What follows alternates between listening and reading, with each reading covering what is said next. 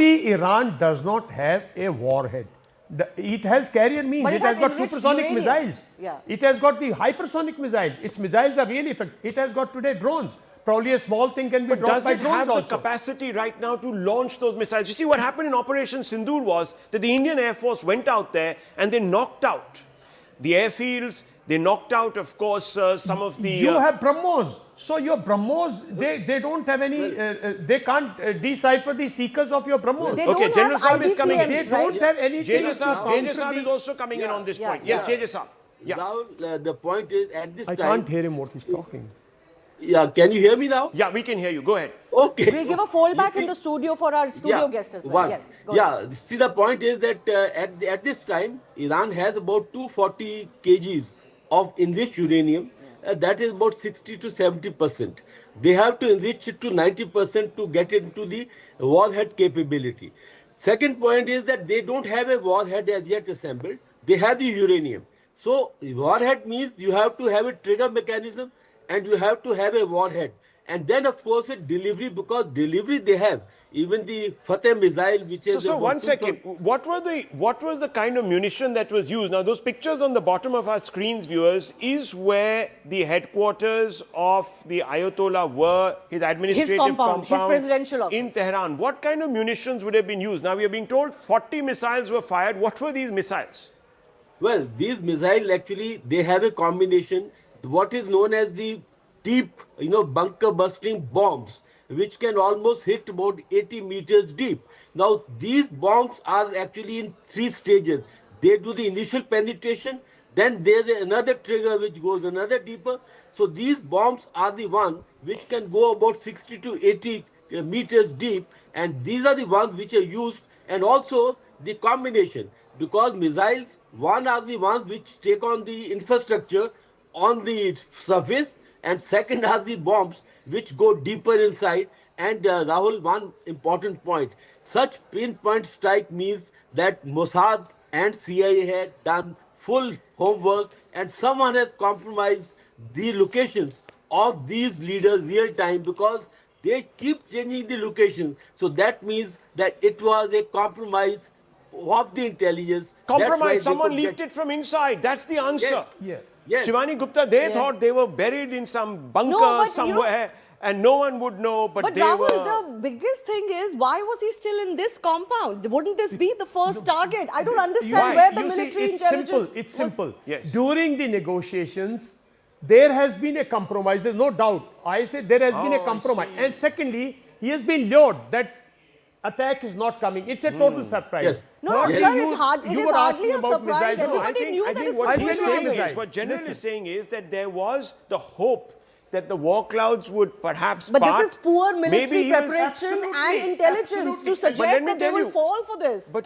let me tell you what the issue is here. The issue in strong authoritarian states is that they don't get information from varied sources. They get it from one or two of their So if your very chamchas. close They don't person get- compromise is They don't compromised, get you're gone. filtered. Absolutely. Your key elements, one of your key elements get compromised, Yeah. and you get a filtered information.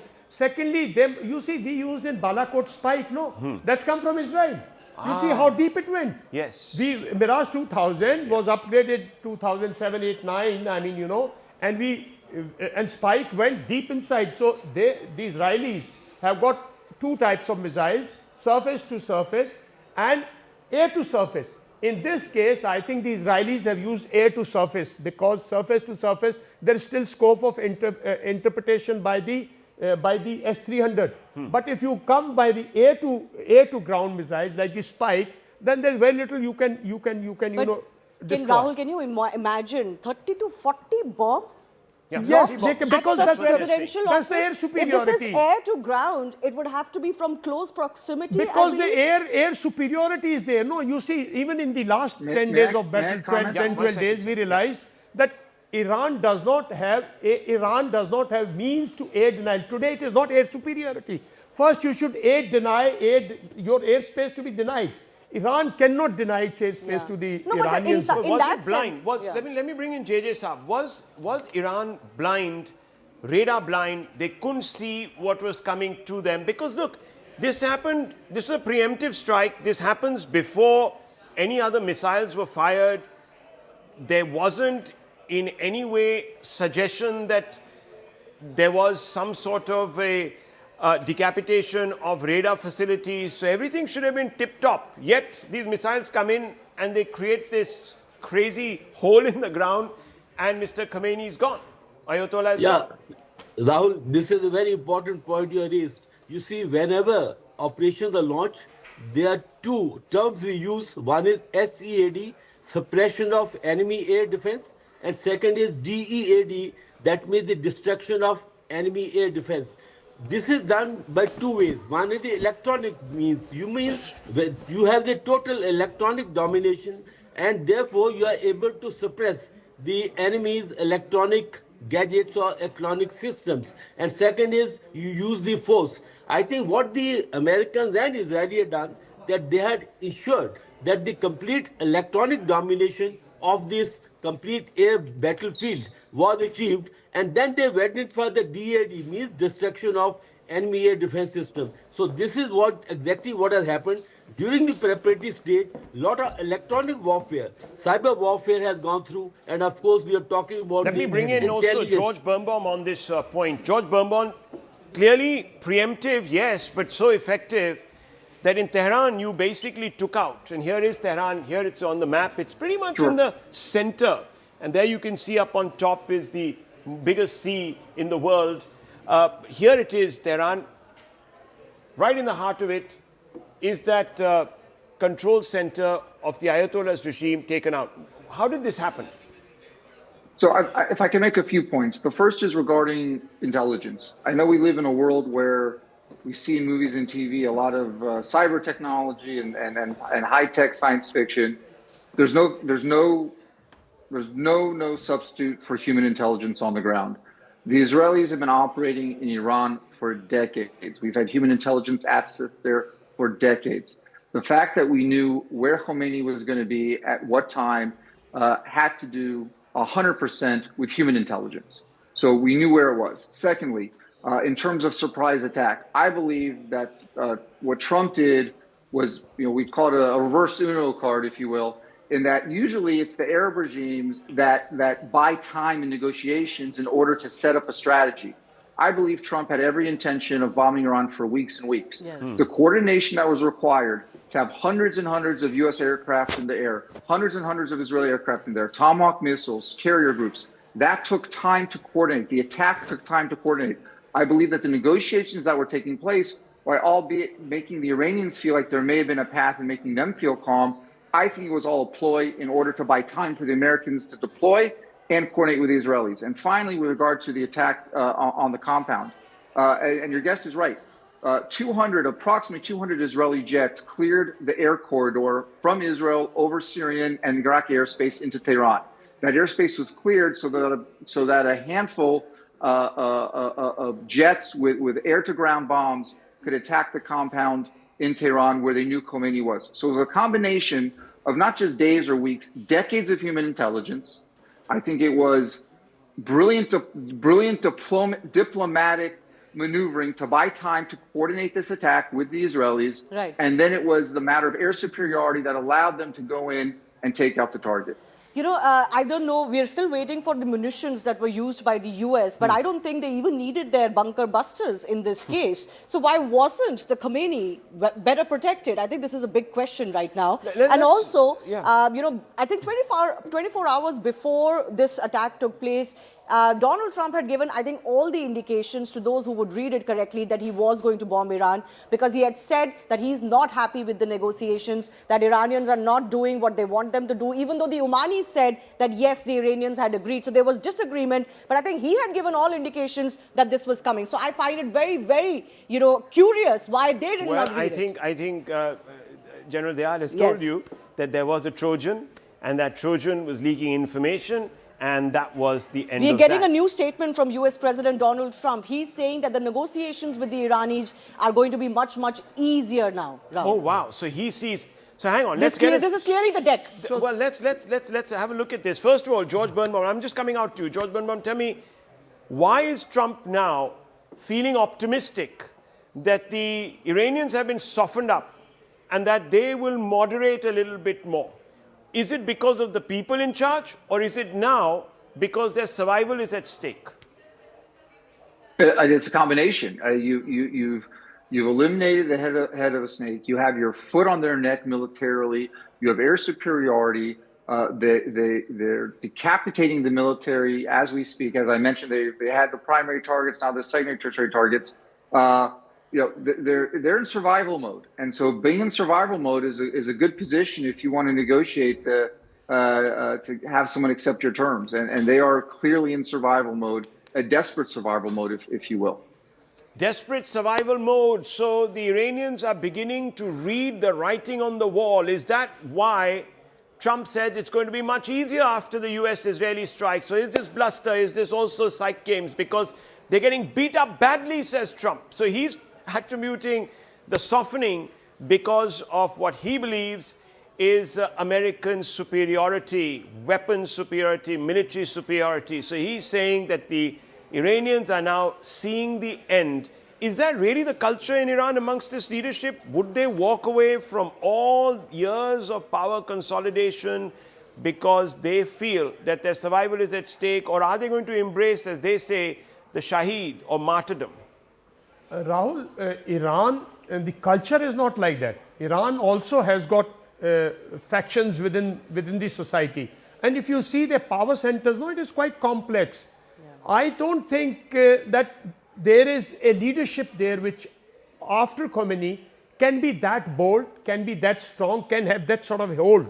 Because nobody in hierarchy, like you also said, in religious hierarchy, this is a different type of monarchy. Yes. So there, the second rung leadership looks for a compromise. So I somehow feel there will be a resistance. See, you cannot change the entire system of Iran. Nobody can change it, right? There will be still factions. But instability of Iran does not mean instability of the entire region. Iran may remain boiling for quite some time. Isn't that debatable? I mean, I'll come to that point because we'll have another map, but I just want to quickly talk about this. So we have Qom here and we have Tehran.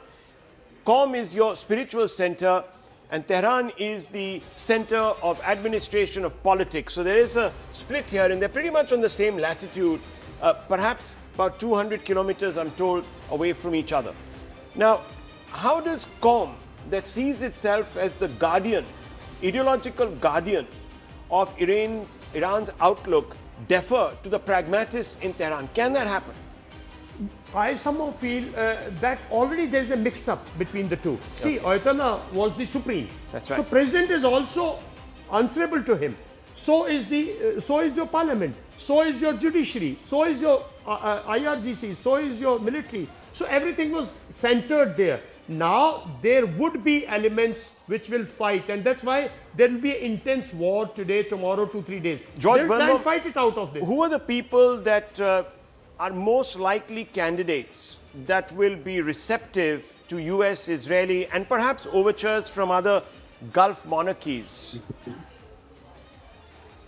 Well, I think in Iran, I think you're going to have to look to some of the military leadership that would be not necessarily a Republican Guard, but certain military leadership that can also help keep calm and also control some of these maybe radical factions from having any response. I will say this: I think the Iranians saw what happened in Gaza. They saw what happened 2 years ago, and they saw that there was zero willingness on the part of the Israelis to let up until the job was done.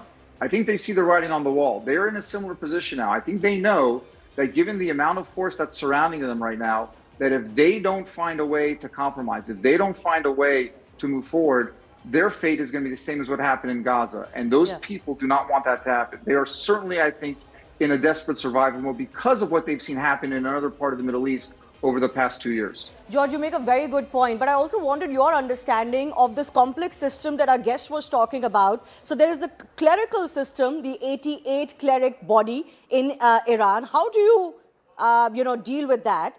And what is its future going to be? Plus, there is the military complicated structure of the IRGC. I want the Israeli understanding of how these two are to be dealt with if you want some sort of a long-term solution in Iran. Well, For George, sir. Sir, I'll come to you for George.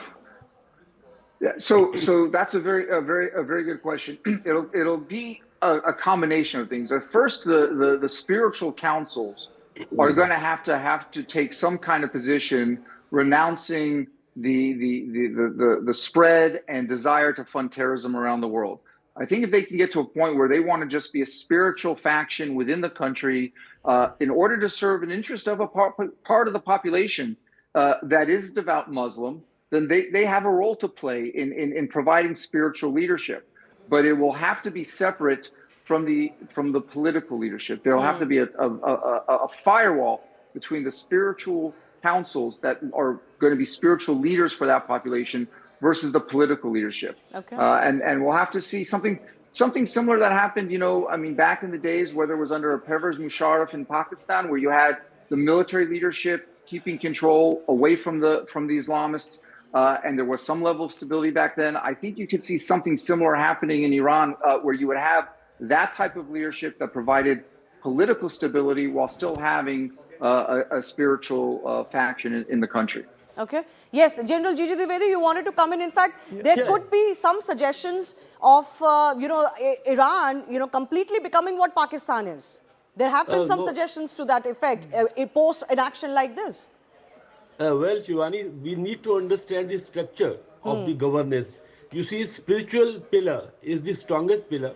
There are two complementary pillars. One is the political dispensation. Second is the military or the IRGC. Yes. You see, even when the political people are selected, it's very orchestrated kind of elections. And Pezeshkian is known to be moderate, but the moderation has the limits. So spiritual power is the first one.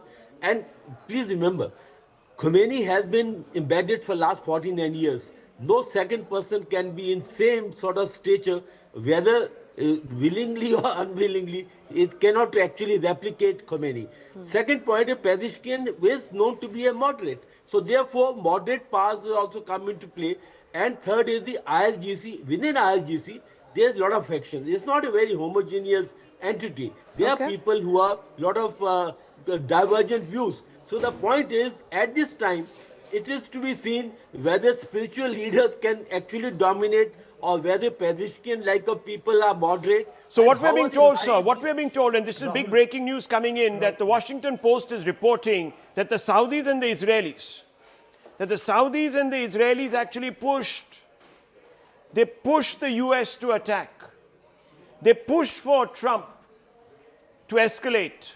They pushed, and this is coming from the Saudis itself. So it tells you how Iran is isolated even in the Arab world, which is obvious because there's always been a tension between Iran that sees itself as non-Arab, as a civilizational state, and the Arab countries. But in the Muslim world, there is a fault line. Call it the Shia-Sunni fault line or what have you. But these are pictures also coming in from Tel Aviv. It's not as if, and it's not as if, yes, it's not as if, the Israelis have got away unscathed. There have been, and let's just show those visuals again. I want us to open the screen. Director Saab, let's open the screen. Let's see some of these visuals. Let's see some of the action on the ground, because we're getting too caught up in the studio look here. I want you to also know, viewers, that there is a contest going on. It's not totally one-sided. Yes, it is predominantly in favor of the American-Israeli axis, but the regime in Tehran has hit back. And I'm going to show you some more geography here. We're going to show you another map, which is going to show you how Iran is actually hit back at some of the Gulf nations. And we're also going to show you pictures on the side of how those impacts have actually left scars on some of these UAE kingdoms, these Gulf kingdoms. So we're talking about Oman here, which is no. So I don't think Oman has taken a hit. No, it hasn't. I'm just talking this about is Oman, about the military business, which was somebody who was seen as a state that was willing actually to work with both these countries, Israel, Americans, and of course the Iranians, to bridge differences so that we could perhaps have some sort of a off-ramp and avoid all of this mayhem that we're seeing. But Oman there, sitting right there, out of the game right now, it's hoping still that the administration, the new regime, the new players who've come in will still heed and see reason and logic. But it's the UAE, and in that Dubai, and Abu Dhabi that have taken some collateral hits. And we've seen the Burj being attacked, and I'll pull out those visuals of the Burj being attacked. Those visuals came in overnight. There was a Burj that was attacked, and then you had Qatar. So you have bases in Qatar, Bahrain, and also Kuwait. All these three. Now, Kuwait is an interesting state because it said it was completely neutral. It didn't want to be in this game at all. And Kuwait gets whacked because Iran believes that Kuwait is providing military ground, really the staging ground to the United States, and it was really upset and it took it out. And Kuwait's airport, we're also going to show you pictures of Kuwait's airport. So, Director Saab, we need to keep up with me here. We need to be talking about certain places, and you're going to have to show those visuals to the viewers because this is how it's going to work, okay? So when I'm talking about Kuwait, let's pull out the shots of the Kuwait airport. The Kuwait airport was hit, Shivani. Yes, and there were people inside it Yes. who got injured. In fact, we're told that there were a large number of Indians also there who were sending videos out from there. From Bahrain, from Yes. Kuwait, from Dubai, there is a large population of Indians or Indian origin That's people. Dubai Airport. Yes, You were Dubai talking about- Airport so has Dubai is had here, you know, viewers. a strike It's just there. in this horn area where the strait begins to narrow to the point where there's hardly a difference between Iran's territory and the UAE's UAE or territory. Qatar, yes. So there you see it very close here. This is Dubai. And in Dubai, viewers, I believe that our former badminton champion, Yes, our was- current badminton champion Current, still right. playing. Our contingent was on its way to London for the London. All England. Okay. But apparently these strikes happened, the airspaces have closed. So I think they've made some sort of a landing in Dubai, or maybe they had a And those connecting are the flight. pictures. Let's blow and those they've pictures been up. stuck Kuwait in the and Dubai Let's airport. open those pictures up. Let's make them full screen. Split the screen in half so you have Dubai on one side and Kuwait on the other, and we can show you more of the Dubai skyline. This is what was coming out around 9 o'clock yesterday. Yes. I don't know if there's been fresh wave of you know, some of attacks. these visuals, some Yeah. of these are from last evening, Yes. but I think the Dubai airport visual that we are running, Yes. that is, I think, as fresh as it can get. From the account of PV Sindhu also, we have got to know that there were some recent strikes that did land near or around the Dubai airport. So those are some of the visuals that we're also running. There are civilian properties, you know, properties like the Burj Khalifa.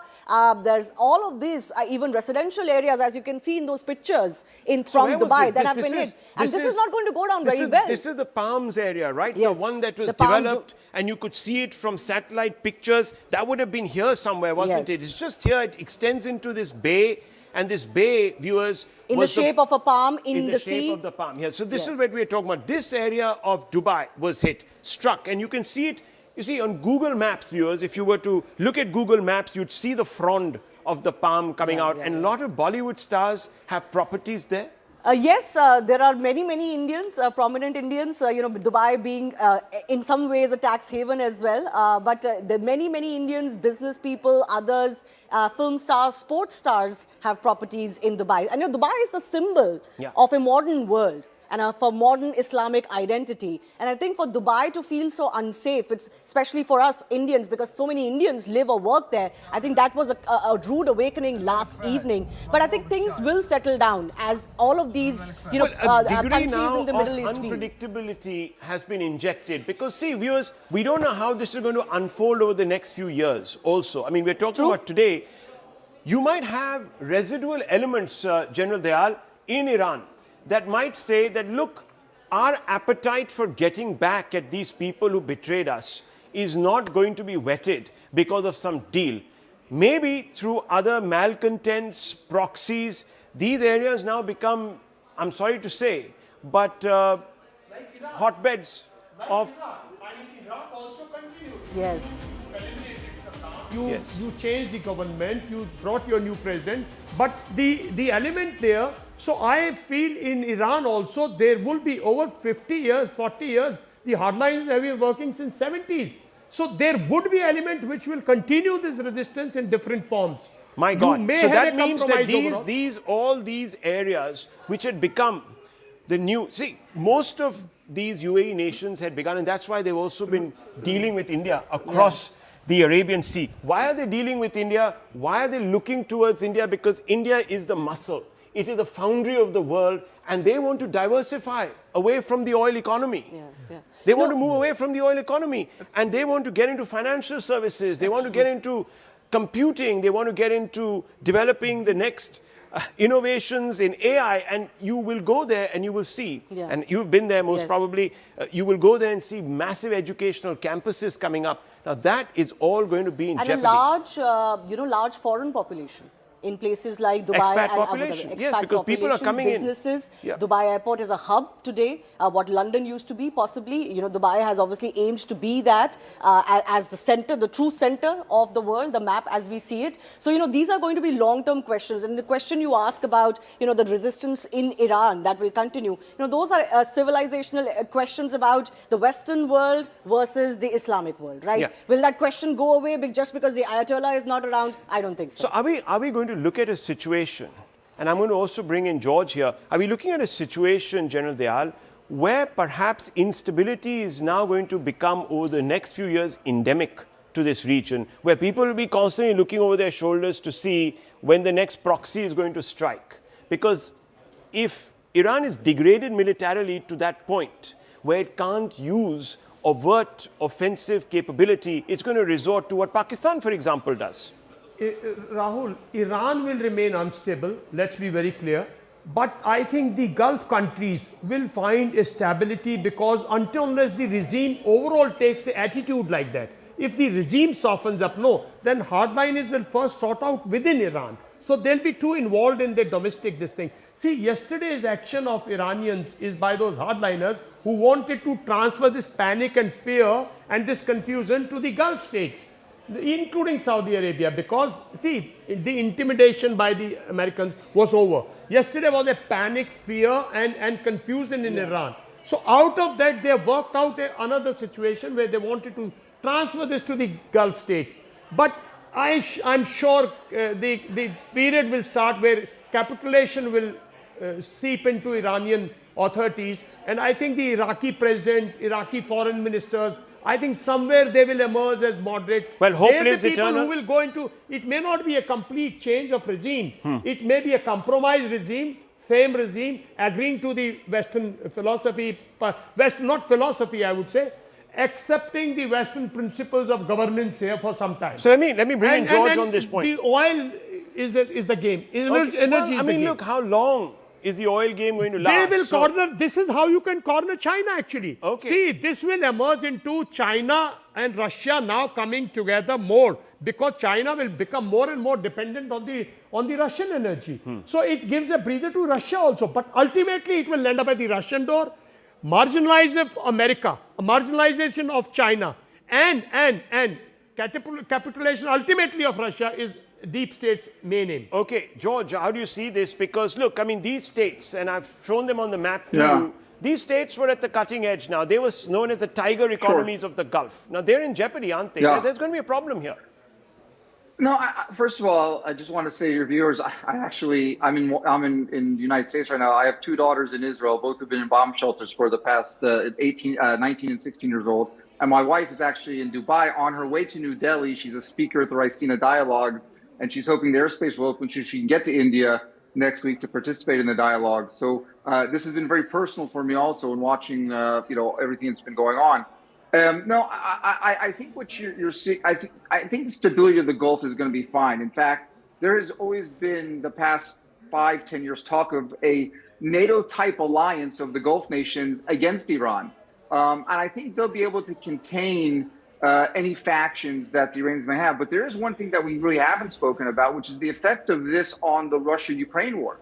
Russia has been able to prosecute this war largely in part due to the drones that have been supplied by the Iranians to the Russian military. When that supply gets cut off, we may also see now the net effect of the Russians being forced into a negotiation because they won't have the military supply that they had from Iran. So I really do believe that the Gulf nations are going to be fine. They are looking to the future. They are this pan-Muslim, pan-Arabic alignment that existed 20, 30 years ago, which was us versus the West, doesn't exist anymore. They've seen Iran as the pariah. That's why the Saudi Arabians, according to the reporting of the Washington Post, were pushing Trump to do this. Whether that's true or not, I can't tell you. But I can tell you that they have all come to the conclusion that Iran was a pariah in this region. And so they will do what they need to do to protect themselves, to defend themselves. They will continue to be a financial hub for the world. I'm not too concerned about that. So George, and let's just theorize on that a little bit more. Let's extrapolate. You're saying that this could soften also Russian resolve, Putin resolve. And General JJ is also there with us. I'll bring him into this. But before that, George, how does that happen? If you were to game theory this, how would that happen? Give us a sort of timeline, perhaps also, and the scenarios. Resolve is a tricky word. I don't know that this is going to soften the resolve of Vladimir Putin, but it may bring him into a reality check in the sense that if he sees that the supply of especially the Shahed drones, which have played a huge part in their attacks on Ukraine throughout the country, not just in the eastern part of Ukraine, but central and western Ukraine. If he's unable to prosecute that war because there's not an appetite for large-scale ground troops continuing to try and get further into Ukraine, it really has been a drone warfare, remote warfare for quite some time. If he has the inability to prosecute the war that way, he may come to the conclusion, regardless of what his resolve is, that there needs to be a negotiated way out of this, because there's not going to be a way to keep continued pressure on Ukraine and by virtue of Ukraine, Western Europe, if he cannot be supplied the weapons he's been using to fight this war the way they've been fighting it. Are you surprised that the Chinese and the Russians haven't stepped in more assertively here to defend the interests of Iran? This had become a sort of a test case. And this goes back, of course, to the 1800s, the early 1900s, when the Ottoman Empire was collapsing and the great game was unfolding over the Persian Empire, over Persia, which is now, of course, called Iran in the modern day. So all of that sort of feeds in. That continues in another way. And one would have expected perhaps the Russians and the Chinese to have maybe threatened a little bit more. Rahul, can I come in for a minute? Can I just... George, that question was for you. Yeah. So I'll answer quickly so the other guests can answer. The Chinese have been playing for the past few decades a long game in terms of natural resources. They're active in Africa in terms of gold, rare earths, lithium. Their goal is supply chain dominance when it comes to natural resources. I think they're less concerned with these military alliances, if you will, especially regarding Iran. So they're focused on, and especially economically within their own country, they need to make sure that the investments they've been making in Africa and Latin America in terms of dominating the natural resource market continue. So I'm not too surprised that the Iranians stayed out of this. And quite frankly, the Russians don't, Putin is an expert geopolitical chess player. He probably saw the writing on the wall in terms of the American dominance in Iran. He's got his own war to prosecute. He's got his own economy to worry about. He's got to be concerned about the price of oil for the markets where he's still able to sell it. So I think he also strategically said, I've got to sit this one out. The Chinese, though, are a different story. They're focused on a whole other set of strategies. George, just interrupting you for a brief minute. We're getting more visuals now. After Khamenei's demise that has been confirmed by the Iranians, the flag at the Iranian embassy in India, in New Delhi, has now been put at half-mast. Those are the visuals that are coming in, Rahul, of the Iranian embassy in the national capital, where the flag is at half-mast. But I can also tell you that there are protests breaking out across certain geographies in India. So in Lucknow, viewers, and in Srinagar, there are protests. And to me, I believe that this is misplaced. It's not required. This is not required. This is misplaced. This is political signaling.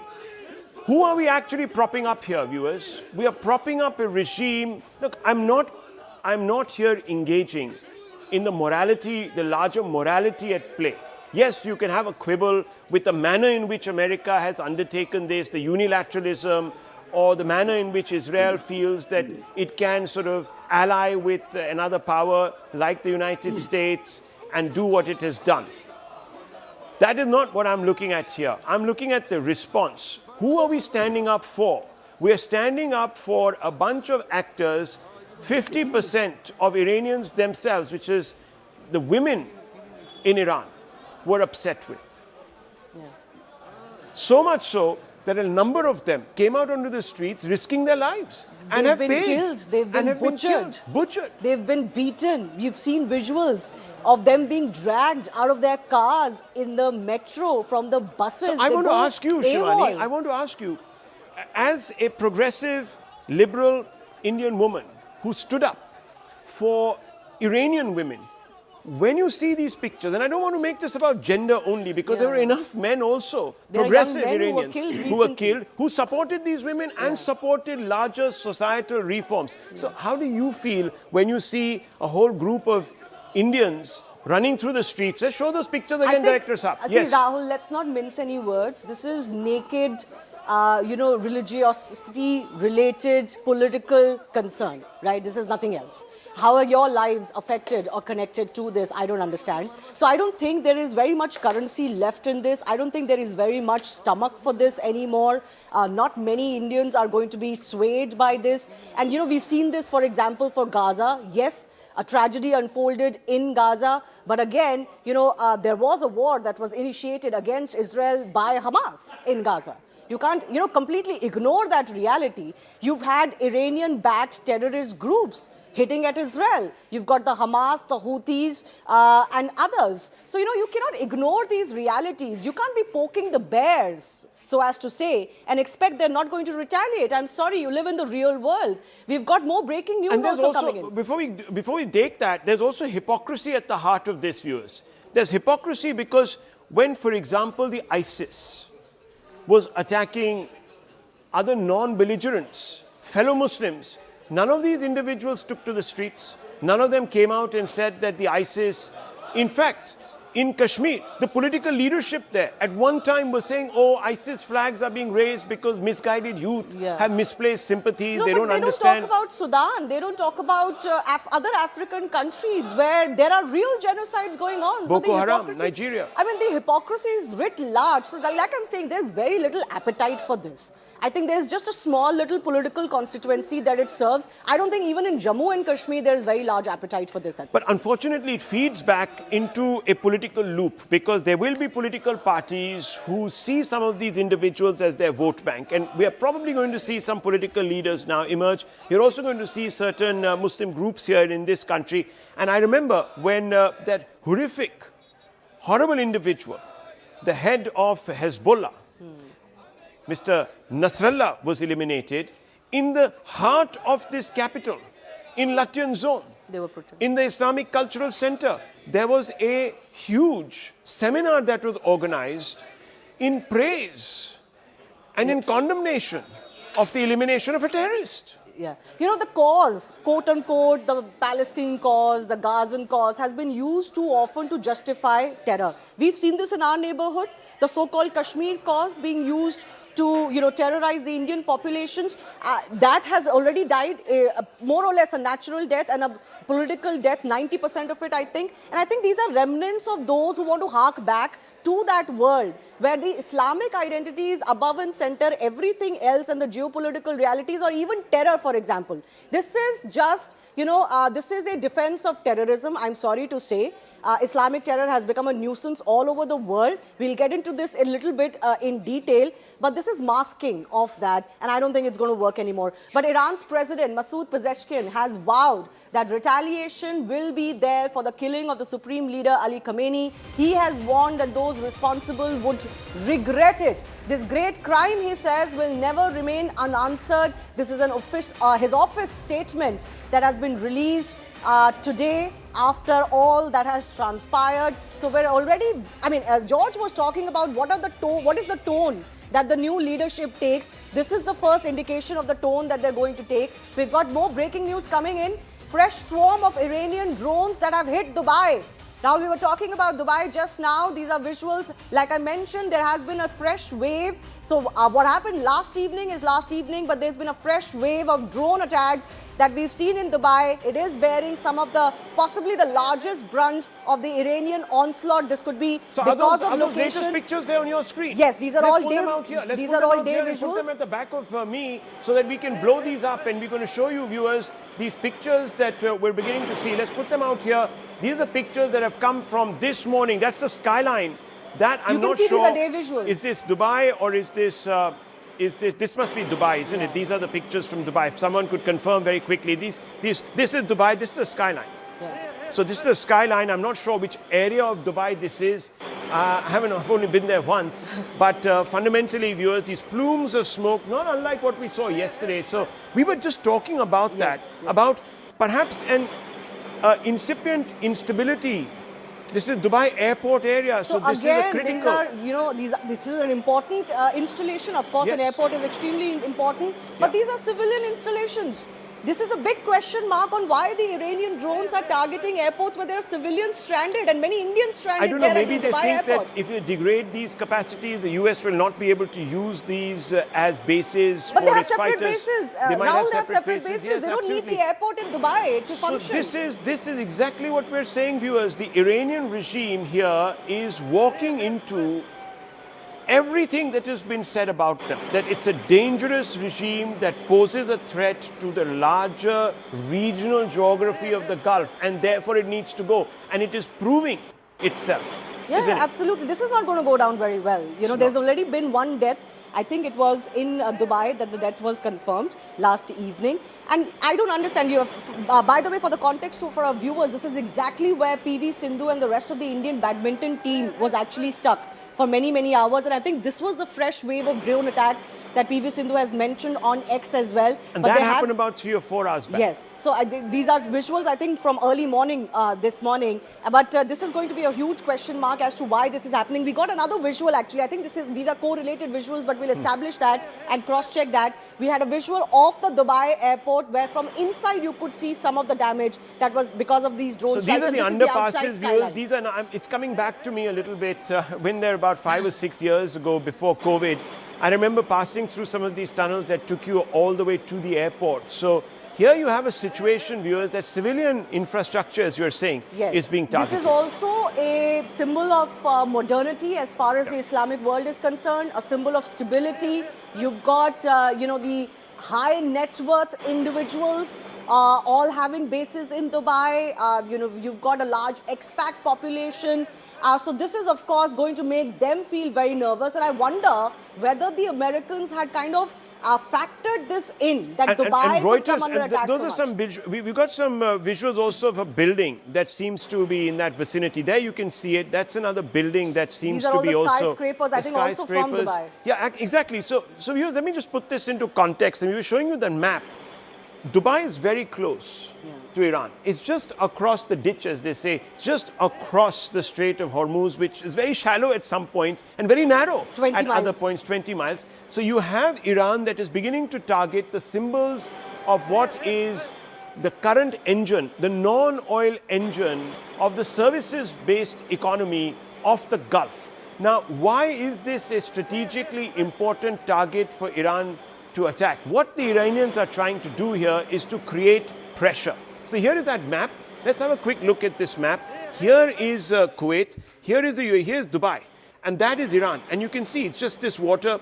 And it could be any one of these batteries located anywhere in the south of Iran that is unleashing this. UAE, Saudi Arabia, What Qatar, this tells Bahrain, you, all very close. what this tells you is that the Iranians still retain some capacity to hit pinpoint accuracy at the targets that they want No, to but Rahul, hit these and are target. drone attacks. These are drone attacks. Okay, drone attacks are easier to mount. We've seen that in Operation because they Sindhu. go under the radar and this, that, the other. Because you can swarm.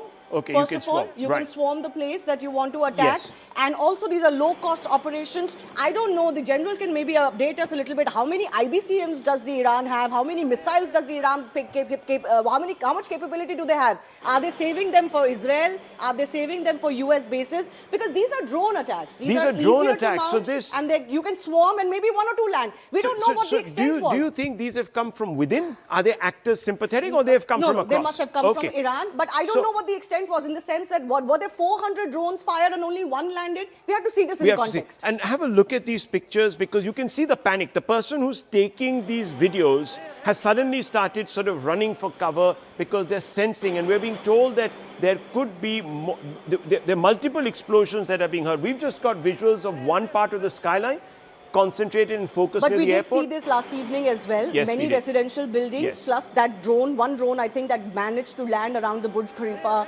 complex. So there were plumes of smoke. There were people in their residential complexes, in balconies, making these videos. They could see the drones, particularly in a night sky. You can actually spot it easier. And many of them were making these videos, but these are all from earlier this morning. So these are all from earlier this morning. Let's show those pictures. Let's open them up full screen. We've given the viewers the idea of the geography. Now let's look at the impact. What exactly is happening on the ground? And we're going to also bring out visuals from yesterday. The Burj overnight was targeted by another drone attack, as you're rightly saying. So these are more drone attacks, a swarm of drones coming through. Where they're coming from, we don't have an idea, but clearly there are some capacities that that's the Burj Khalifa. And then you can see there's the drone coming in. You can see it'll come in. It's a swarm It's of a drones. swarm, yes. 1, 2, 3, 4, 5. It's coming in, and then one of them will manage to strike the Khalifa. I don't know what the capabilities, we'll get our military expert on this, what the capability that Dubai or, UAE has in terms of intercepting. Let's as get far in General as these Pandey. drones are Just get in concerned. General Pandey is now because walking General into our Pandey- studio. General, you can come with us here. Come to us. Come to us. Are you mic'd up, sir? Are you mic'd up? I think General Pandey might be mic'd up. Manoj, let's get General Pandey mic'd up. Are you mic'd up, sir? Yeah. Wonderful, sir. How lovely to have you. Good morning.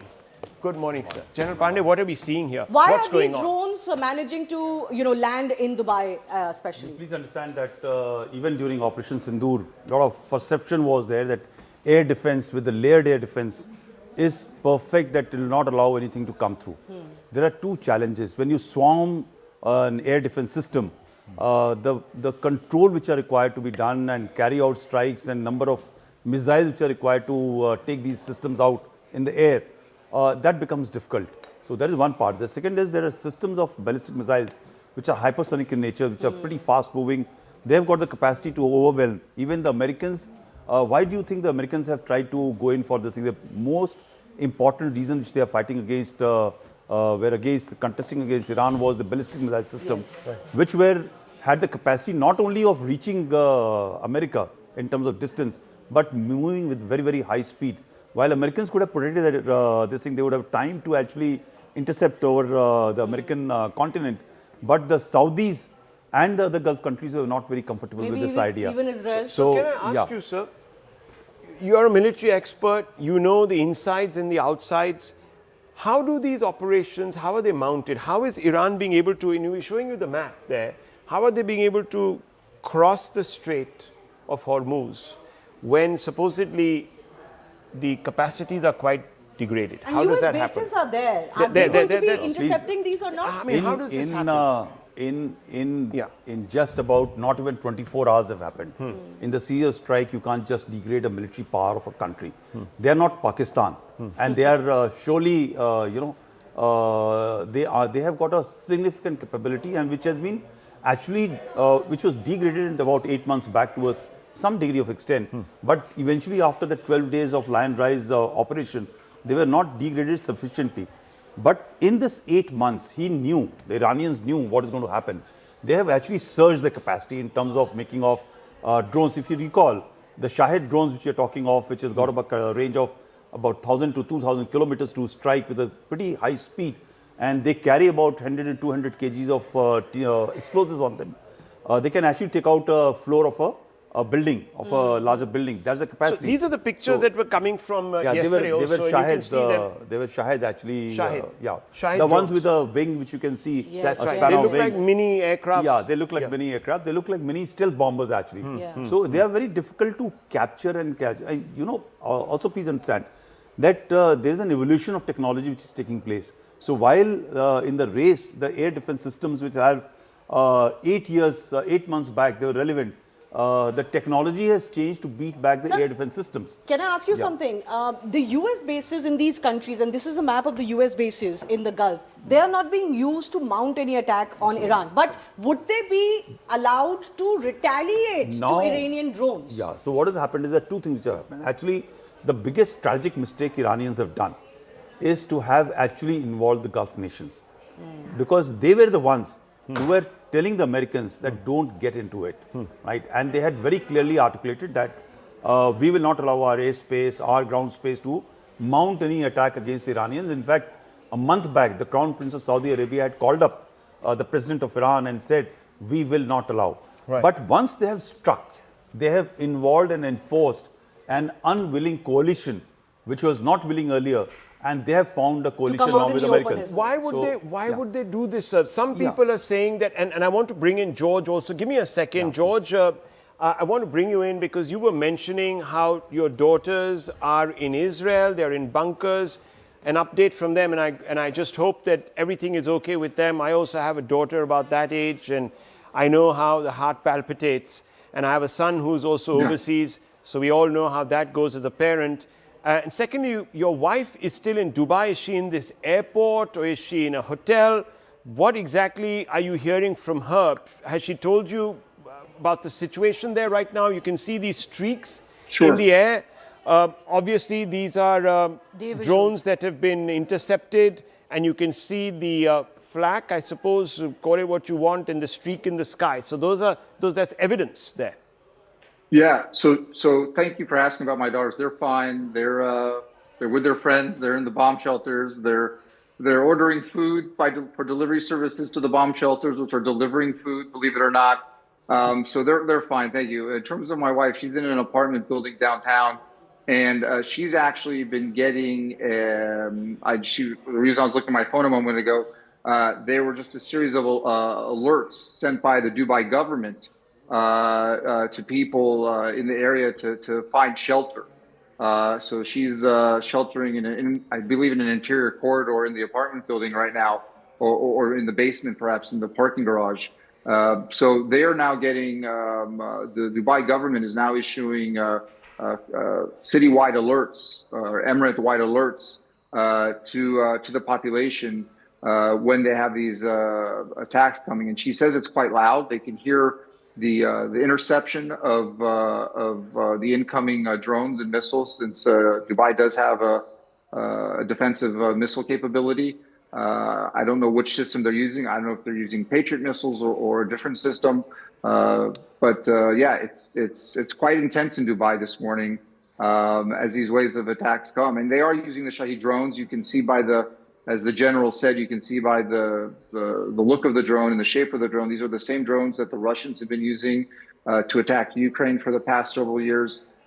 So it's unnerving, to be sure, because those drones fly low, they fly slow, they fly in a horizontal way, so they can go into a building, as opposed to a missile, which comes from the sky down. That makes it more difficult to directly hit the side of a building. So it's terrifying. But again, as I mentioned earlier, I believe that this pan-Arabic, pan-Muslim mentality that existed 20, 30 years ago doesn't exist anymore. The general rightly said that the Iranians have made a bad calculation. They have unified the Gulf nations now against them, where they were already unified. As I mentioned, looking at Iran as a pariah state in the region, and this, I think, will go a long way to consolidating that group in making sure that Iran, doesn't continue to do this in the future. Even as we speak of this, there is, of course, those elements of a fight back that the Iranian Revolutionary Guard Corps is talking about. They're saying we've carried out a 6th wave of attacks on Israel and American military bases. I would like to ask General DP Pandey, we've got MJ Vinod joining us, former fighter pilot MJ Vinod joining us. How long do you think, or how much capability do you think Iran has to continue to mount these counterattacks, particularly on Israel and US bases? I'm not talking about the drone attacks that we've been talking, but what are their real air capabilities, their jets, their missiles? How long are they going to last? Good question. In fact, I've traveled to Dubai very often. Just a couple of days ago, I was there. And these are places very, very familiar to me, where the attacks are happening. And as we speak, a lot of my friends are currently stuck there. In fact, one of them, just before this news, I talked to him very close to Burj Khalifa that he lives. And they all, like you said, are in their car park basements, and some of them have taken refuge, believe you me, in the metro stations, where the metro station is under the ground. So it is panic.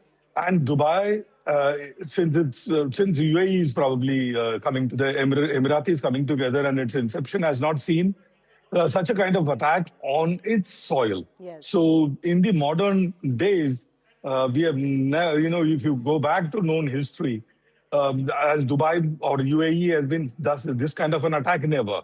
So this is something new for Dubai. That said, just taking on your question as to how, I mean, I had the opportunity of looking at the low-cost drones of Iranians given to Pakistan, which was launched against us, many of which did not reach the target and landed. So I have the opportunity of looking at it up and close, intact.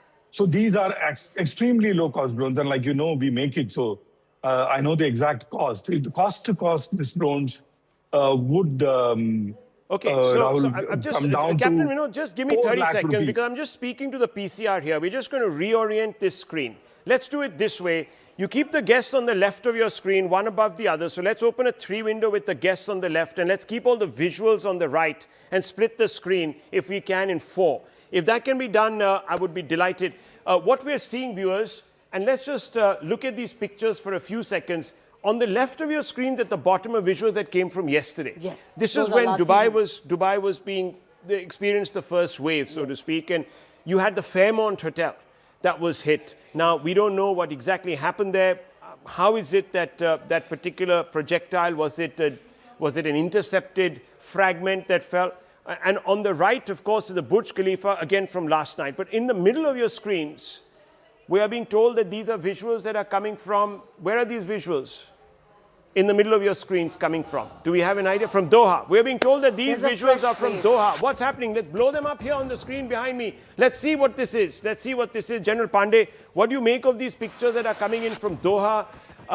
Let's put those visuals out. Can we put those visuals out? Yes, There they this are. one. Look at the swarms. What are these projectiles that are coming through? There are all sorts of birds flying around. There is also, we can see some activity on the ground. There is the minaret of a mosque, and behind that there is a plume of smoke. So clearly some building, it appears, could have been targeted. I'm not quite sure. The pictures are very grainy. But what are we seeing? One drone, I think these are also drone attacks in Doha. Right. The one, we've not captured the drone in this one, but there is a plume of smoke, so something has landed, and there is a siren that can also be heard in one section of that So video. why Doha? Yeah, so that is where I think the Iranians have gone wrong. I think they've ensured their isolation, and not only their isolation, in fact the isolation of the entire Shia community for some time to come in the future by carrying out strikes, while they are saying that they are carrying out strikes on the military objectives. But actually, if you've seen in last couple of hours, all the strikes are at civilian infrastructure. But why including Doha? airports. Why would you suddenly choose Doha, which is pretty much at the bottom, a little out of the way? No, it's Qatar. not. They need to. They made a commitment when they started. The whole thing started. Rather not. Whole thing started anywhere where the U.S. bases are. We are going to carry out strikes. That was the commitment they made. Yes, sir. You know, the point is, what does Iran want? Iran wants it to become a regional war because it wants that America and Israel should feel a pressure. Because they cannot fight for too long. Iran has a problem. It has a stockpile of missile almost about 2,500. It won't last more than 5 to 6 days if they have to fight with the same intensity. The same Middle East countries which were by and large with Iran to some extent, Saudi, UAE, they declared they will not give their airspace. But what has happened? The Iran, while it was hitting toward basically military bases, in addition to the military bases, it has also hit the civilian targets. Now the complete Middle East countries. So General Sivaj, what we're hearing is there's an activation of air raid sirens in Kuwait and Bahrain. So these are now widespread. This is yesterday. Yesterday's entire modus operandi playing out again. So this we began to see towards about 4 or 5 in the evening India time, which was perhaps more in the afternoon. So General Sivaj, why are they choosing, first of all, the day to do this? You had the entire night. Is there a difference between day and night anymore? So I want to ask both the General first you. General Sivaj, See, the point is, as far as the drones are concerned, the drone technology of Iran is one of the best. The Shahid drones which were used by Russia in Ukraine, they could penetrate or they could go deep inside Ukraine and did a lot of damage. So the Shahid drones of Iran is known. Now, initially, Iran has only hit the military bases which are there in Middle East. But then they changed their strategy. They said that in addition to military strategy, they start hitting the civilian target. And that is the time when in Doha also it has taken place. And then you find the complete scenario changing. All, the governments in Middle East, whether it is Saudi, UAE, you can say Bahrain, Qatar, they have become negative toward Iran. So Iran, as it is, doesn't have too many friends. So you know what we're going to do? What we're going to do is that we're going to look at some of the missile technologies. We've got graphics on that of Iran and also of Israel. So we'll pull those graphics out in just a few moments. But General Pandey, there is finite and limited stockpiles. How is Iran going to augment? Because we saw also, I mean, this also applies to Israel, by the way. The Iron Dome was also overwhelmed last time, and we saw some important targets in Tel Aviv being struck by hypersonic missiles that came out of Iran. So both countries have that problem. How do you replenish stockpiles quickly? How does Iran do it, for instance? See, Rahul, it is incorrect comparison between Israel's industry and Iran industry. What has happened is that a very significant portion of ballistic missiles under storage conditions were taken out at 8 months back, right, during the land rise. So you're talking about Iran right now? Iran. Okay. The second is Israel and US are not targeting only Tehran or certain military bases. Their targets are entirely onto the defense infrastructure where ballistic missiles are being made. If you recall, in the last night, in a couple of hours back, there were ordnance bases which have been struck in which are far away. They are towards the eastern side of Iran, which is at a great distance, and they have been struck and destroyed. So, a very calibrated strikes are being done, which is very intelligent from US and Israel, onto the places where the manufacturing of military equipment is going to take place. In case of Israel, while Israel is a smaller nation, it has got a very close, coordinated air defense system, and the Air Force of Iran doesn't have a capacity today even to fly out of his own country. So they have to rely only on ballistic systems. Now you're saying about why is it during daytime? In technology today, day or night doesn't matter. Second is they need to carry out not sneak attacks. They will have to carry out attacks in waves. So when you look at that IRGC saying this is the sixth wave of attack, that means a large number of missiles or drones are launched, something which let's have a look at the comparison between Israel and Iran's projectiles, their missile systems, and so on and so forth. Let's project this onto the screen. I think a comparison of their military capacity. So the overall manpower, Israel is active personnel much lesser than what on paper would be from Iran. I think 1/5 of it, 170,000 active personnel on Israeli side, 610,000. So there's not much in it. There's not much in it. I don't think how much it matters whether Israel has that much active, serving personnel. Given the fact this is not a ground operation, and this is not a man-to-man fight in any case. These are all in military fights. So you wanted to make a point? Ground attacks. Ground attacks. The point is that... No, but this is the total aircraft number. 597 on the side of the Israelis, 551. Now, this is an interesting number. There's not much to choose let's talk a little bit about but see the air power which is there with Iran is all obsolete. Okay. The biggest problem is that air power is... What aircraft is... They have an old origin of a Chinese and Russian version. They are not even the fourth generation aircraft. The problem with the Iran is their air defense and air power is far inferior compared to Israel and America. Effectively, they don't have an air force. So they depended on what? They depended on ballistic missile and the cruise missile. So that is what they did. Countries invest, based on their strength. The strength of Iranians was ballistic missile systems, right? So they have invested. They don't have the sanctions of last about 40 years has ensured that they have not been able to actually build up the technology to take on a good modern air force. The second is when you're looking at the numbers, you're comparing numbers of 14th military power with 15th or 16th military power. They are neck to neck in terms of numbers and whole numbers. But when you add the two carrier strike forces, but look at the artillery and difference, you add about 150 modern aircrafts which are there in the region. Why is there such a big differential where rocket projectors as well as artillery pieces? There's a big difference, and it's sort of... Why does Iran have much more than Israel? Okay, in this rocket projectile systems, again, I just said that a country decides on a strategy. The country's strategy was not on Air Force, because that was a major challenge to build up equipment, train, fly, and so the air defense. By the way, air defense is extremely costly. Air firing of missile systems are much more cheaper. So they have invested in ballistic missile system. They have invested in rockets. In this rockets, you're not counting of the Hezbollah rockets. You're not counting what is with Hamas. That's a very important point. And then you have the naval power, 107-62. So where is the Navy? Why aren't they using offshore? They will use the Navy, and I think they have already started using the Navy. How? I believe In what that yesterday capacity? night. No, the Navy is very potent of Iranians. That's the most dangerous element. They got unmanned systems, which can they can have a system which can lay mines, which will block Strait of Hormuz for at least couple of months, if not 2 years, which has been anticipated.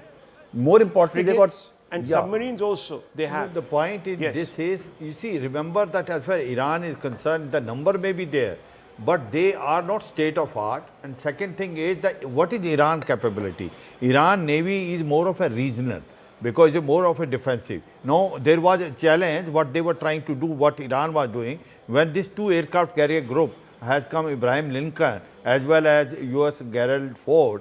Now, they were trying to hit one of these ships. And how do they do that? They have a very good water drones. They have got speed boats. That was the challenge which was there with the American, but they have taken care of it. So the point is that as far as Iran is concerned, their Navy is not state of art. Okay, so is that the reason why, sir, the US fleet is sitting in the Eastern Mediterranean and not in the Arabian Sea? Absolutely. So the distance, the range of Iranian Navy to strike, right? If you look at only through the rockets and through the missile system which are on these fast boats, they got a range of moving about 150 kilometers deep, and then firing rocket systems or missile systems which are actually flat trajectory, which are much more dangerous because it takes time to pick them up and thereafter neutralize, and they're pretty fast. The ranges are about 300 kilometers. So they need, the American carrier group has to ensure that they got a distance of at least standoff distance about 300 to 400 kilometers. While they have the ranges of aircraft to fly in and carry out the strikes, but they don't have the ranges. They need to protect themselves, and that is why the distances are there. Well, that's roughly how this equation works out on the ground. But let's go back to those pictures, because what we are now hearing, viewers, is that there's a fresh wave of attacks. So at mid-morning point here in New Delhi, we're getting news that we were getting yesterday mid-evening or late evening, weren't we? Sixth wave is what the Sixth IRGC wave. is calling it. Doha. A few are landing. These are also activation of sirens that have happened. Now, the only real damage, which I believe has happened via missiles, Rahul, not via drones, is actually in Tel Aviv. There was already a report of some that had landed till last evening, and I think there are more explosions being heard in Tel Aviv. If we have that may Captain be Vinod captured with by us, and if we have George with us, I want to go back to both of them. Let's go back to the visuals, Director Saab. Let's go back to the big visuals. And we'll come back, of course, to all these other graphics in just a few moments, because we can discuss the various combat capabilities. But here are the visuals. Captain Vinod, a couple of questions to you. How do these operations take place? Are they difficult to intercept? Why are we seeing so much terror across significant geographies? We are not talking about just one area like Dubai. Now, this is an extended sweep of the coastline of the UAE states of the Gulf. I'll just take the lead from what the general was saying. And like I was saying earlier, the missile technology of Iran is no less. It's very potent. In fact, I feel Russians have helped them a lot. Those, mushroom kind of a missile that you see is very similar to the Orshenik missile that Russia has in its kitty. Orshenik is impossible to intercept for simple reason. Orshenik comes at hypersonic speeds. Your interceptor missile is on maximum trisonic. It's only 3 Mach. So how can you catch up with something which is flying at 5 to 7 times the speed of sound with something which is only flying at 3 times the speed of sound? Impossible. So they are those missiles in numbers is less in Iran. Those are the ones which are making it to Tel Aviv unimpeded. Let's get the that part aside, you were talking about the drones, whether it is Shahid drones or Yaya drones or all kinds of drones that Iran has. They are extremely low-cost drones. Like I was telling you, I have seen one physically up and close. In less than Indian rupees, 4 to 5 lakh rupees, you can muster these drones. A point about overlooking the Strait of Hormuz, which both of you were talking about. Iran has a stranglehold from Hormuz down to where Kuwait is, the entire Gulf, because Iran is sitting on a higher mountain. So the north of this particular Gulf, if you look at this terrain in 3 dimensions, it's hills. And from there, Okay, more none pictures. of these. Have a look at these pictures, Captain Vinod. Look at these pictures. These are now fresh pictures that are coming out of Dubai, I think. And that's the airport. That's that plume. Now we've gone in. We've zoomed in really from a different direction. So we're beginning to see the impact point. This is Bahrain. I'm being told this is Bahrain. So Yes. this is not Dubai. This is Bahrain. And what area in Bahrain is this? Can someone give us a bit of an update maybe from the news pit? We can have Kanksha come in or someone come in and tell us a little bit more about these pictures. What we do but know is that yes. the UAE now is telling us that they've intercepted as many as 136 missiles Yes. and over 200 drones. So Okay. now that gives you an idea of the scale of the counter-attack that Israel is mounting in UAE or Dubai alone. But this is, of course, a visual that is coming in from Bahrain. Yeah. You could estimate possibly, General DP Pandey can come in here, 200 drones intercepted in UAE, 136 missiles. This would be the same number that possibly targeted, Bahrain, Kuwait, etc. as well. Yeah, so numbers like Bahrain would have a lesser number of strikes going on, probably because it's a smaller country, smaller location. The hit has taken place on the fifth naval Yes. fleet headquarters of US. It was I think they were able to intercept, but the certain elements of the explosives landed near the building, and I Those believe were the visuals we saw yesterday. yeah, correct. So I think virtually what they are trying to do is to hit wherever possible with numbers and overwhelm the air defense which is there. No, so they're saying they've hit 27 US sites in the Gulf. Now, I believe there are a dozen bases in the Gulf that the US has. What are these 27 sites? What are we supposed to read into this? No, when You mean, this would mean that 27 hits have taken place. correct. 27 have landed. Well, it could also be. It could also be that there are, Other sites that other they're attacking. sites that But they it's have also interesting. they Iran have is calling deployed. them US sites. Because I was But these seeing- are civilian areas. So I was seeing some CENTCOM videos. You know, the point Yes. which was saying is that what has America done to these bases?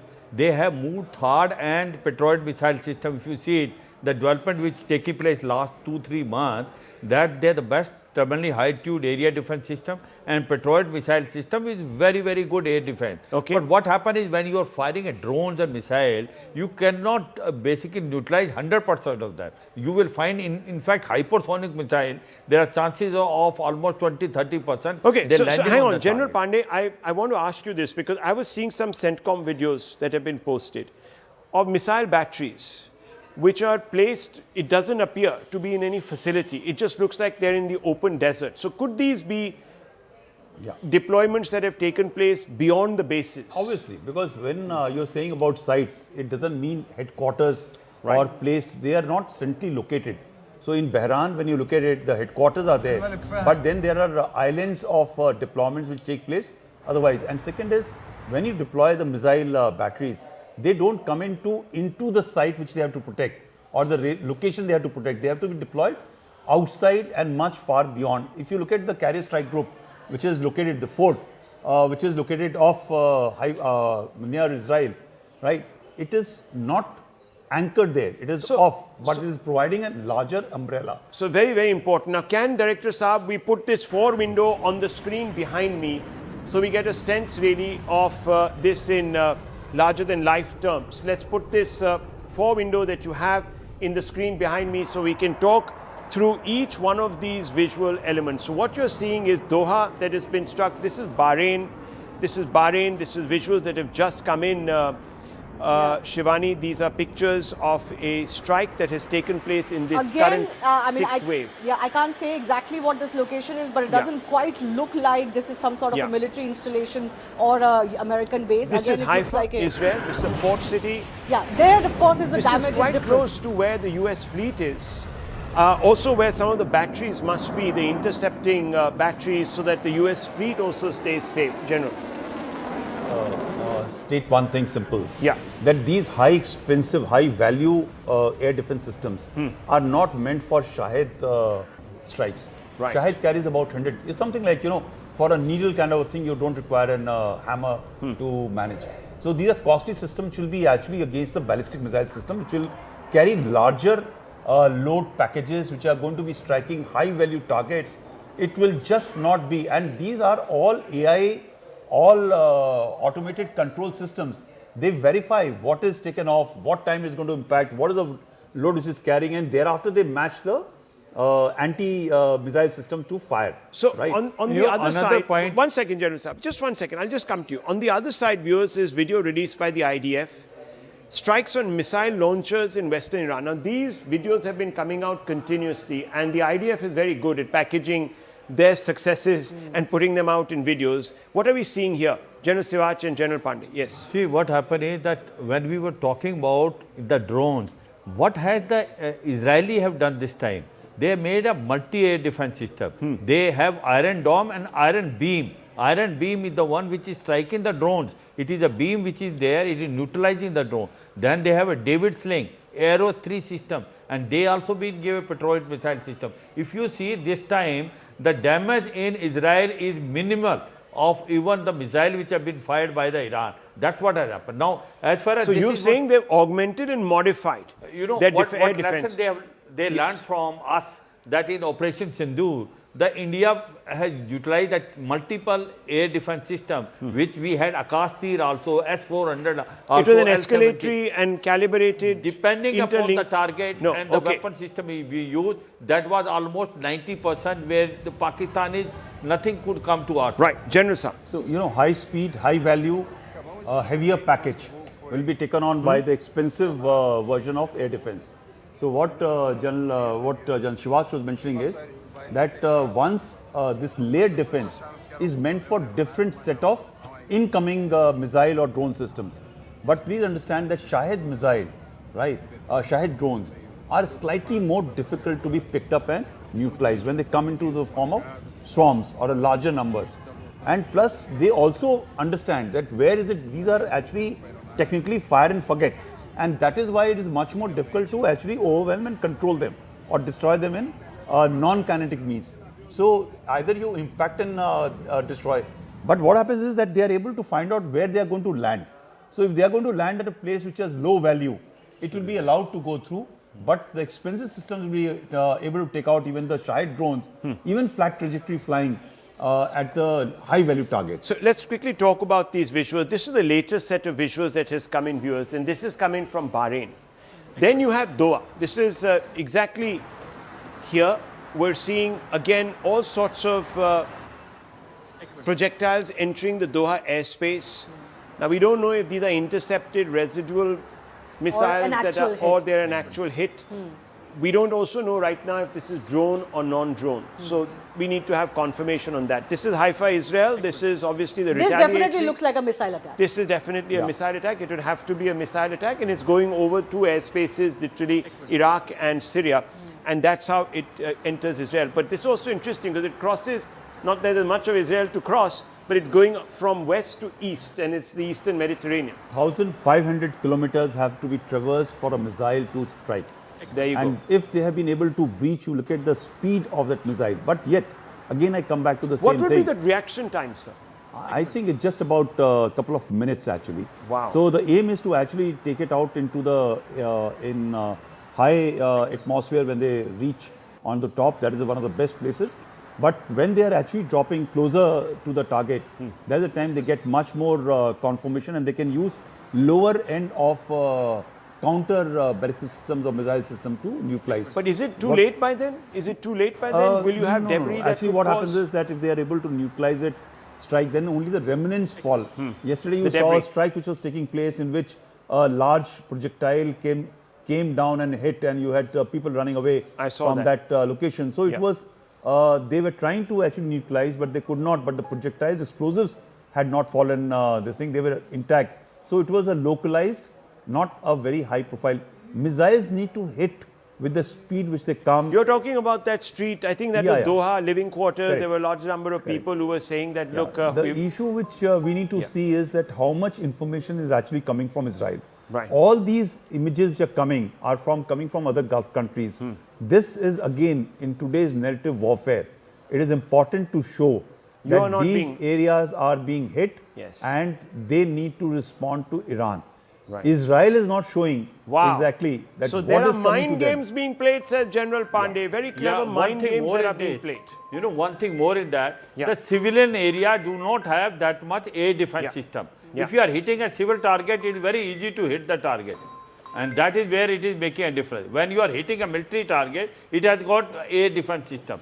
That's why you find in Israel, the targets are not been hit, they have been neutralized. In the sense, all the missiles, drones, by and large, are neutralized. But when they are hitting Doha, they are hitting other places, whether Saudi, UAE or Bahrain, you are finding hit are coming. Why?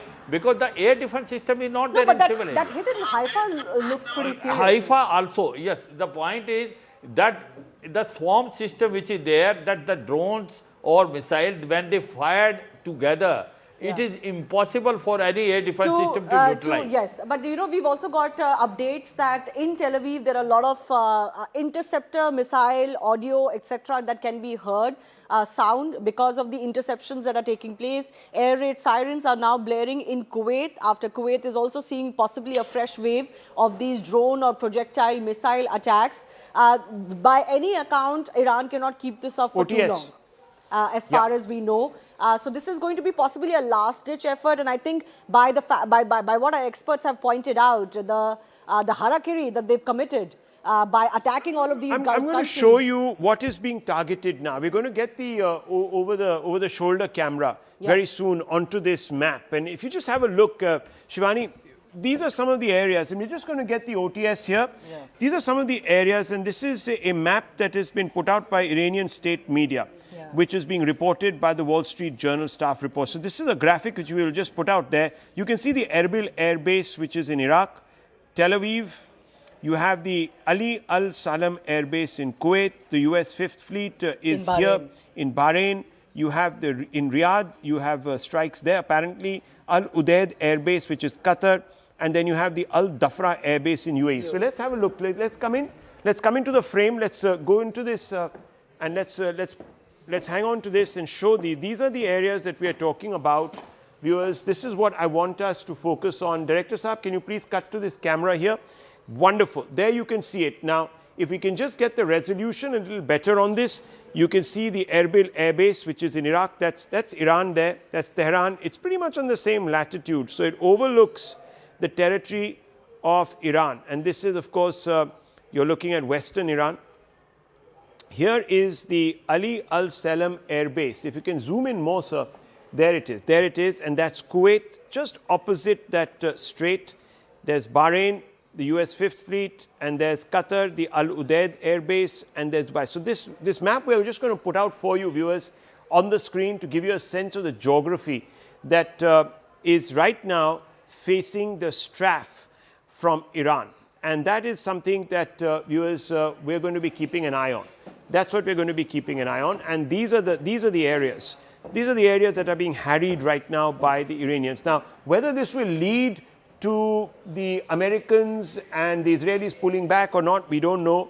But clearly, as of now, they are trying to, at some level or the other, saturate the airspace over these areas, maybe because they are trying to distract General Pandey. The larger weapon systems, the radars of the United States and Israel, maybe they're going to conduct something bigger. Is that possible? Yes. During Lion Royce, one very major lesson which Israel drew, and possibly that led to a certain degree of de-escalation, was Israel's entire air defense systems where actually they fired their best systems quite early on. And that is why, if you recall, in the later stages, the Iranians were able to breach the air defense systems of Israelis and land quite fatal strikes. And this time, I think that is why they have gone for one simple calculation, that they will firstly surge the production and ensure their missiles are this thing, and now they will be only targeting the ones which are relevant, which are going to strike high value targets. So this is a change in possibly a strategy which Israel has taken. They need to conserve, because in last about 7-8 months, Iranians knew that they are going to face this war, come what may, because talks or no talks, they were quite fully prepared. They didn't want to change their strategic orientation, and Americans were going to come after them. And therefore, they have done well enough for themselves. Actually, just because they have taken out Khamenei and the top leadership of this thing, the regime has not changed. The response are going to continue, and this is not going to end very well for either of them as of now. Well, let me also tell you that there are some releases that are now being put out by the MEA. So we're going to try and go out to those. We're trying to get connectivity here in the studio so I can open that link up. But I'm just trying to go straight in, because there are updates coming in, advisories mostly, Shivani, that are being put out there by the Indian government, telling various people that part of the diaspora, huge diaspora, isn't there, in the Gulf? Yes. Millions, Huge diaspora, millions, millions of Indians, 90 especially lakhs. in these geographies that we are 90 looking lakhs at right people now. are there. 90 lakhs, which Yes. means 9 million. 9 9 million. million is there, and they are all across. Yeah. And the All point across is, these countries, all from across. Kuwait to And also Saudi remember Arabia, another UAE. thing, the oil which is coming from this area is about 40%. Now, if Strait of Hormuz is blocked, the India is also going to be hit very hard.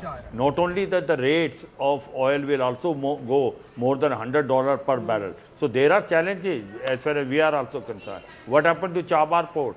You know, the one which we are operating, that will also be now a question mark. So there are a number of issues which will happen due to, if Actually, this the war issue of prolongs. oil is very interesting, because what happens to everything that has been going on in context of the tariffs and the Russian oil, given what has now transpired and what with the Strait of Hormuz So I have being to, closed. I have to ask this question now. It was passed off as a preemptive strike, General Saab. This is not a preemptive strike. This is some sort of a offensive strike. This was a strike that left no options open for diplomacy, General Pandey, because I don't see, even after the transition that we've been talking about, this 3-member council that has been set up, led by the grandson of the Grand Ayatollah, the founder of this Islamic regime, and so on and so forth, Muhammad Mojtaba Khamenei. There seems to be no lifting of the foot off the gas. These Iranians are pretty set on continuing.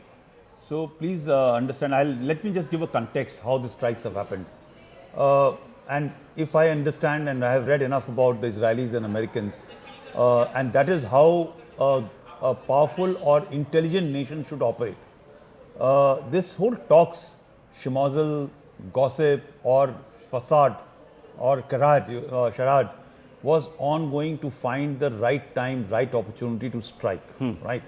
So while the 10 days talk were ongoing, they struck on the 9th day, where some degree of everybody was saying that possibly, and a lot of people are commenting adversely. But I look at it, it was an entire charade in which they wanted to get, when they get an opportunity, when entire leadership is together. Yesterday, the first strike went at the time of 8:15. It was in the morning. Generally, the strikes happen in the night. They went through at 8:15, in which they got entire top leadership of Iranians. So I think they were pretty committed. Committed. On that point, Iranian parliamentary speaker has come out, prepared ourselves for all scenarios. As I said, viewers, the Iranians are not taking a step back. We are prepared for all scenarios, which could even mean a ground invasion, which could mean anything. They're saying that plans have already been put in place, were already in place for a post-Khamenei phase. Well, so they, of course, were anticipating. They were, and they probably, they led him to believe they were so well prepared that he walked into the path of direct fire. In the first strike, he was taken out. But look, viewers, clearly regime change is the objective here, because had that not been, in the first wave, they would not have taken out Khamenei. They would have maybe dropped things around him, softened him up a little bit, and said, okay, come to the table agree to all our terms, open up your country, maybe even step aside. But they haven't. They've actually taken him out. You know, the problem is that when US is talking about regime change, there is not possibility of regime change until there are ground There are troops boots which on go ground. there. Yeah. Boots on ground is very important. Now when you have such a head, there can be regime collapse. Someone else will take on. There is a succession plan. So thinking that the No, but sir, government which will you come. know, you might carry out a decapitation strike in the hope that others who are more amenable to you. I'm not saying in the classical sense that you are there to guide a process like you were in Iraq. But General Pandey, this is a political choice. I'm just talking about not a military choice. This is a political choice. This is a political attack which has been given the gleam of something bigger. You know, A preventive strike, that yeah, is. so as Jan Schwartz said, that regime change doesn't change with change of a spiritual leader or the top leader being taken out. There is a whole structure, there is a whole system which is in place. But what has also happened is, what we are not recognizing is, there is a certain degree of corruption, there is a certain degree of divide which is there already in the country. The people who were supporting the religion, the people with money, the businessmen, business community is not with the regime. While the force power of IRGC continues to remain in the hands of the regime, but yet there is a significant population which is today not with the regime, because after all, they are seeing all this progress and process all across the world, and they were quite unhappy with the falling economy, falling prices of real and stuff like that. So I think please understand, the Americans have gone inside. They will have a plan. If the plan was to leave the region into chaos, there has to be a strategic outcome out of it, which you can debate and talk about later. Yeah. But today I think the regime still continues to be in place, but I For think how there's a long? fracture inside which will ensure But that. can I just say that there are two moral standpoints from which Donald Trump has justified these strikes, quote unquote preemptive strikes that Rahul was talking about. One is, he said this was protecting American lives because he has told his domestic constituency at least that Iran was, planning weapons against USA, Okay. whether those are missiles or nuclear weapons, etc. The second moral standpoint that Here it Donald is, Trump US has Embassy. provided- US Embassy, this is in Baghdad that seems to have been attacked. This is pictures coming out from Baghdad on the ground. This is what we are being told. This is a handle called Naya for Iraq that has put it out. You can see bulldozers. There is a overrunning of the US facility there. These are big pictures, dramatic pictures, sympathizers. Perhaps these might even be Shias, I don't know. But there is clearly an attempt to overrun the US Embassy. Now, I do believe that some of the US personnel had been evacuated from Iraq a few days ago, but I'm not sure if that was possible. What is going on here? Clearly US assets here in the Middle East under attack. And is it possible, General Pandey, that we might see this being replicated in other parts of the Gulf? At least in 2 or 3, it may not. Maybe not in Saudi Arabia, may not be in Dubai, but other areas. No, it will happen in Dubai, it will happen everywhere, right? We have not even seen 24 hours have not passed. Actually, barely 24 hours have been passed. You will start seeing proxy elements coming out in support who are hardline. You have taken out the most important person of the Shia community, and that is the Ayatollah, right? Everybody prays to him, everybody looks at him. There will be fringe elements, not fringe elements, there will be organized elements who will carry out, if not symbolic, if not proper attacks, surely symbolic attacks, which will happen. And I think in anticipation, if you recall about 2 months or 3 months back, the entire Iraq base where 25,000 troops were positioned were taken out, right? So they have diminished, they have reduced the footprint of US presence all over the Gulf to ensure that they don't get hit when such a situation comes up. So these are all indicators towards what is going to happen eventually. And I'm sure they have got enough capacities. Hezbollah, Hamas, Houthis and other Shia terrorist groups have got capacity to carry out strike. How effective they will be, it is only the time will tell. But yes, there are going to be collaterals which are going to happen, not only to US citizens, but also to the Gulf entities and other countries in the region. No, the another point is, as far as wherever there is a more Shia population, why it is happening in Iraq? Iran has about 55 to 60% Shia population. For Shia population, Ayatollah Al-Khamenei was a religious and supreme leader. So wherever it is a Shia population, you will find such sort of action taking place by these certain proxy groups. And how much they will be affected, time will only tell. It can start in Syria also. It has started now in Iraq. But I think in Sunni-dominated countries like Saudi, UAE, Oman, Bahrain, there the chances of such thing happening are very, very less compared to where there is a more population of Shia. Yeah. The visuals, of course, speak for themselves here, Rahul. As far as that US base in Iraq is concerned, there is this Iraqi resistance, that we've mentioned earlier as well, that was trying to, of course, get into this conflict. It is a Shia-backed Iraqi resistance, isn't it? Backed by the Iraqi I'm trying to get hold of voices now. We need to connect to people in Bahrain, in the UAE, lots of Indians living there. I want to find out really what's happening. What are they perceiving on the ground? Are they safe? Are they not safe? Let's get that connection going. But here it is, viewers. Dramatic visuals now coming in from the center of Baghdad, the US Embassy there. We're going to try and pull out a map and show you where the US Embassy is exactly in Baghdad in just a few moments. But these are visuals, dramatic scenes. This is the beginning of a pushback at a popular citizen level. I don't know if these are ordinary citizens or if this is the resistance, if these are people, but certainly they don't look like militia. They could be plain clothes, I don't know, but they certainly don't look like militia. These are people who've taken JCBs and they're trying to overrun a facility there. Whether there are people inside or not, we don't know. But thousands and thousands of that people. Are being heard. There are explosions. There are all sorts of things possibly happening. Gunshots being heard here. Yeah, so we don't know if this is just a part of an exercise to overwhelm and show others and rouse others around the Gulf that, look, this is what we need to be doing. We are being overrun by Americans. We are being overrun by the so-called Zionists. So there is all of this. And there is also a new warning that has come out from Trump. US President Trump says we'll hit Iran with a force that has never been seen before. Let's go straight across to Siddhant. Siddhant, what can you tell us? Well, that's right, Rahul. So it's a message from President Trump because there have been several warnings coming from Iran. In fact, Iran is threatening countries in West Asia of retaliatory strikes, and the warnings came from IRGC and several other high-ranking officials from Iran. And now this is the response coming from President Trump. President Trump writes on Truth Social that if they do, we will hit them with a force that has never been seen before.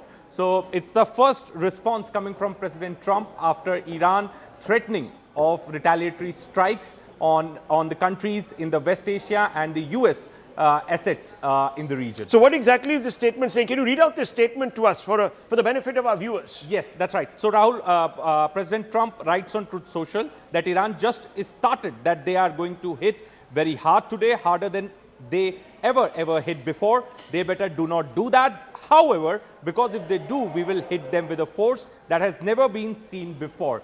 Thank you for your attention to this matter, President Donald J. Trump. So first why response coming from President Trump. Okay, so why is Trump now suddenly sending out this message? Because earlier he was saying, just about 1 hour back, I think, and let's just bring out those two messages and put them side by side. 1 hour back, he says, it's over. We've softened these people up. He said it's going to be easier to It's now going talk to be easier. to the Iranians. Now he's suddenly using a threatening tone. So is he coercing General Pandey, or is he suddenly realizing that this is now taking a nasty edge? Maybe they've underestimated. I'm quite sure they know that it's going to take a nasty turn.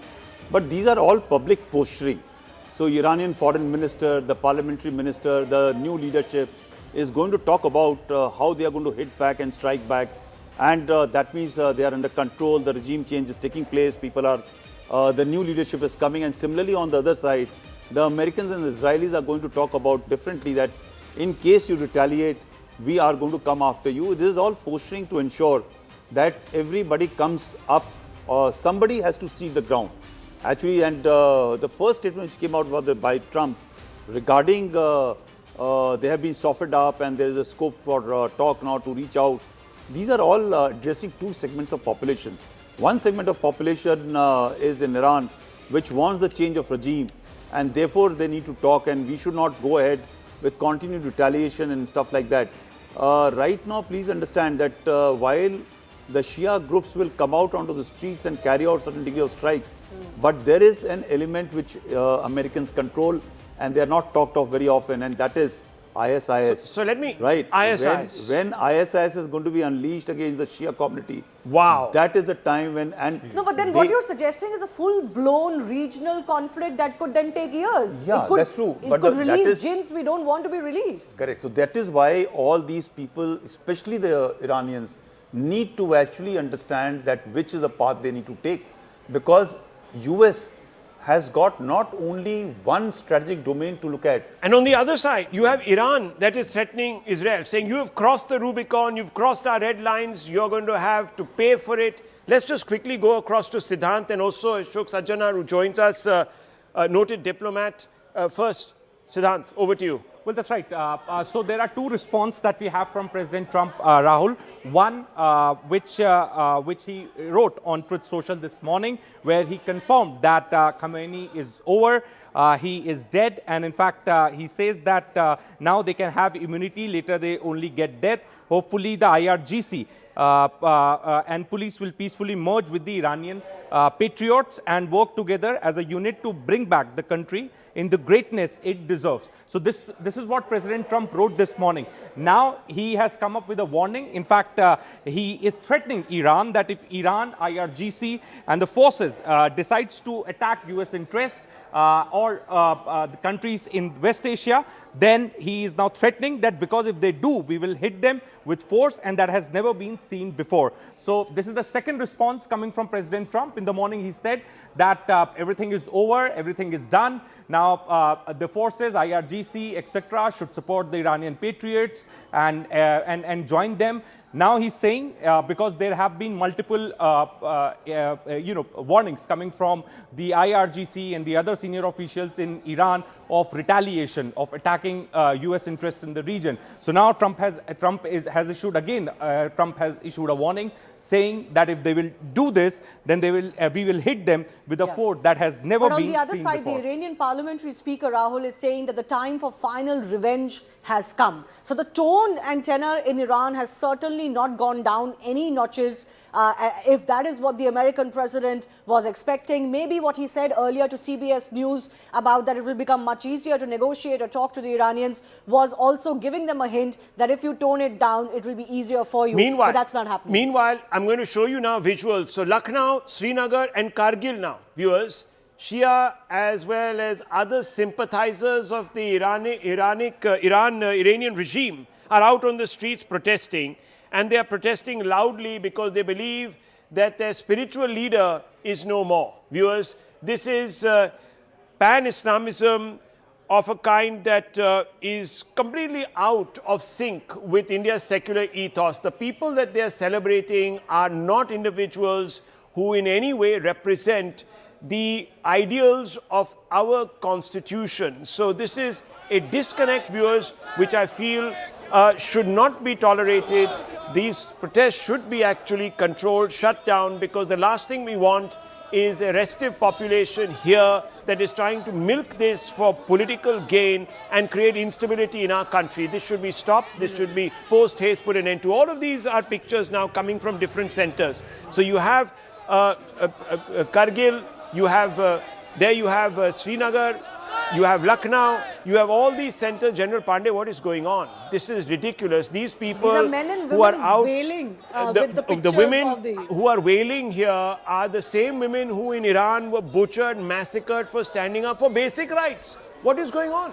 So Rahul, you are handing me the so-called hot potato to answer. No, we must question. take it but on. To be candid, what has happened is that there are communities within India. It's not only the Shias, but many communities in India who draw their ideological moorings, not only ideological moorings, but political moorings from across the world and not from our civilizational history.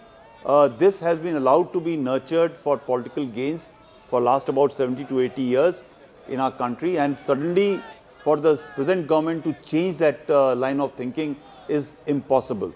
So I guess it is sporadic. It will blow out. Okay. It should be allowed to be released rather than getting contained. Okay, so you believe let them let off their steam. Okay, viewers, I want to bring in Ashok Sajjanhar. Thank you. Good morning, sir. Thank you for being so patient with us. It's been a crazy last 24 hours, to be very honest with you. No one thought we would get up at 3 in the morning. I was woken up at 3 in the morning to be told there's been a decapitation strike on Khamenei. Was this really a preemptive strike then, Mr. Sajjanhar? This doesn't look like a preventive strike to me. This looked like something greater. Thank you very much, Rahul, for having me. You know, I compliment you that you've been up since 3 o'clock, but still, you know, your levels of energy and enthusiasm continue to be as strong as ever. So my compliments to you. Definitely not. It was not a preemptive strike. It was an all-out war. It was an all-out conflict. I think the preemptive strike of any nature would have happened last year in June when the 12-day war took place. This was, you know, after Bibi Netanyahu visited Washington, D.C., and he had conversations with Donald Trump. Both of them decided what the plan of action was going to be, how they are going to do it in concert.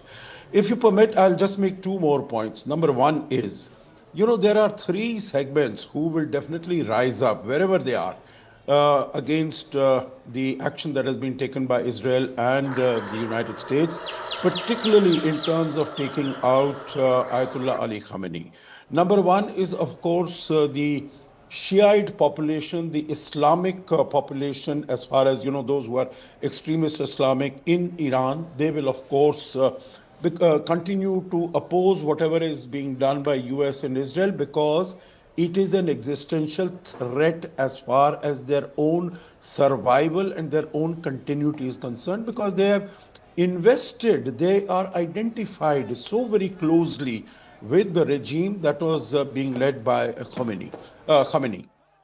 Second thing, you know, as far as the Shiites are concerned, the world over, you talked about India, we've spoken about, you know, in Iraq, there is a very large, around Basra, you know, at the estuary of Tigris and Euphrates, there is a huge population of Shiites.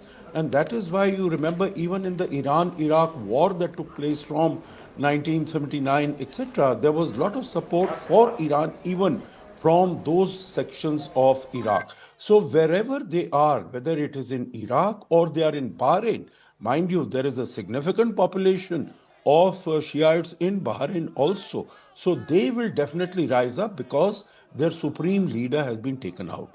The third element is the elements of the axis of resistance that have been there, you know, that have been set up by by Iran, whether it is in the Houthis, whether it is the Hamas, whether it is the Hezbollah, or it is in elements of Syria, in Iraq, they will also rise up. So I think we should be quite prepared for that. I'm sure Israel and the United States would have been quite prepared for that, and they will deal with it appropriately. These are sort of, you know, just the changes that are taking place. Now, what Mr. Trump might have expected, that his exhortation to the people in Iran to rise up, but, you know, they need a leader who they can, you know, come behind. But there is no leader. So that is why if you have no plan for the day after, the situation is bound to be messy. And this is what I had mentioned on your channel yesterday, that this is what we can expect. There is going to be very messy things happening in Iran. Rahul. So viewers, we have a situation now where this is beginning to spread further afield. Now, we're also being told that there are air raid sirens as we speak being sounded in Tel Aviv, and clearly there is a pushback also happening. So we are not only seeing attacks in the UAE and in other geographies of the Gulf, specifically in Doha, etc., but we're also seeing a pushback by Iran over Tel Aviv. And air raid sirens, you can beginning to hear them, friends, you can hear them in the background. Those are being sounded across Tel Aviv. And we just were speaking with George a few minutes back, whose daughters are in Tel Aviv, and they are still in the bunkers. They are right down there. Sanjay Suri, our man in Tel Aviv, is also in a bunker. We're going to be connecting with him very soon. in another 20 minutes or so when things become a little calmer there. Right now, all communications cut off. But these are the pictures that we're getting from different parts of the Gulf. And Tom Cooper is here with us. Adrian Fontanellas is here with us. Both of them are military historians, experts. They know this game inside out. So, Tom, what are we seeing? Why are we seeing these geographies being struck? I mean, look at these. These are drone attacks, we're being told. They're causing a bit of damage. Is this psychological damage more than physical damage, or is it both? And why are these areas being targeted? What we actually see is just a little bit of what is going on. We see perhaps 1 or 2 drones here and there, but actually there are dozens of drones. We see perhaps 1 or 2 missiles coming down, well actually there are dozens of missiles, but many are shot down before they reach their targets.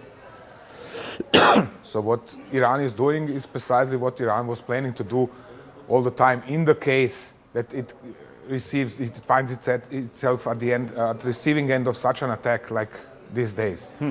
It means for Iranian leadership, all the red lines have been crossed, which is granting Iran the right to strike back with all means at its hands. And this is primarily missiles and UAVs. Therefore, it's now striking on all the countries housing US bases within its reach. It was working, for example, even on a missile to strike Diego Garcia. It hasn't got such a missile, therefore it's striking over shorter ranges. And what is easier to hit for Iran, but US bases or countries housing US military forces within the Persian Gulf, for example, and the Gulf of Oman. So let's have a look at the map here. I'm not an expert at this, but just have a look at this. This is where Iran is, Adrian and General Pandey. Both have a look. This is the Gulf we're talking about. This is the Strait of Hormuz. At some points, it's only 20 miles wide. It's shallow also at some points. It's the mouth of the Strait of Hormuz. All of this has been, according to reports that have come in, blocked off by Iran. And over VHS, they announced VHF frequency. They announced to everybody to keep clear. No ships are coming in and out. Yet Iran is being able to target some of these bases which are in these areas, the US bases. How can they be doing this when it is presumed that the US bases would be well guarded? It is an excellent question. I can explain it very, very easily. Can we zoom in? Yes, we can zoom in. I think I don't know how to operate this very well. I'm not somebody who it's not happening. Okay, it doesn't matter. Let's do it this way. Yeah. If we pay attention at the Iranian geography, there are tall mountain chains, for example, along the coast, which means that the Iranians can hide their missiles behind these mountains from the view of the Americans or the Israelis. Which means, in order to find them, the Americans have to send UAVs over Iran, which are then shot down by Iranian air defenses. And there are already reports about shooting down several UAVs. So you're saying that these guys here, the Americans will send UAVs across here to find out where some of the offensive capabilities of Iran are. Exactly. Right. On the other hand, the Persian Gulf is so narrow that when you are flying along this side, let's say at 10 or 12,000 meters, you can see all of Iran on the other side and the other way around. So whoever is flying, there are also Iranian UAVs operating over the Persian Gulf, sees what is going on the other side. So it's easy to target each other for both of them. The question is, how long can Iranians hide their missiles or missile launchers and continue striking, continue firing them at targets of their preference? So what we've done also, and we're going to pull out those maps and we're going to project them. And Adrian, I want your view on this. We're going to put out that map of where Iran has been targeting these Gulf nations. We're going to put that map out in just a few moments. The director is going to do that. These are the pictures now coming out of Bahrain and so on and so forth. And there it is. Adrian, what are we seeing here? Why are countries like Qatar, Kuwait, and of course Israel is back here, so it's obviously being hit. And this is, we're talking about Iraq and Syria. So these are geographies that are being crossed. How is all of this happening when you would expect the US fleet, which is somewhere off the coast of, there as well as the Eastern Mediterranean. Eastern Mediterranean, not being able to intercept all of this? Okay. I would expect it to be to me a matter of size of salvos fired by the Iranian. Since yesterday, because it is important to make a distinction as Iranians have a limited stock of middle-range missiles which are able to reach Israel and Jordania.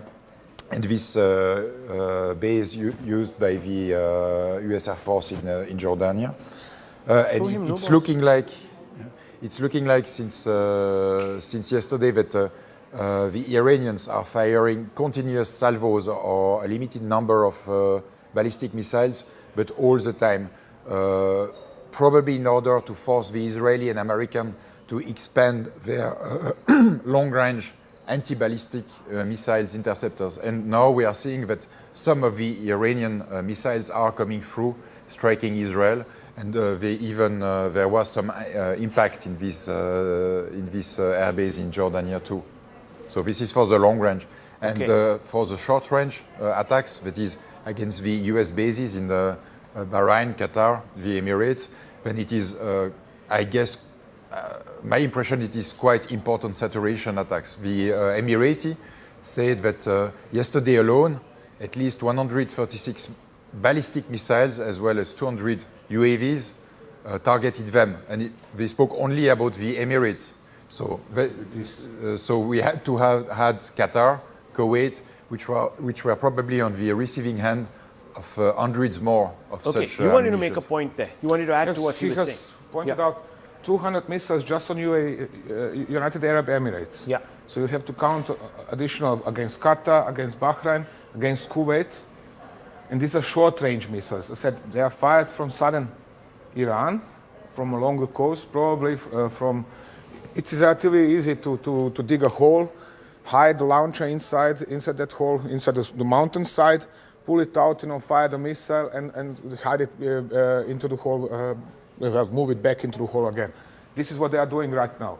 The Americans, in turn, are trying, their primary strike yesterday was to hit the IRGC, bases, to command nodes, communication systems. So we should open out the map on Iran in just a few moments. We'll show you the locations where in Iran that have been struck, and you can talk a little bit about the significance of those locations. Viewers, we're talking at a time when the Iranians have launched a sixth wave of attacks. And they're saying that these attacks are beginning to target sites in this part of the Gulf, which is the UAE and Oman. And you have Trump coming out, who has said that, look, don't mess with us. This is going to get a whole lot worse for you. On the other side, the Iranians are saying we haven't even begun. We're going to take you down. So you have a battle of wills right now. We also know that Khamenei, the Ayatollah, has been eliminated. There's a decapitation strike. Now let's focus on this. Let's get close on this. Tom, these are some of the sites that have been attacked by the US and Israelis.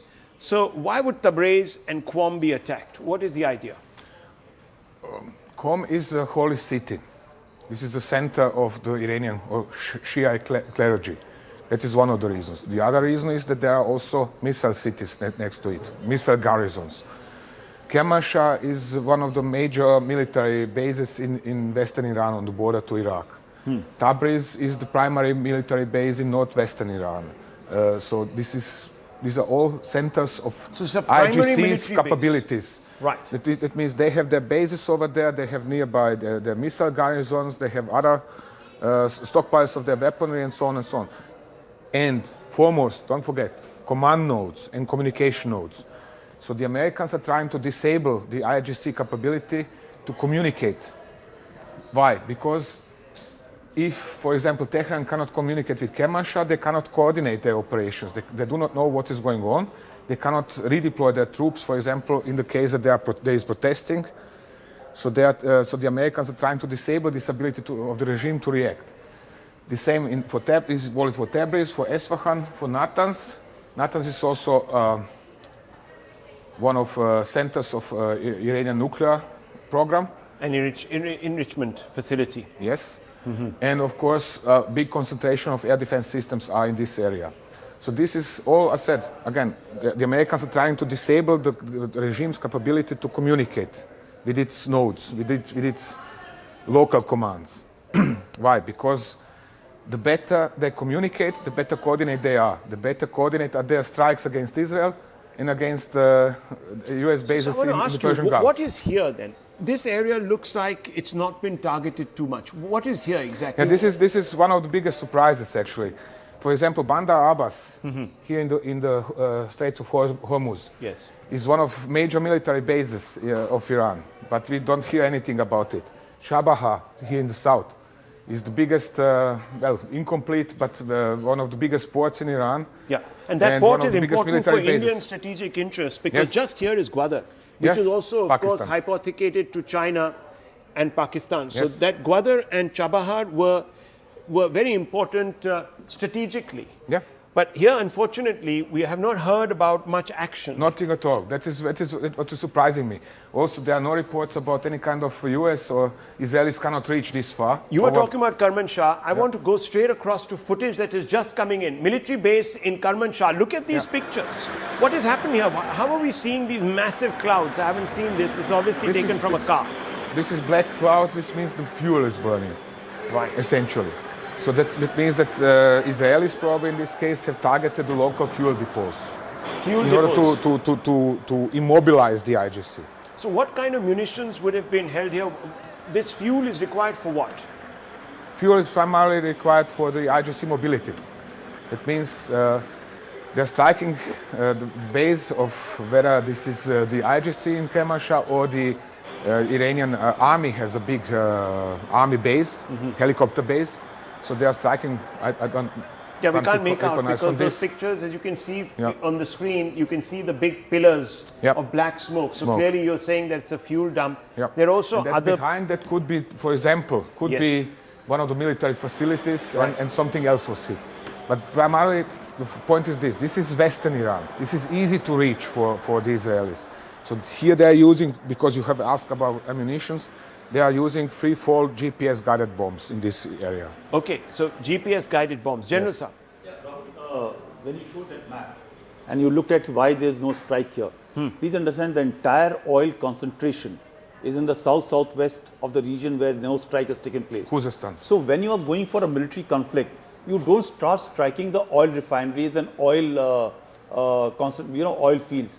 You start first striking at the military establishments or military sites which are going to fight back and strike back at you. So right now, the first step which the Americans and even Iranians will take is to take out the radar systems, command and control systems, the ballistic missile storage systems, the ordnance systems, the systems which are going to feed into the machine of this thing, not on the economic system, right? Bandar Abbas, Charbahar port will come much later when you actually want to alienate the population of Iran.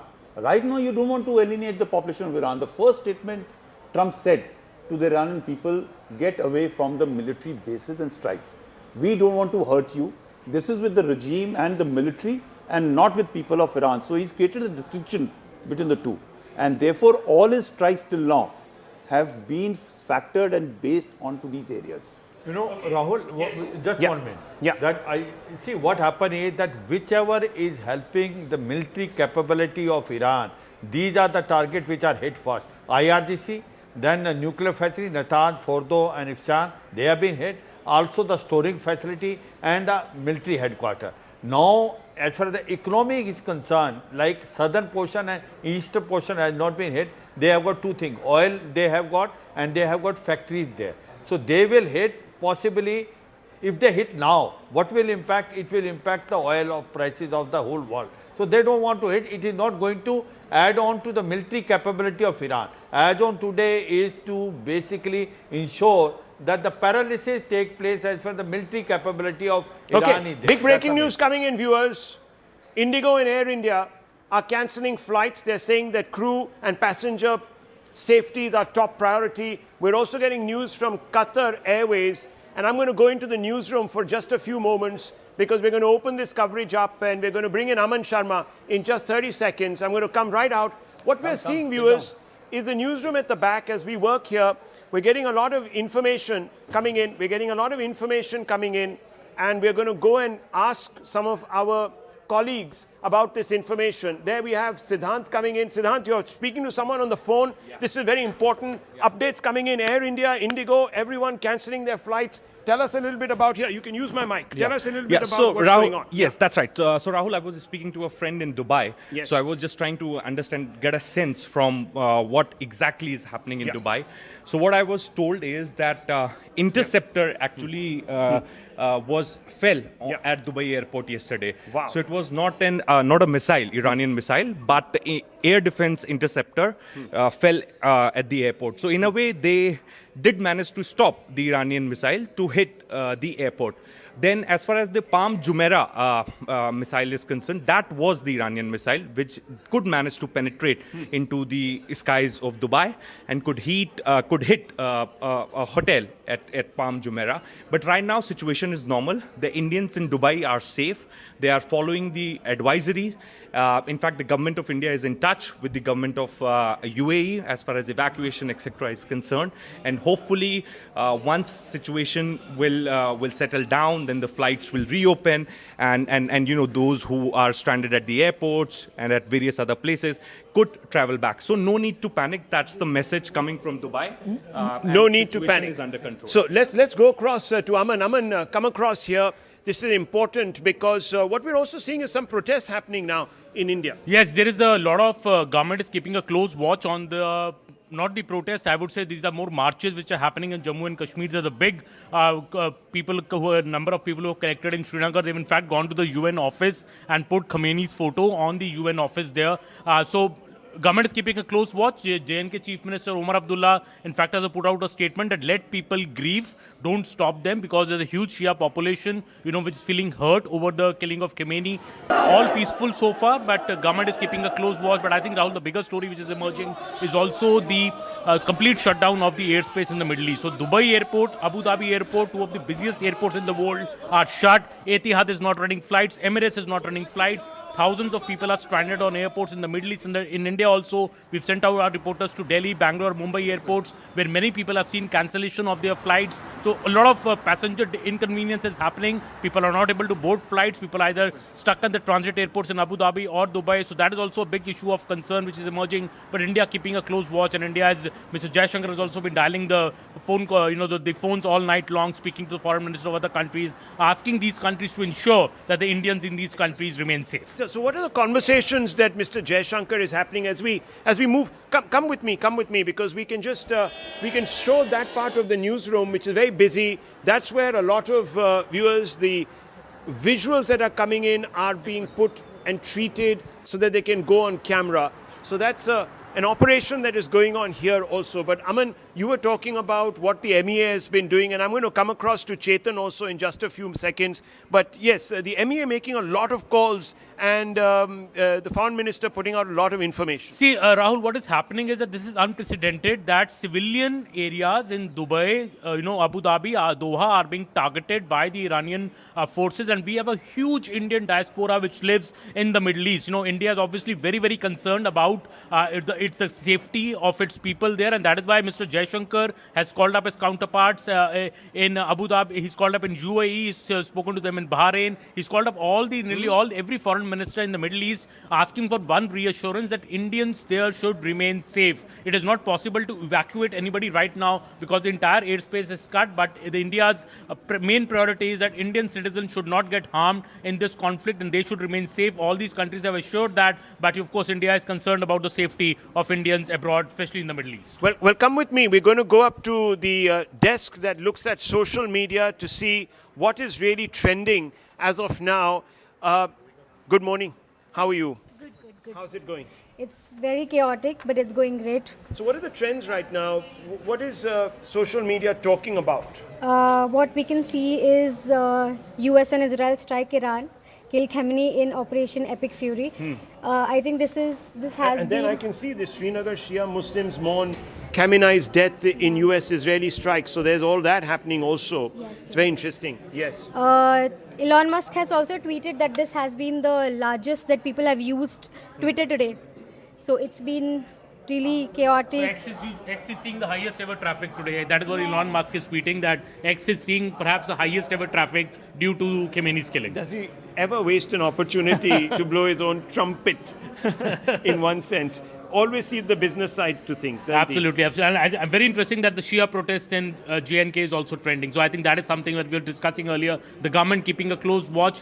No repercussion in India should happen. That's the government's top priority. People are grieving, but so far, a non-violent protest. People are just marching in Srinagar towards the UN office. In the past, when it has happened, we have seen crackdowns. But this time, the government seems to adopt a hands-off approach. Yes, exactly. The government is not doing any crackdown, and that is what JNK Chief Minister Umar Abdullah is also appealing to the police forces that don't act harshly with these people. They are just mourning with the Khamenei's photograph. You know, they're walking to the UN office. So don't crack down on them. Let them vent out their grief, and maybe that is the approach the government would take to ensure that everything remains under control.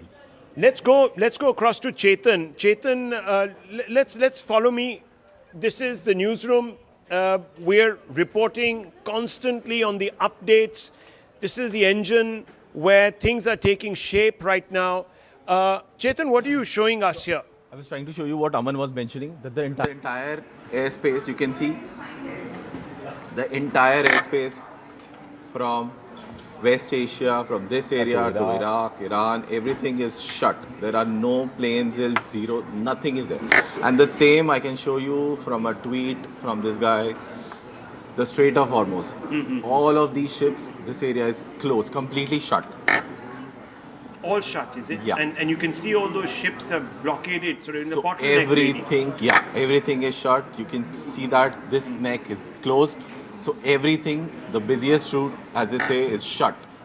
And that's going to create a lot of problems for energy security. Aman, that's going to create problems, isn't it? And we're going to bring in Murli also, who's looking at putting out videos, and he's, of course, heads the entire output of CNN News 18, the man who's been here from 3 in the morning. That was some call, 3 in the morning. We had a conference call, Murli. You've been here from 3 in the morning, and that really was something that shook us all. The Khamenei incident, and at that time it was only Trump tweeting. Yeah, it was kind of chaotic at that point of time. I think we got into a quick con call and huddle, and we spoke how to get things rolling. We wanted Aman. Aman was the first to respond, of course. At the screen, we had Suri from Israel, who was giving us the first respondent, who was also the first respondent from Ground Zero. He was giving us all the information regarding the, the elimination of Khamenei. But as it was all building up overnight, and we were just waiting for the confirmation, and eventually, when POTUS tweeted, all hell broke loose. So it was, and it has been quite hectic since morning, and then we've been trying to catch up with a lot of stuff. A lot of things happening on the YouTube front as well. So we are trying to put out everything. Aman, of course, is the guy who feeds the entire back end. So all inputs come through Aman. He's the gatekeeper of news into the channel. Now, Aman, we got to ask you this question. Are you surprised that the Indian government hasn't taken a more assertive stand? And of course, we have with us Siddhant also, who looks after the MEA, so I'm going to bring him into this. But what do you make of the Indian government's posture? I think Rahul, they're just trying to, Indian government is as always, is trying to play a very delicate, fair line. We stand for de-escalation. So we have told both, in fact, Mr. Jaishankar called up his counterparts both in Iran and Israel last night itself and has called for de-escalation. India has also expressed its concern over the situation right now. And I think India is the most concerned about the strikes on the civilian areas in the Middle East, because that is what really directly affects us. As I was saying earlier, there's a lot of diaspora population there. We don't want Indians to get hurt in these strikes which are happening by Iran. We all expected that Iran only will be attacking the defense installations, the US bases in the Middle East, but I think Iran has gone a bit further, a lot further. Is it the case that Iran is turning rogue because their top leader has been killed? I know nobody really is in control, and they're attacking airports. So, Rahul, it's very surprising that they have attacked the Doha airport, they've attacked the Kuwait airport, they have attacked the Dubai airport. Dubai airport, in fact, saw the biggest explosion just a while back. So why is Iran attacking airports is a very, very perplexing thing. Do they want to cripple the aviation sector in this entire region? Because it will also, all the major players, be it Etihad, be it Emirates, all these major world players, if you shut down Dubai airport, Rahul, it's the busiest airport in the world, you're effectively shutting down aviation in nearly half of the globe, because that's a major transit airport. So I think these strikes, that aspect I think has taken us by surprise, because we never expected. Last evening we were talking about that, they will attack the US bases, but now I think it's expanding even further, and God forbid if the NATO gets involved in this. Breaking news coming in. Fresh explosions have been heard in Dubai. And that means, viewers, that this crisis is deepening and widening as we speak, because there is no let up. We were just showing you how the Strait of Hormuz. Let's go back into the studio to look at the big visuals there. We're going to go back into the studio. This is the newsroom, viewers. And I'm going to go straight to Tom Cooper and get a sense really of what is happening. General Pandey is there with us. You can see them in the background there. General Sivach is there with us. Adrian Fontanellas is there with us. We're all trying to cover this. Let's go in very quickly. Big breaking news coming in now, viewers.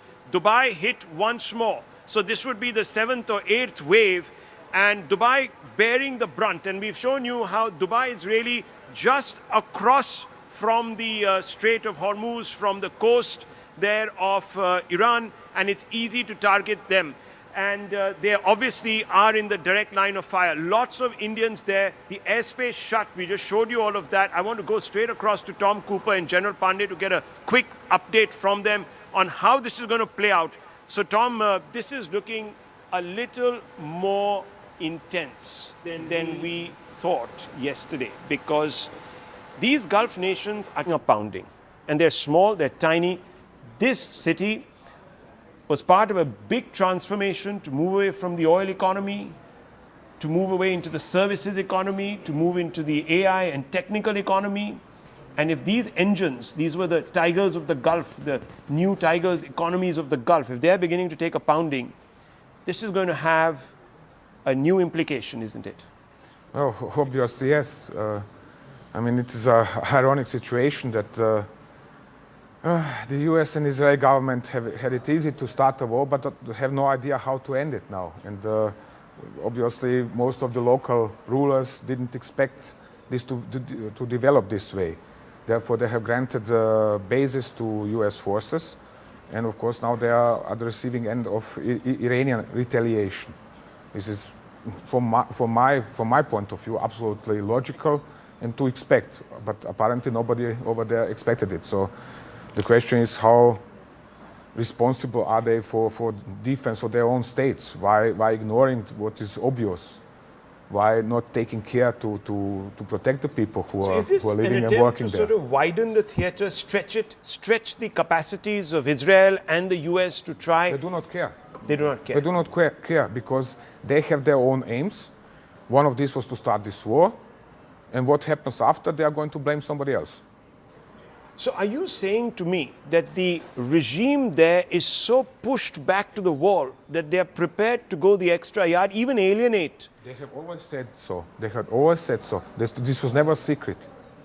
That if they have their own red lines, the Iranian regime, and they say, they have always clearly said, if you attack us in this fashion, like Israel and the United States have now done, then they are going to retaliate precisely in this fashion. That was never in any way a secret, because the IRGC was always publishing Okay, so we're just hearing that Iran's Temporary Leadership Council is going to be formed today. So General Pandey, I have to ask you, and I'm going to bring in Adrian also, and General Sivach. General Pandey, we knew that the Iranians were not going to give up as easily as perhaps the Venezuelans or even the Pakistanis is, to be honest, during Operation Sindoor. So we knew that. Now, are you surprised that these individual Gulf states have been caught so flat-footed? This is damaging optics. This is also going to shake public resolve, and it could also turn public opinion. After all, there is, to some degree, a pan-Islamic brotherhood. And we've seen what is happening in Baghdad on the ground there, where the US assets are being overrun, the US embassy has been overrun. Yeah, okay. I will not like to call it as overrun, but yes, they have been targeted. I think the Gulf countries had thought that in case they don't allow their airspace or bases to fire missiles or carry out operations against Iran, they will be left untouched. Unfortunately, I think, and I disagree with my fellow panelists on this, that this is a strategic biggest blunder which Iran has done. while they have an affinity in terms of Islam in the region, but larger number of people have understood that they can't continue to live off the oil economy, they cannot continue to live off the petrodollars, and there is a requirement to move away to a well-integrated modern systems, which was drawing the world towards these few countries like the Gulf countries like in Doha, in Dubai. And there was a transformation which was taking. While I am sure the leadership in these countries were well aware that the environment is not secure, but they have sold the pitch.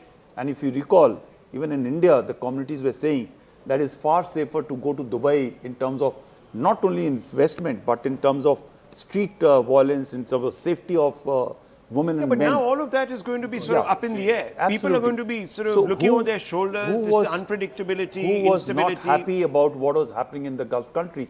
There was only one element which was not happy, and that was Iran.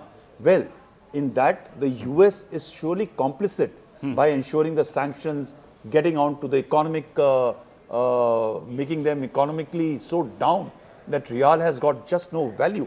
But yet, if the strategic orientation of a country continues to remain into a Cold War era environment of destruction of Israel or US, No, but I obviously think there is a will be some military consequences. objective at play here. Tom Cooper. Military objective. It is a clash of ideologies, actually. You have in India here an ideology of dialogue, of meeting people, talking with each other, communicating. And somewhere else, people do not want to communicate, but they want to impress their own will upon everybody else. And this is the system over there. We have actually one dictatorship in Iran facing 6 or 7 dictatorships in Gulf Arab states, plus de facto dictatorships in the United States and Israel now. So nobody of them is particularly nice or friendly or some great guys or whatever. So Shivani, what's the latest coming in? Yes, of course, as far as the aftermath of these strikes is concerned, we are seeing large-scale disruptions in air travel.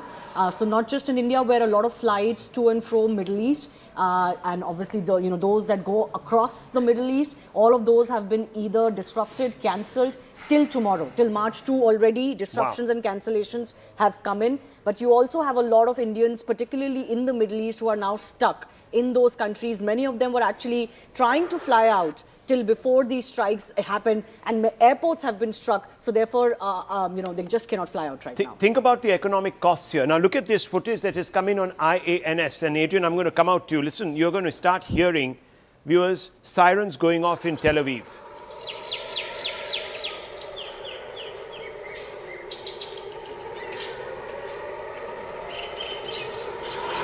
So a ghoulish sound across the skyscraper. This is what you're hearing if you are on the ground in Tel Aviv. And we were speaking to one of our panelists whose daughters are in a bunker right now. Our own reporter is in a bunker. This is not a one-way war at all. There is obviously a state of emergency in Israel also. How well is Israel prepared to weather this storm? Because I've heard somewhere that they are quite well prepared in the sense of they have a very dense anti-ballistic missiles umbrella with Arrow and David Sling systems. And what is more, last year they managed to have a very limited number of civilian casualties, because almost every recent apartment flat has a protected safe house. So in that sense, they are well protected. However, what is extremely difficult to assess when Israel is on the receiving end of ballistic missile strikes is that they are never communicating about hits on their military bases and installations or in unpopulated area. So we have to keep in mind that we have only a very limited view of the effect of the Iranian missile impacts in Israel. It is very difficult to know, for example, if any Israeli airbase were touched, especially those in the desert. And what I can say, because in our jargon, whilst targeting military installation, we speak about counterforce. And when you begin to start to target civilian infrastructures, it is counter value. So the indication that we can have is if we are seeing more and more impacts in downtown Tel Aviv. Then the Iranians are switching to counter-value strikes in retaliations for Israeli strikes against Tehran. Okay, so let me bring in Sajjanhar. Mr. Sajjanhar, we know that the Israeli government is not very popular. We also know that there have been protests against Netanyahu and the wars that he's prosecuting. Some people believe that he wants to entrench himself in power, Shivani. That's something that has been talked about, that he is doing all of this to keep himself in power. There's an election looming in the next few months in Israel, and he wants to consolidate, he wants to build public and rally the public opinion behind him. He's a war prime minister. Since October 7, 2023, I think things have changed as far as Israel's mindset is concerned. And since then, we've heard about it for the last 2.5 years. Netanyahu has pockets of, dissatisfaction and opposition. We recently saw that play out when the Prime Minister was set to speak in their Knesset. So, that has not gone away. But I think in all of this, what we've noticed is, and our military experts can possibly point out to it more, that the resolve that this is not going to stop at Gaza, in Palestine alone, but they want to take care of the entire region, which they think is the problem. Is that actually a fact, Mr. Sajjanhar? We're coming to you, and I'm really, really thankful to you for being so patient with us. We've got a lot of inputs and a lot of ground to constantly cover. Larijani says US-Israel seek to denigrate Iran, and we are not giving up. And just a short while back, we were being told by Trump that he softened up the Iranian leadership enough for them now to be amenable. It looks as if we can actually have a conversation. He's looking for an off-ramp. It's not coming. Mr. Sajjanhar. Yeah, thank you very much, Rahul, for getting back to me.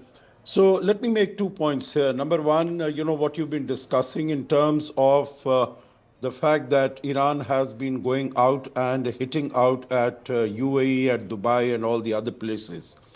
In my view, Iran is hitting, shooting itself in the foot by doing this. Because the understanding was earlier that when this conflict starts, and Iran had threatened that the American bases in the region are going to be hit.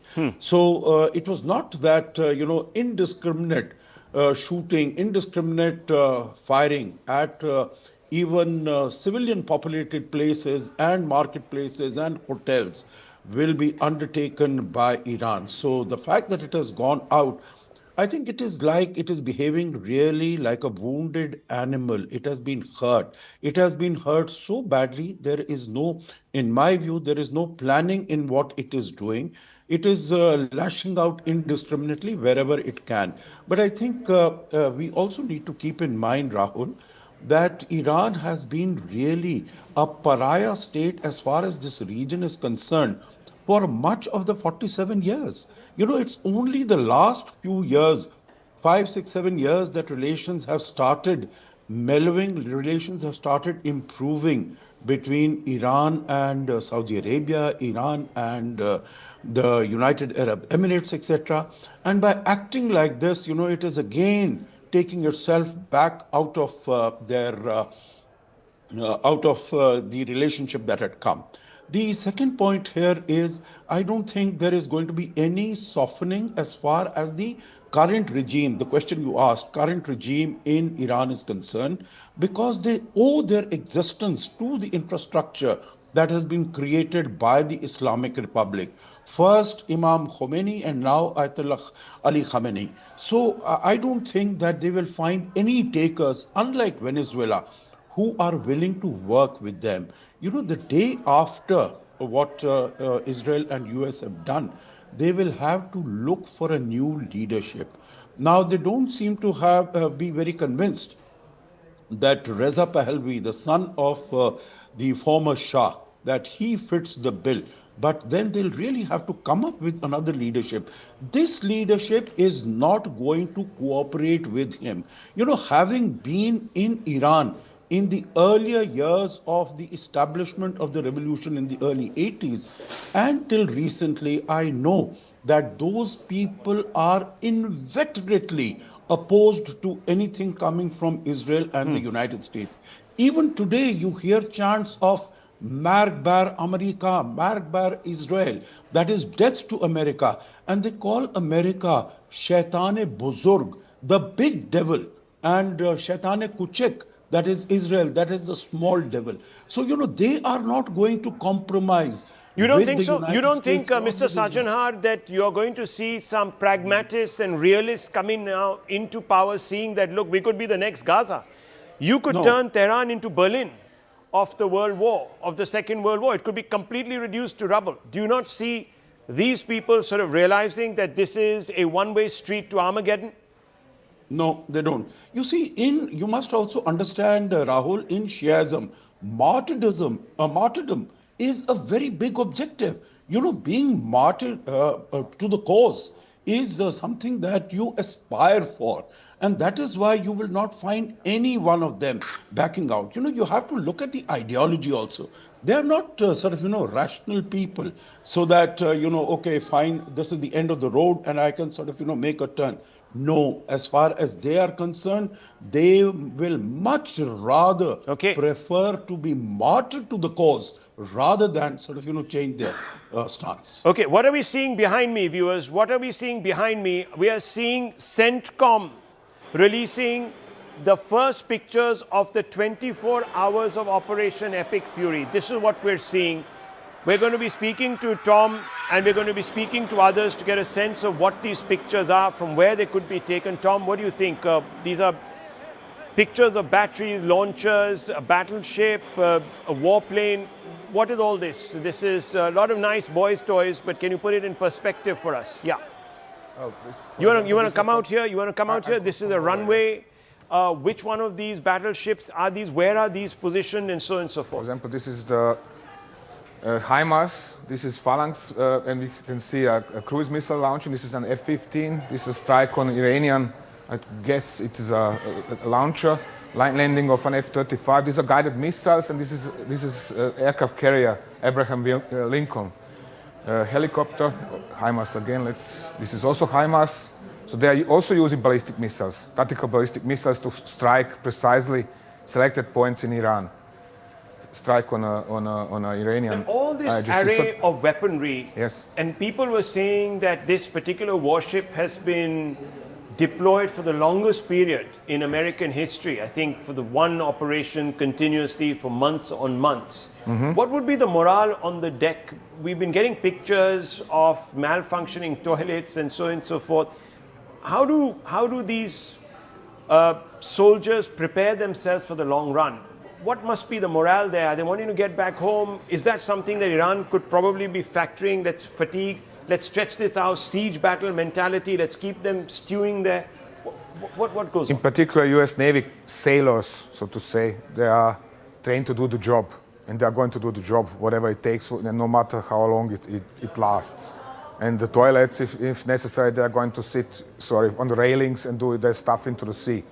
So they are going to do their job and do their job. That is out of question, that they are going to be demoralized to the point where they wouldn't fight. So what has the US deployed now in its offensive capacities? Take us through some of the weapon systems that the US is deploying to try and knock out Iran and degrade the defenses of Iran to the point where perhaps the Iranian regime surrenders. Could I have a map of Middle East, please, show? Yes, we're going to show a map of the Middle East right now. Can we just bring out that map and we're going to talk over that map. But these are the first pictures from CENTCOM viewers of the operation. So 24 hours of what the Americans have been doing. They've shown how all the panoply of weapons that they have deployed are being used. Here it is, the map. So, for example, here is Israel. Yes. And here is Jordan. Yeah. There's a huge base in Jordan. Yeah. Named Muwafaka Salti, where there are something like 50 US combat aircraft, US Air Force. Right. They are flying strikes together with the Israelis, usually via Syria, via Iraq, against targets in northwestern Iran. Then we have in Saudi Arabia one air base with B-52s and tankers. Tanker aircraft are flying up here to support incoming airstrikes from Israel and from Jordan and refuel them so they can accelerate and launch air-launched ballistic missiles deep into Iran to strike the Tehran area. Then we have other smaller bases, like for example in Qatar, in Bahrain, and United Arab Emirates, where there are lighter tactical aircraft of the US Air Force. They are flying strikes against IRGC command nodes and command and control centers in southern Iran.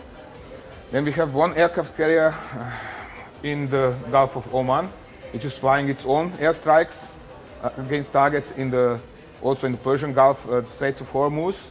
We have another aircraft carrier in the eastern Mediterranean. It's probably going to pass the Suez Canal, Red Sea, and then move up here over the time. So you don't see this staying there? No, it's because the range is very long. And the longer the range, the more tanker aircraft they need. So if it moves down here, it's closer to Iran to strike. You know, eventually they are going to try to neutralize the Iranian air defenses and missile capabilities to the degree where they can move their ships really close to the coast. That's the point. And this is what they are trying right now. Destroy the command and communications, destroy the capability to coordinate, and weaken the air defenses to the degree where the aircraft would be free to operate over Iran. So claiming after only 24 hours that they have now control over Western Iran or something else, that is much too early. We have seen this last year in June, didn't happen. General Pandey, what's your assessment of this CENTCOM video and the claim? Yeah, so CENTCOM air dominance over Western Iran, they say. Yeah, but the fact is that CENTCOM is the one which is controlling these operations in this region. That's they look after this geographical region as part of operations.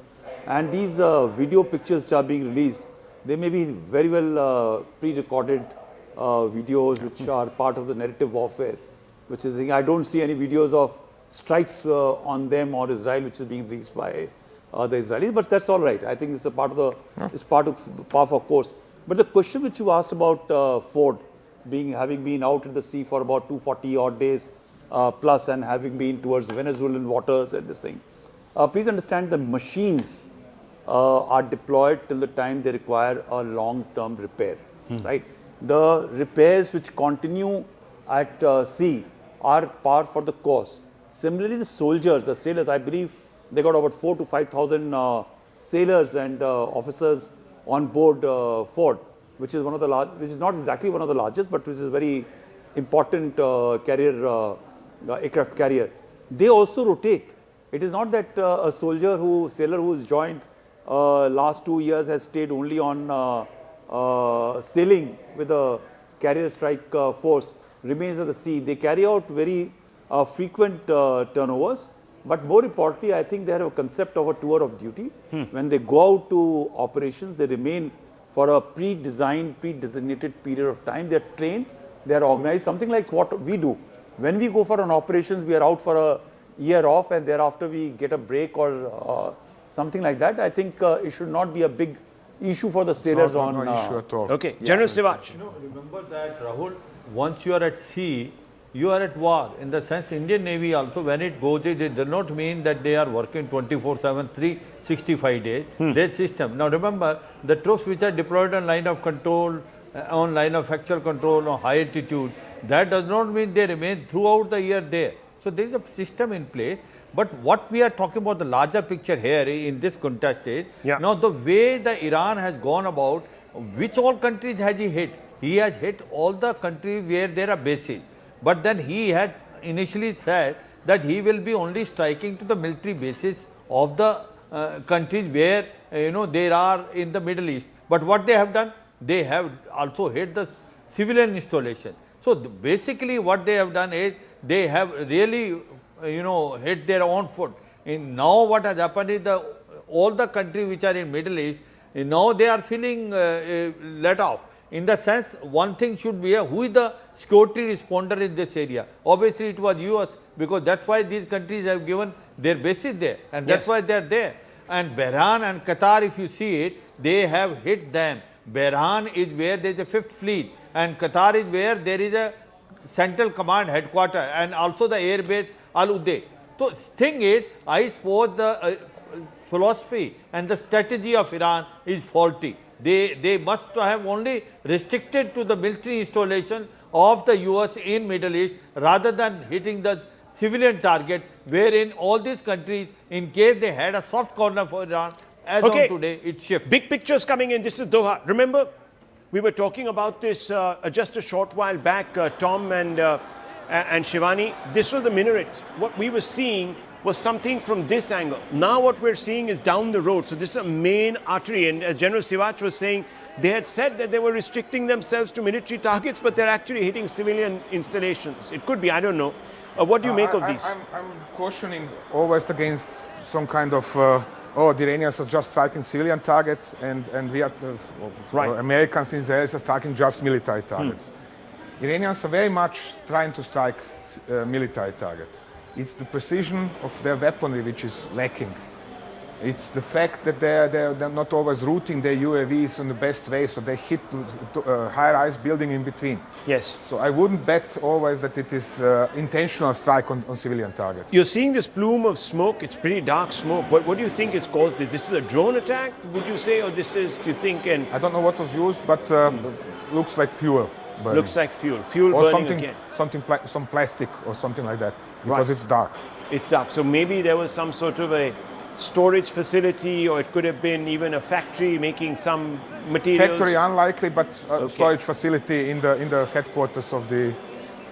I want us to go straight across to Sanjay Suri, who joins me from Tel Aviv. Remember, viewers, this is the only network that have their own man in Tel Aviv. So we're going to go straight across to Sanjay. Thank you very much, Sanjay. I know it's been a long night for you and you took a cat nap, but you're standing there against what looks like bright skies. Is it really as tranquil as it looks in your background, or is it true that there are continuous air raid sound sirens that go off every so often? Well, looks can be deceptive, particularly momentary looks. It's not calm here at all. There have been sirens going all night. We've been hearing a number of blasts, and a lot of these are certainly anti-missile launches, interceptor launches. And we have reports of one ballistic missile that has hit central Tel Aviv. It got past the defenses. A number of injuries have been reported. A residential block has been damaged. There are also reports coming in, unconfirmed yet, of one death in this ballistic missile attack. And these attacks are continuing as we speak. There are sirens going on here all the time. Clearly, the Iranians are hitting. They're hitting with all they've got, and they've hit Israel at several places, Haifa, Jerusalem, and here in Tel Aviv. The question is how far they can continue to do so. And when we are thinking of that kind of scenario, it's a question of how quickly and how extensively the ballistic missile system in place in Iran can be neutralized by Israeli and US forces. Because as long as that is in place, and as long as you have at least some working remnant of authority in Tehran continuing from the Khamenei setup, these attacks are certain to continue to hit Israel, continue to hit Tel Aviv, and also hit across the Arab world and causing the disruption we've already seen. Stay on with me, because we're doing what is known as a joint broadcast. So from I-24 News, we've got Natasha Kirchuk, who's joining us straight from Israel. And I want to go straight across to her. Natasha, if you can hear me, thank you very much for speaking to us. I know you must be very busy, just like we are, covering this war. It's so close to home. What exactly is happening right now on the ground in Israel? What is the information coming out from the government and IDF? What has been the impact of your offensive on Iran? And why, I'm sorry, I'm giving you a number of questions here. What really is happening in the larger Gulf region? All right, well, a lot to uncover here. I think your correspondent spoke briefly about what took place in Tel Aviv last night. We have been seeing waves, over 300 ballistic missiles fired from the Islamic Republic of Iran towards the state of Israel. So Israelis across the country have essentially been running in and out of bomb shelters over the course of the last 24 hours since those strikes began just after 10:15 a.m. But I think the big news on everybody's minds here, and it's important to keep in mind that, you know, many Israelis have been saying they've been waiting for this moment. It's not that Israelis want to necessarily be sitting in bomb shelters and putting their lives at risk. But, you know, the idea here for Israelis is there's finally a chance to eliminate the so-called head of the snake, the axis of resistance that has been run by the Islamic Republic of Iran. And so, one of the moments where history has really shifted in real time was that announcement last night of the killing of the Iranian Supreme Leader Ali Khamenei. This is not just the death of a leader, it's a removal of a central pillar of the Islamic Republic of Iran. And, for nearly 4 decades, this was a man who was the ultimate authority in Tehran. The leader above the president, above parliament, above the generals. He had final say over military, over the nuclear program, over foreign policy that has impacted Israelis. And of course, crucially, the Islamic Revolutionary Guard Corps, which is not just a military force, it's an ideological and economic powerhouse that has ultimately been projecting Iranian influence far beyond the borders. So, last night, what we understand from what took place is that there was a precise intelligence-driven strike by the Israelis. About 30 bombs were dropped on the Supreme Leader's compound in Tehran in the opening phase of this joint operation that Israel has been calling Operation Roaring Lion. And so we see the imagery that the compound was largely destroyed. Then President Donald Trump obviously announced Khamenei had been killed as well. And this is really not just a symbolic moment. It was really the decapitation, the strategic brain of the regime being attacked by Iran, and a major reason for Israelis to celebrate, because Israelis refer to Khamenei as the head of the snake. Under Khamenei, Iran developed the axis of resistance. They built a network of armed proxies across the Middle East that were designed to encircle the state of Israel and expand Iranian power and Sharia law without direct conventional war. So even if you haven't been seeing Israel and the IRGC directly in conflict, like we have been seeing over the course of the last 2 years, in Lebanon, Iran has been arming and financing the terror group Hezbollah, which has an arsenal of rockets and missiles that they've been firing into Israel since October 7th. Hezbollah has become stronger than the Lebanese state itself, so contributing to deep economic collapse in that country. So it's not Natasha, just hold Israel your being thoughts affected. for just a few seconds, because I want your comments on a couple of things. Yes. Another big breaking news development coming through. Major General Abdul Rahim Mousavi, who's the Chief of Staff of the IRGC, has been eliminated. That's what we are being told. Chief of Staff killed. That's a big development there. It appears that the top leadership of the regime is taking massive hits. So the Israeli and the US action is proving to be extremely effective on the ground as far as creating some sort of hole or vacuum in the decision-making process in Iran. So I want to bring back Natasha and speak to her a little bit about this.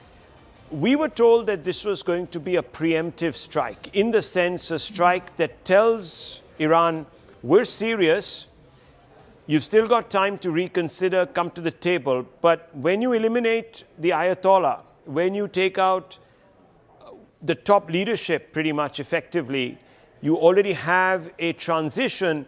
This appears to be not quite a preemptive strike. This was something a lot more, would you not say? Absolutely. I mean, the Islamic Republic of Iran does not recognize the legitimacy of the state of Israel. For decades, Khamenei has openly called for Israel's destruction. This was not just fringe rhetoric that was coming from the Islamic Republic. It was official state doctrine. So, yes, you could say that Israel said this was a preemptive strike. In many ways, it was. We know that the Islamic Republic of Iran has an arsenal of ballistic missiles, has been working to develop a nuclear weapon. One of the main targets is the state of Israel. So yes, in that sense, any strike on Iran is preemptive to the Israelis, which is why you're seeing that very emotional reaction from Israelis about the death of Khamenei and other leadership within the Islamic Republic of Iran. It's fair to say, we understand the reports now that Israel and the United States have been working for months on a plan to essentially topple this regime. Trump said that out loud. The goal, at least from the Americans, has been to topple the regime. The Israelis will continue to say what is the truth and was always the truth, that they do not want Iran to pose a security threat to the Israeli public. And when the Islamic Republic of Iran has refused time after time to stop building up this arsenal of ballistic missiles, to stop working on a nuclear weapon while openly calling for Israel's destruction, then yes, it is a form of self-defense to be attacking the Islamic Republic of Iran, and that is the argument on the part of the Israeli government. Okay, so stay on with me. I want to bring in Tom Cooper, who's the world's #1 military analyst, with Adrian Fontazella also here with us, another military analyst. Both of them are also part of this coverage. Tom Cooper, what do you make of this first strike? New news that the chief of the chief of staff of the military outed now, finished, decapitated. It's a double-edged sword because on one side he was a military incompetent, or at least assessed as such. So it could easily happen that somebody far more capable is going to replace him. On the other, and far more hawkish, far more anti-Israel, anti-United States. Maybe radical. On the other hand, it could be that due to the loss of his influence, because he was politically influential, and therefore he had a say in lots of things that Iranian armed forces were doing. It could be that due to his demise, that there is going to be a sort of a mini power vacuum in regards of how the armed forces controlled and organized. But yes, it could be a double-edged sword as well. Adrian, we've been going down now the list, really, of military leadership in Iran. And I think my colleague here, Shivani, has got the details of who has been eliminated. Yes. How does this work? If you are depleting the leadership, how do people step in, and how are they expected to perform at levels of their predecessors? It's a pure matter of preparation and structure. So at first, if you build an organization which allows subordinate or regional commands, for example, to operate independently, just in case they are cut off from the higher command, it can still function. And then second, it is how well you organized your succession plans. It is well known that the IRGC organized itself in order to be resilient in the face of such decapitation strikes. It was expected from them since 2 decades. So, and militarily wise, you shall never underestimate an enemy, and always take the worst case scenario. And it is very plausible that actually these decapitation strikes are more like PR strikes, because you can claim that you had this head, and that head, and so you are winning. But at the end of the day, if you are facing an organization which is which has built-in redundancy, then it is not very efficient. And this is demonstrated by history, because it was the case with Hezbollah, with Al-Qaeda, with Hamas, and all these organizations managed to survive decapitation strikes. Shivani, more news coming in. Yes, so we've got a confirmation now, and I think these are confirmation coming in from the Iranians themselves, that Aziz Nasridzadeh, the Minister of Defense, has been eliminated in these strikes. So I'll just give you a list, Rahul, and for the benefit of our viewers just joining us, these are just the first set of strikes. 24 hours have elapsed since the first strikes began.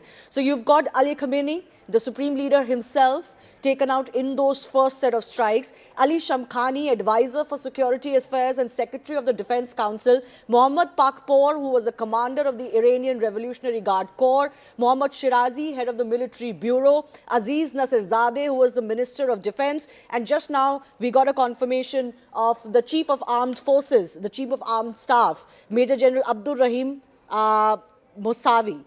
These have all been eliminated. So this is, of course, the top rung. And as our experts have been pointing out, Tom wants to come in, there will be possibly a secondary and a tertiary level of targets that would have been identified. There's some big breaking news coming in. Locals protesting strikes on Iran have stormed, we're being told, the US consulate in Karachi. Yes. Now, this is Pakistan, viewers. And this is why I have been saying, because there are these protests happening in India now, especially in Delhi, in pockets of Lucknow, in Kargil, in Srinagar, that they need to be stopped, because it's quite possible that they may go out of hand. Yes, you can allow for a little bit of what is known as the release of the pressure valve, but if it becomes too much, it could lead to this. Look at the outcomes. Now we have 2 consulates, one in Baghdad, one in Karachi. both, as you can see, let's go full frame to these pictures. These are dramatic pictures coming out. You can see the American flag, so quite clearly this is not an abandoned premises. You can see it. You can see it's a low building with a single story. It's very well fortified, but somehow these protesters have got through, and they're not one or two, there are hundreds of them. These gates have been overrun. Tom Cooper, this is going to be something that might become, I don't know, might become part of what is the non-military play and could have a huge bearing on the way things play out in the Gulf and will begin to play on American minds. If you have a repeat of what happened in 1979, 1980, a hostage crisis, it could change the equation. That the Americans are very good at recalling the occupation of the embassy in Tehran in '79, but they do not recall the all-out attack by a mob in Islamabad on the US embassy there at the same time, in which at least 4 people were killed. So they are not recalling something they don't like to recall, and they're recalling something they do like to recall. Yes, it could get this could get very serious, especially because in Pakistan there is lots of anti-US sentiment, and that is not going to change anytime soon. This is despite, of course, the leadership causing up to the American leadership. Yes, this is not looking good, viewers, from an optics point of view. You can have very many different ways of exerting pressure. Let me bring back from I-24 News in Israel, Natasha, who was with us. Natasha, these pictures are coming through. It's quite clear what the Iranians are trying to do. They're trying to rouse sentiments amongst Muslims in the Gulf and in perhaps even the subcontinent. This could have other impacts on the way this entire crisis plays out, because if it begins to enter into the civilian domain and there are casualties, specifically American civilian casualties, that could have a bearing on the politics in DC, could bear pressure on Mr. Trump to recalibrate, and perhaps even Prime Minister Netanyahu. Yeah, I mean, absolutely. We are now in a direct state-on-state missile exchange. That is what is happening. We've been seeing Iran try to fight these strikes from both the United States and Israel, both militarily and also through rhetoric. We've seen Iran fire over 300 ballistic missiles, but you have to remember, they've not only been firing at the state of Israel, they've also been firing at nearby Gulf states. We are talking about strikes in countries like Kuwait, in the United Arab Emirates, in Qatar. So while they may be trying to rouse the sentiments, and you could say try to get the goodwill of the wider Muslim Republic, the Gulf Arab nations are also seeing that Iran is striking them as well. So this is a very complicated picture. You know, obviously we know that in Iran, the picture is complicated. The state TV has declared these 40 days of mourning.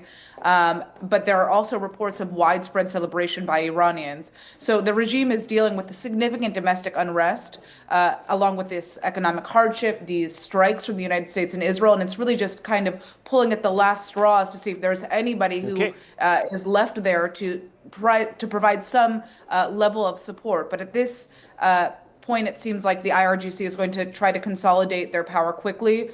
We know that there are succession mechanisms that the system has. The big question, of course, is whether this is a moment that is just going to totally fracture the regime or somehow harden it. And it seems, you know, for the broader Arab world, the implications are really just massive, because if Iran's ability to coordinate and finance Hezbollah and the Houthis and all these other militias is now disrupted, we could see major shifts in Lebanon and Yemen and Syria and Iraq. Some governments in the region are definitely quietly welcoming the weakening of the network, even if they don't necessarily love that it's the United States and Israel that were the ones to initiate these strikes.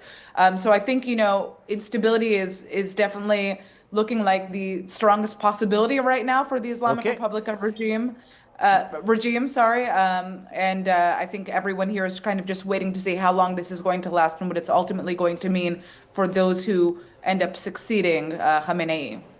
Well, as of now, the Iranians don't seem to be backing down. Of course, it's only been 24 hours, early days, and they're taking a lot of casualties. Thank you, Natasha, for joining us. I want to go straight across to Raj Shekhar, who's joining us live from Abu Dhabi. He's a resident there. Abu Dhabi saw some strikes yesterday. What's it like, and what are you hearing? Because we're getting news that there are more and more strikes now in Dubai also. So, what is the information that is coming to you, Raj Shekhar? How secure are you? How secure do you think you will be over the next few days? You're just across from Iran. Yeah, hi, sir. Actually, like before launching any missiles, we are getting some alert messages in mobiles.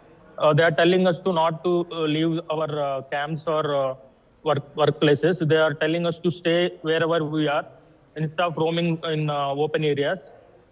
Because we, before getting alert messages, we can see missiles flying. US, we stay here near 2 kilometers away from Al Dafra US air base. We see US air base people are counter-attacking those missiles with their missiles. So those counter-attacks happening and debris is falling down. Because of the debris only, civilians are dying. Some civilians are dying, and it's danger to roam outside. So it's better to stay in our camps or in our workplaces instead of roaming openly.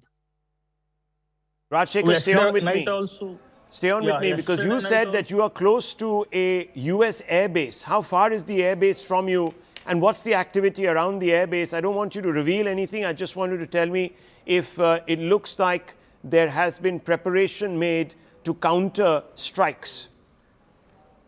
Yes, we stay 2 kilometers away from US air base. We can see here above the sky missiles roaming here and there before getting alerts. So after getting alerts, we can see missiles flying on the sky. Wow. But for civilians, it's not a problem if we stay in workplaces and also in our camps. But we should not roam here and there.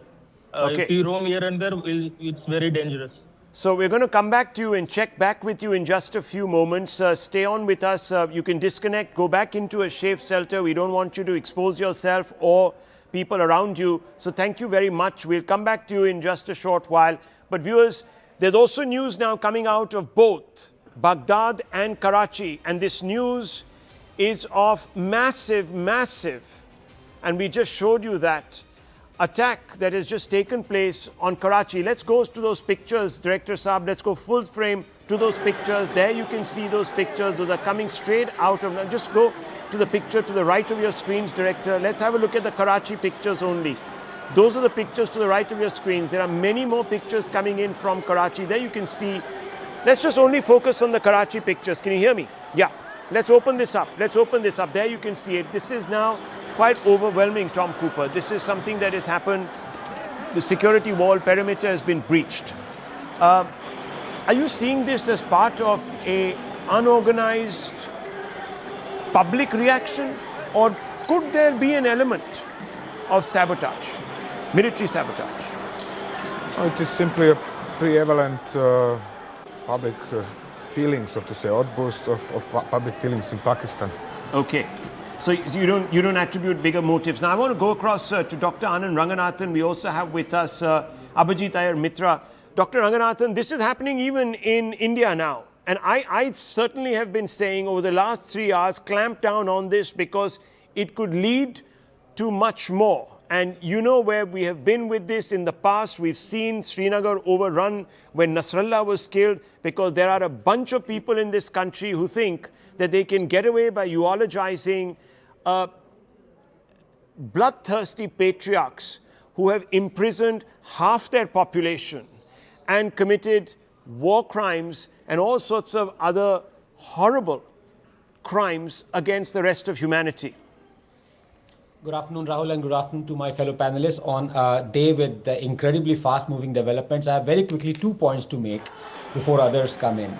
Number one, thank you for saying what you have said.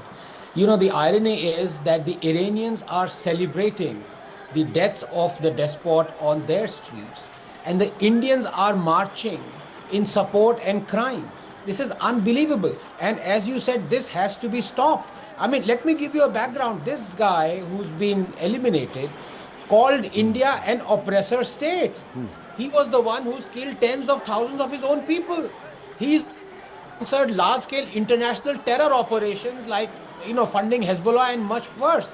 And here we have tens of thousands of Indians marching onto the streets in Kashmir, in Lucknow, and in other parts. This has to be stopped by the Indian government. And number two, very important point, the way this conflict moves forward is completely independent of what Iran does from here on. It is totally, overwhelmingly and wholly dependent on how America and Israel look at this, because please remember that a long drawn out war will not be acceptable to America, because America has traditionally lost any war that has been long drawn out.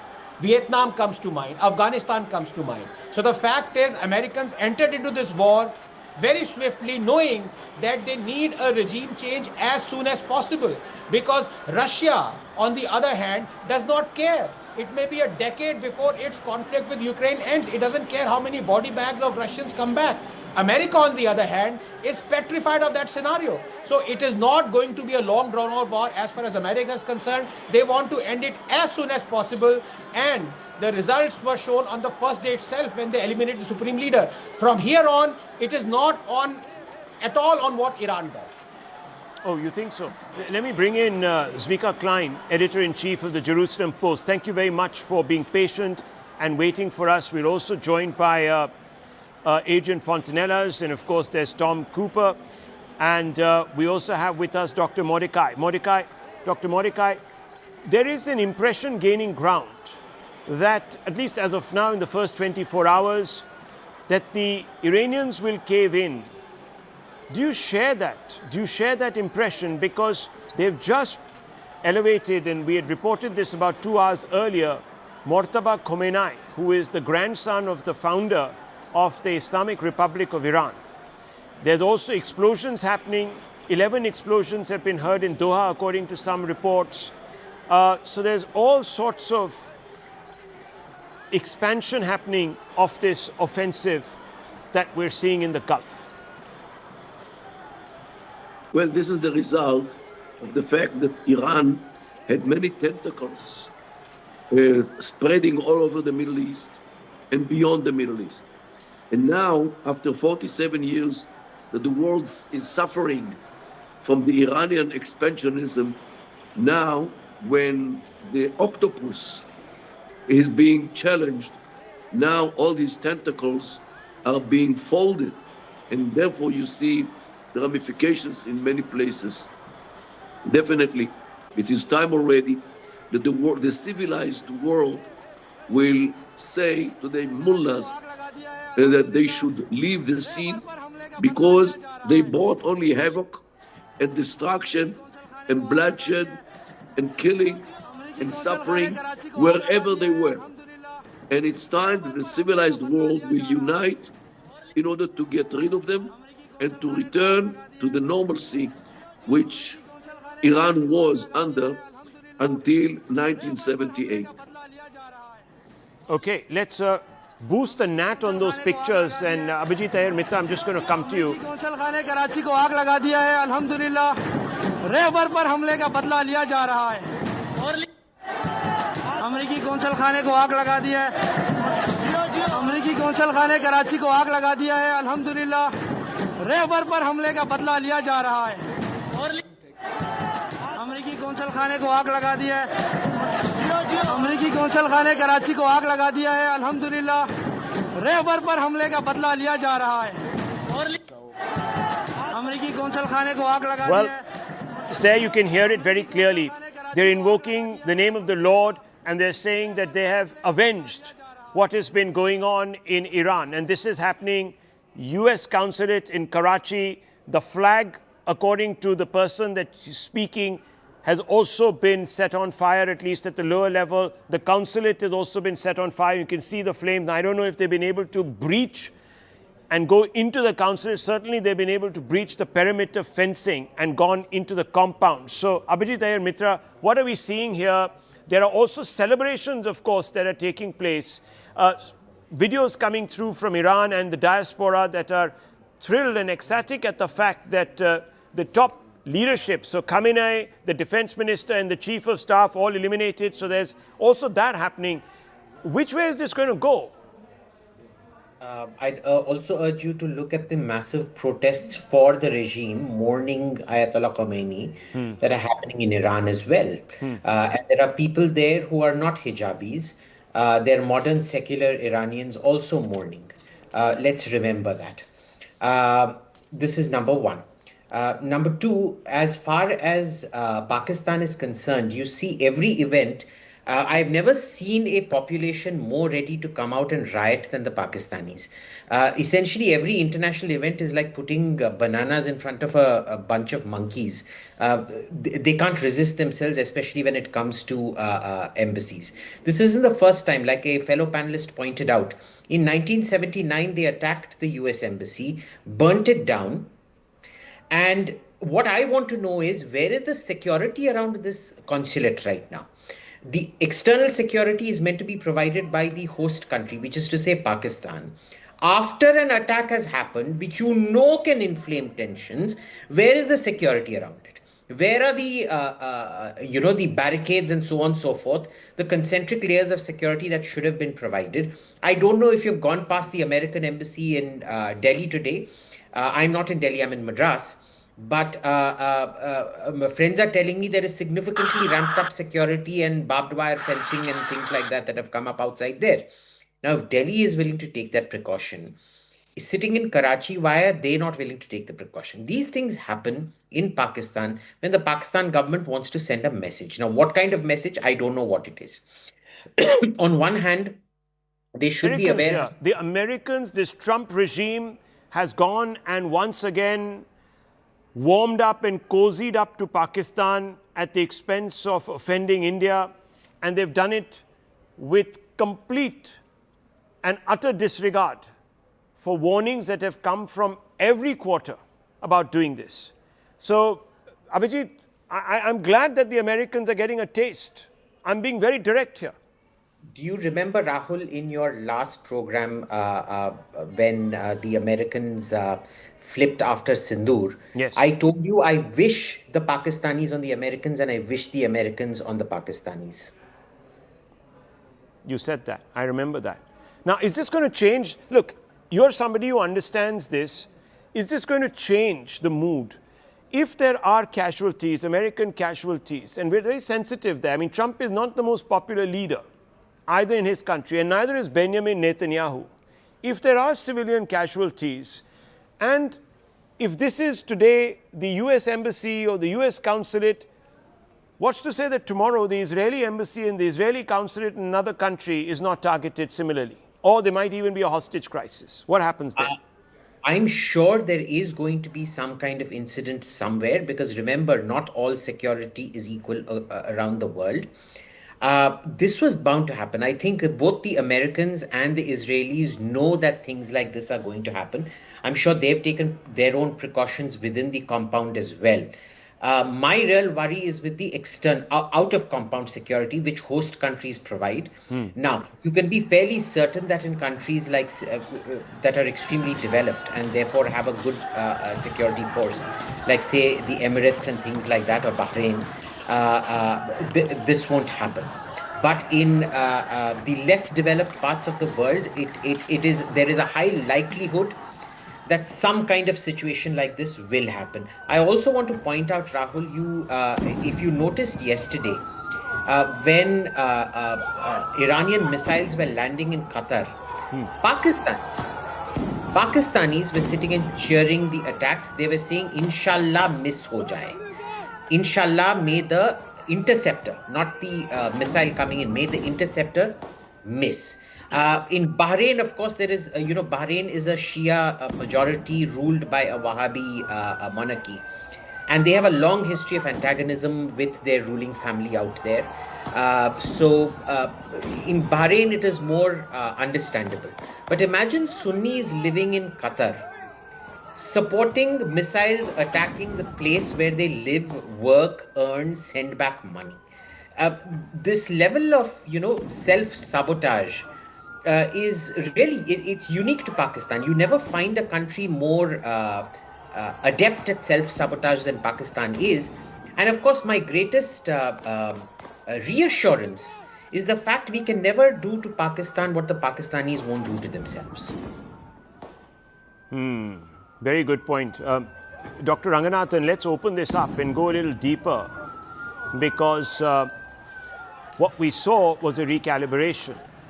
There was a period when America had dehyphenated relations between India and Pakistan, and now we're seeing a recalibration under Trump, and he calls that failed general of theirs the best and his favorite field marshal. The failed marshal has become his favorite field marshal.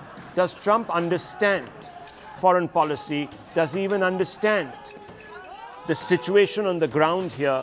Does he even know what he's up against in Pakistan? And I just written a piece a few days ago cautioning Sergio Gore, the US ambassador, saying, don't make the mistakes of the past. And I said, I've written an open letter and it went viral. So I want you to comment on this, because this is something which I think the Americans deserve to know, discover for themselves.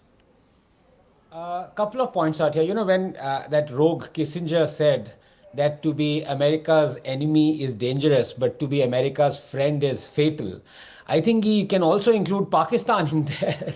And I think Trump, but you know, there are two ways of looking at it. One, Trump was wholly ignorant about the history of Pakistan and the way Pakistan behaves.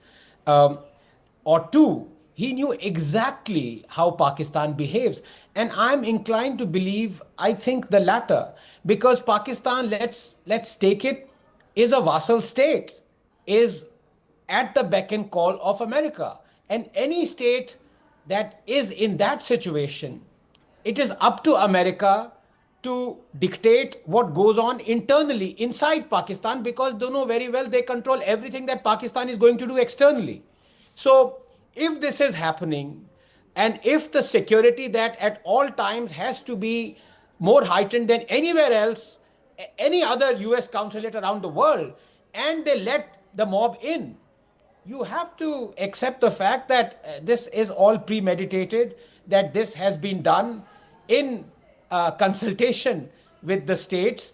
What could be the repercussions of this? Number one, America is trying to assuage the situation, maybe put pressure to, as I said, it is in America's complete interest to end this war as soon as possible. In their interest, they will go all out to do that. They are petrified of body bags, and you know, then the entire insinuation of Epstein will, you know, it's already bubbling in the American Washington circles that all this has been done, like what Clinton did, you know, years ago in Somalia. So to kind of put that at bay, America is trying at least 3 or 4 things. Yes, on the ground, but more so diplomatically as well, and also conniving this kind of thing to happen in Pakistan. Now, let me tell you, viewers, the psychological optics and the impact of this on American diplomats and perhaps even Israeli diplomats in different capitals of the world, especially in those, as Abhijit Iyer Mitra was telling us, not very developed. And Chief, I'll just come out to you in a few moments, and thank you for being so patient. But I'm also going to show you pictures now from Dubai, viewers. The streets are emptied out. It's a ghost town. This is the marina. This is overlooking where all the hotels are. This is the marina where you can see all the big billionaire boats. Not a soul. You can only hear the crows and a couple of birds chirping in the background. This is a psychological impact. This is a city that aspired towards a glitzy modernism, a reinvention away from the oil economy, brought to an absolute halt because of this particular conflict and Iran's very targeted and specific strikes on some of these Gulf states. They have the most to lose, of course, viewers, because they were counting on becoming like the new Londons of the world, for example, attracting the services sector, lowering taxes to get in business, and so on and so forth, to kickstart an evolution away from fossil fuel economy. And that is crumbling here, Tom Cooper. this is going to cost these economies a lot. People won't come in. There's going to be long-term instability, people looking over their shoulders. We know this because Delhi went through that. India went through lots of terrorism by proxies. You couldn't see these enemies. They were in the shadows. Sanjay Suri is there with me also. And this is something that will have to be calibrated. This is the human cost. Yes, we've seen last year during the Operation Sindoor, India lost in a matter of, what was that, not even 4 days, 80 billion or something on revenue, on income. So this is likely to go several times higher than that. And primarily because, well, certain people want to have it their own way and no other way. Yes, Mr. Feintunes, yeah. Speaking from the perspective of the Qatari, Emirati and Saudi also, I think it is a very important shift because they were allied to the USA and they were relying to the US for protecting their best interest. And in a sense, with this operation, it's crystal clear for everyone involved that their protector does not care about them and does not care about the cost. They will have to pay for this combined Israeli and American military operation. And I think it is important because they might be inclined to find in the future other security guarantees, maybe by an alliance between themselves or perhaps even China. Mm-hmm. Okay, let me just go straight across to Sanjay Suri. 1 second, Doctor. I'm just going to come back to you in 30 seconds.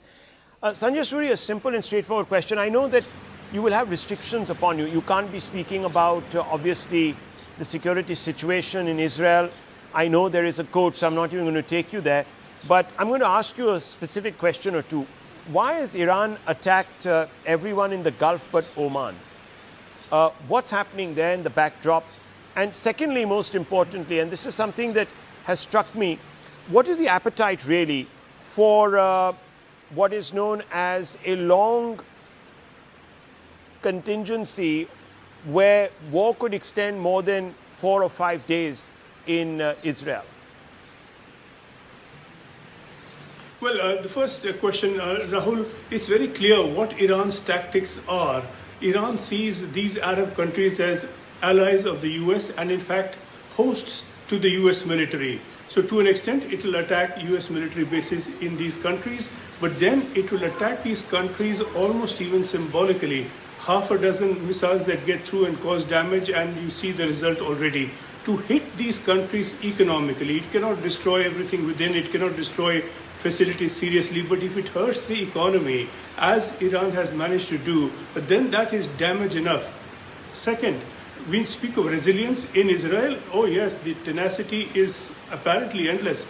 They are in it for as long as it takes, and they are a very hardened, tough lot. Consider simply one fact, Rahul, that will answer your question. The population of Israel is less than 10 million. The population above the age of 18 is about 6 million, and above the age of 18, every Jewish Israeli is not just military trained, has had military deployment. So this is a nation of soldiers. They can take it. They can take it. So, you know, viewers, now you're having two different reactions coming through. You have the UAE that is on tenterhooks, viewers, on tenterhooks because they don't know what's coming from across the ditch, so to speak, from across that strait. And you can see pictures on the right where Pakistan is erupting in fury. It's an irony. The Americans have called their Operation Fury, and the fury is erupting where? In Pakistan, viewers, where the Pakistanis, the great new friends of the United States, are turning on their benefactor, the man who gave them billions of dollars. These Pakistanis are shameless, viewers. They have no loyalty to anyone. They have no loyalty to their own people. They didn't show any loyalty to the Bangla friends across the subcontinent, viewers. They betrayed them. They betray the Iranians. They betray the Afghans. Now they're betraying their only benefactor. Remember, that state is held up by the 3 A's: Allah, America, and the army. One of them they have betrayed. Viewers, let's be honest about that. I never measure my words, because when it comes to Pakistan, you can't measure your words, viewers.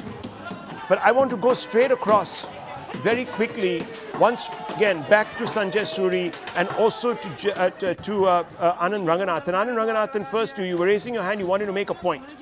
No, very quickly, look, I speak as a layman. I've already said you're amazing experts on your panel, and Tom is one, and I really latch on to every word he says. But may I slightly disagree with him when he talked about rightly that India lost billions during Operation Sindoor? Well, you know, those billions were lost and then, of course, subsequently recovered. But that's the way stock markets react to every war. You're going to see that tomorrow. I mean, stock markets are going to crash the world over.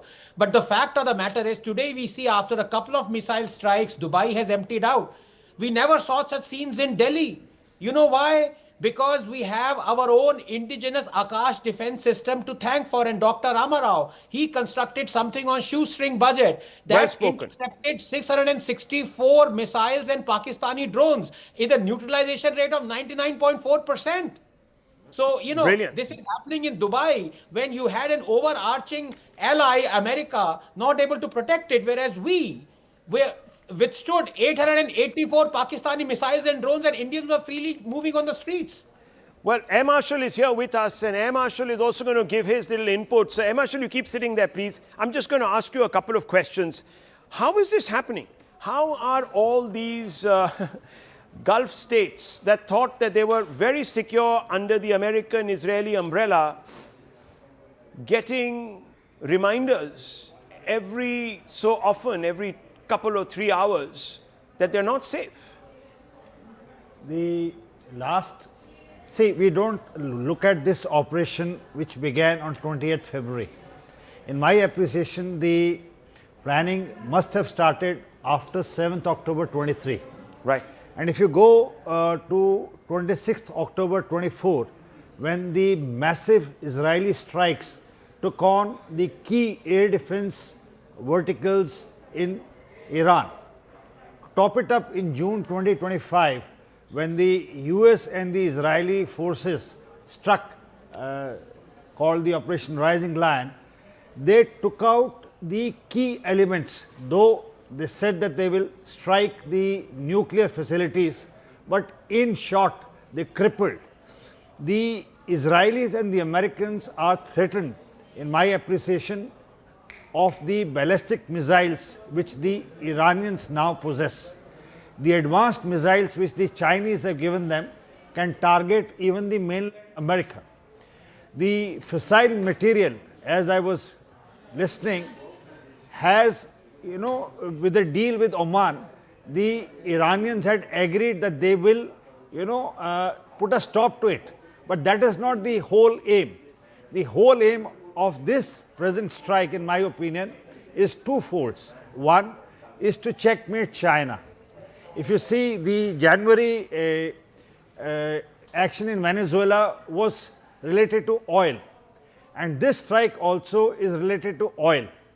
The Chinese get their maximum oil from Venezuela and Iran. So with this strike, what happens now? The prices of oil will shoot up. The supply through Gulf of Hormuz. Saw that picture we showed you, how the entire Gulf was actually completely log-jammed there. That particular Strait of Hormuz, beyond a point, completely emptied out, and there's a warship there also. What you're seeing, viewers, the mob has entered the US consulate in Karachi. This is the same country that till yesterday was swearing allegiance to America, whose leaders were praising Trump, saying that you are a great man, that you are deserving of the Nobel Prize, that we are going to hypothecate our forces so that you can use our forces to go out there and maintain peace in Gaza. This is that same country, viewers, Pakistan. Look what they've done. There's shots ringing out. There's all sorts of disruption. There are flames. They've entered the entire compound. Is there going to be something dramatic unfolding on the ground there, viewers? This is a dramatic twist playing out.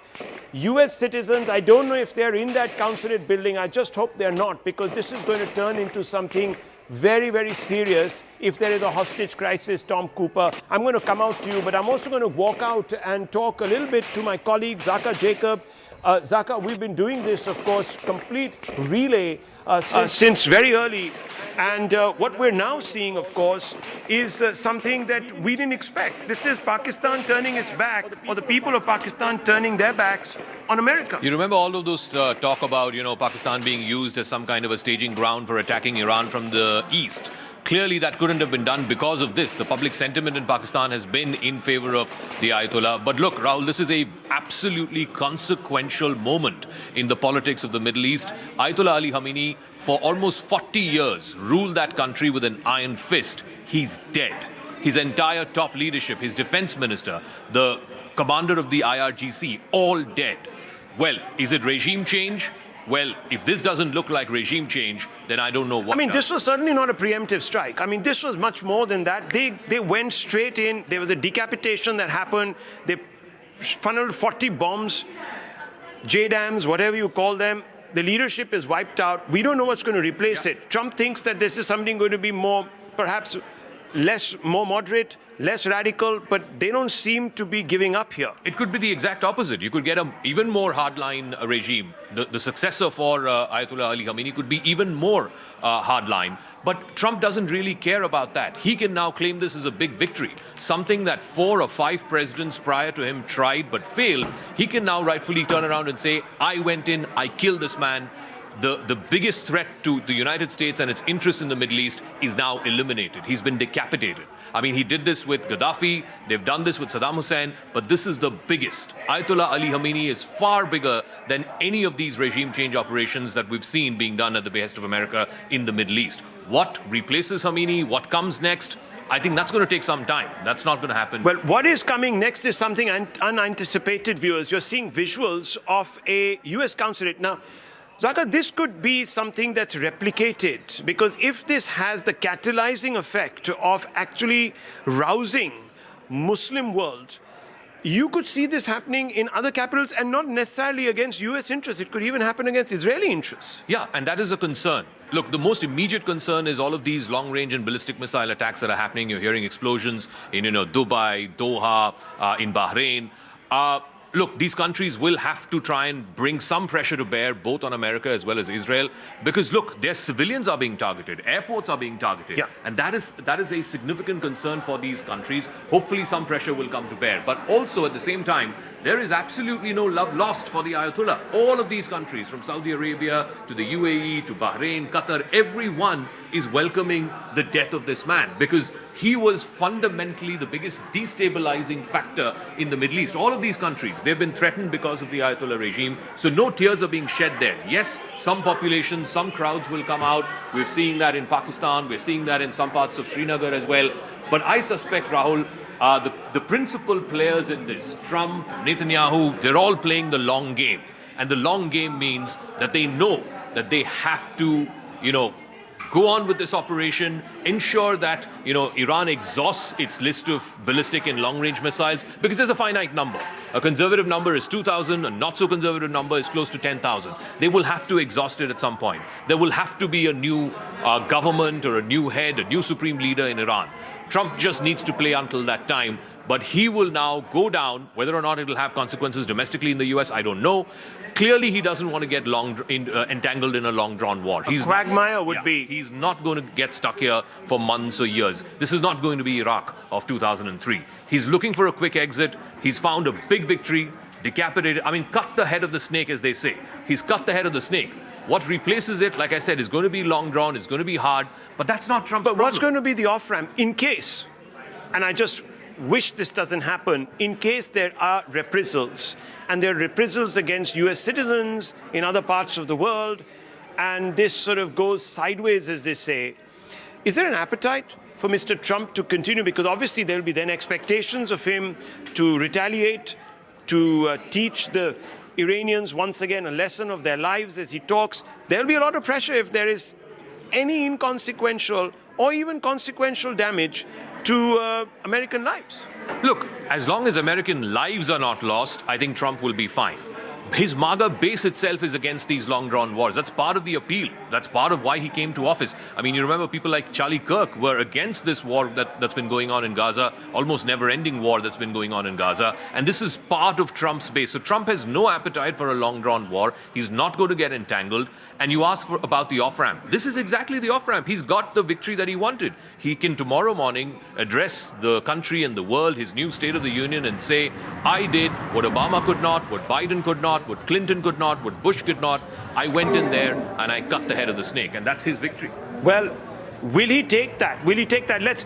We've been covering this, of course, viewers, and we're going to hand over to Zaka in just a few moments. But I'm just going to take you through the newsroom since the morning. Very, very active. Shivani, why don't you come out to me? And of course, Siddhant, who's been tracking the Ministry of External Affairs, the Indian reaction, and all the politics. Shivani, this is turning out to be an end game that we didn't envisage. Now, it's 24 hours plus. The Iranians don't look as if they're softening.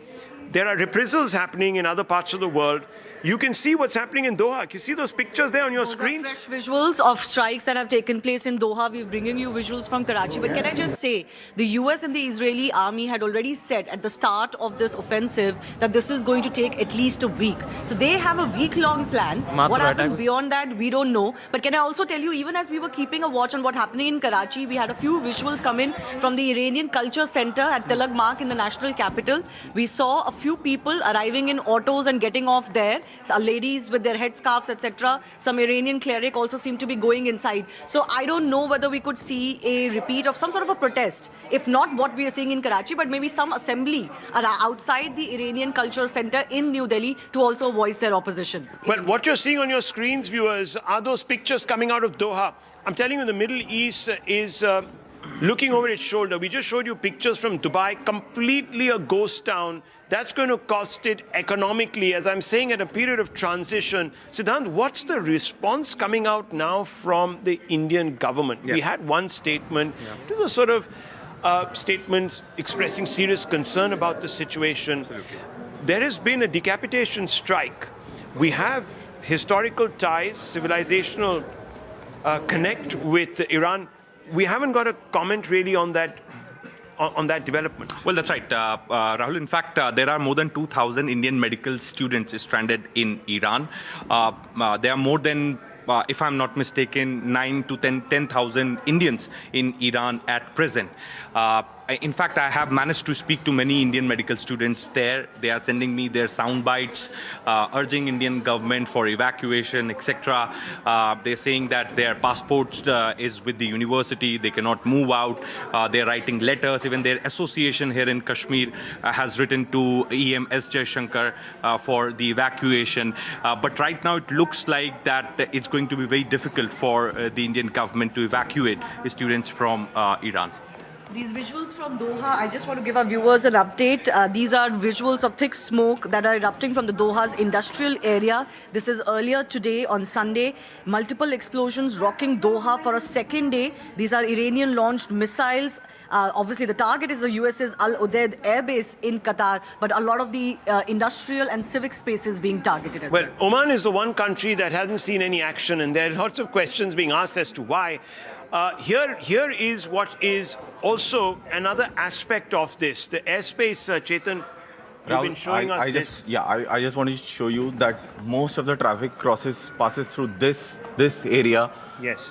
And now look at this airspace. This is completely wiped out, blank, nothing, zero plane in this area. Also, so I wanted all to just flying over the Caspian and the Black Sea corridor. Yes, and almost across India, around 440 flights were postponed. I also wanted to show you across this image from the Israeli commentary Twitter handle. This shows you the complex of Ayatollah Khamenei before and after. This is the before and after. This is a dramatic picture. Just go back to the before. This there it shows is. That's you what it looked like. Orchards in the middle, beautiful garden, and there, this.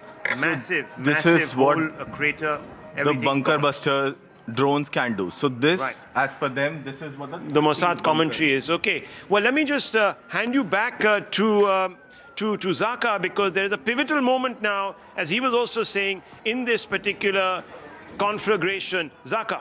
All right, we're seeing heavy smoke that's billowing out from the Jebel Ali port in Dubai. It's one of the busiest ports in the world right now, and certainly one of the busiest in that part of the world. The Jebel Ali port, it's not a direct hit. What we're given to understand is one of the berths there caught fire because of debris that resulted from an aerial interception. So a lot of these attacks, these ballistic missile and long-range missile attacks by Iran are also being intercepted by all of these countries, whether these countries are Qatar or the UAE, Bahrain, Kuwait. A range of US allies in that region have been attacked by these long-range fire, these ballistic missiles. Look at these various visuals that have been coming in through the day, through the last 5 or 6 hours. These are retaliatory strikes by the Iranian IRGC and by the Iranian army. They are vowing to take revenge for the assassination, for the decapitation of the Supreme Leader Ayatollah Ali Khamenei. These are pictures that are being shared widely from Dubai, from Doha, from Qatar, from other parts of the Middle East, all of which have been attacked in the last 24 hours. And now Iran, like I said, is vowing an even bigger retaliation, both on Israel and American interests in the wider region. Whether or not these countries will bring pressure to bear on America and Israel to try and pipe down. They've got the victory that they wanted. They've removed the man at the top, who is the Supreme Leader, Ayatollah Ali Khamenei. Now, let's pipe down, let's try and de-escalate, let's try and salvage the situation.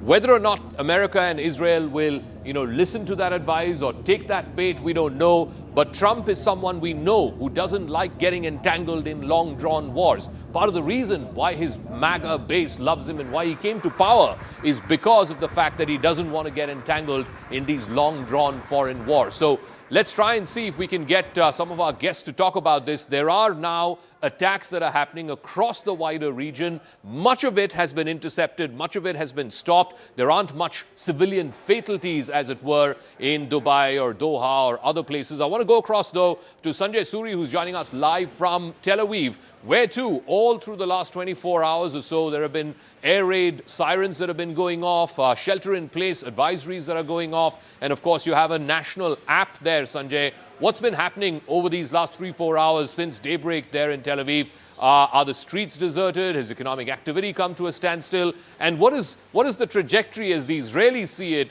for this war that has now lasted a little over 24 hours?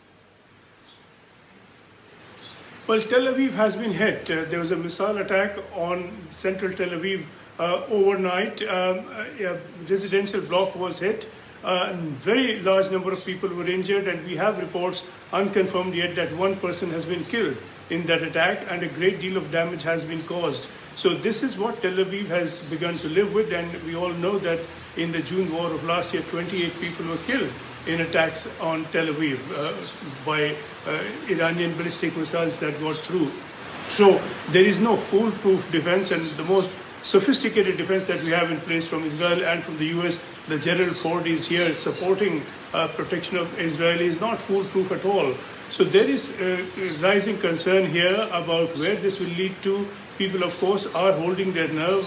They're all practically military trained. They're prepared for this. But the danger is not over. Tel Aviv is not out of it. Israel certainly is within range of the ballistic missiles, and it's been hit already. The pattern last time was that as the war progressed, more and more missiles got through, so nobody is taking this lightly. And of course, as you were saying, it suits Trump that this should end quickly rather than last long.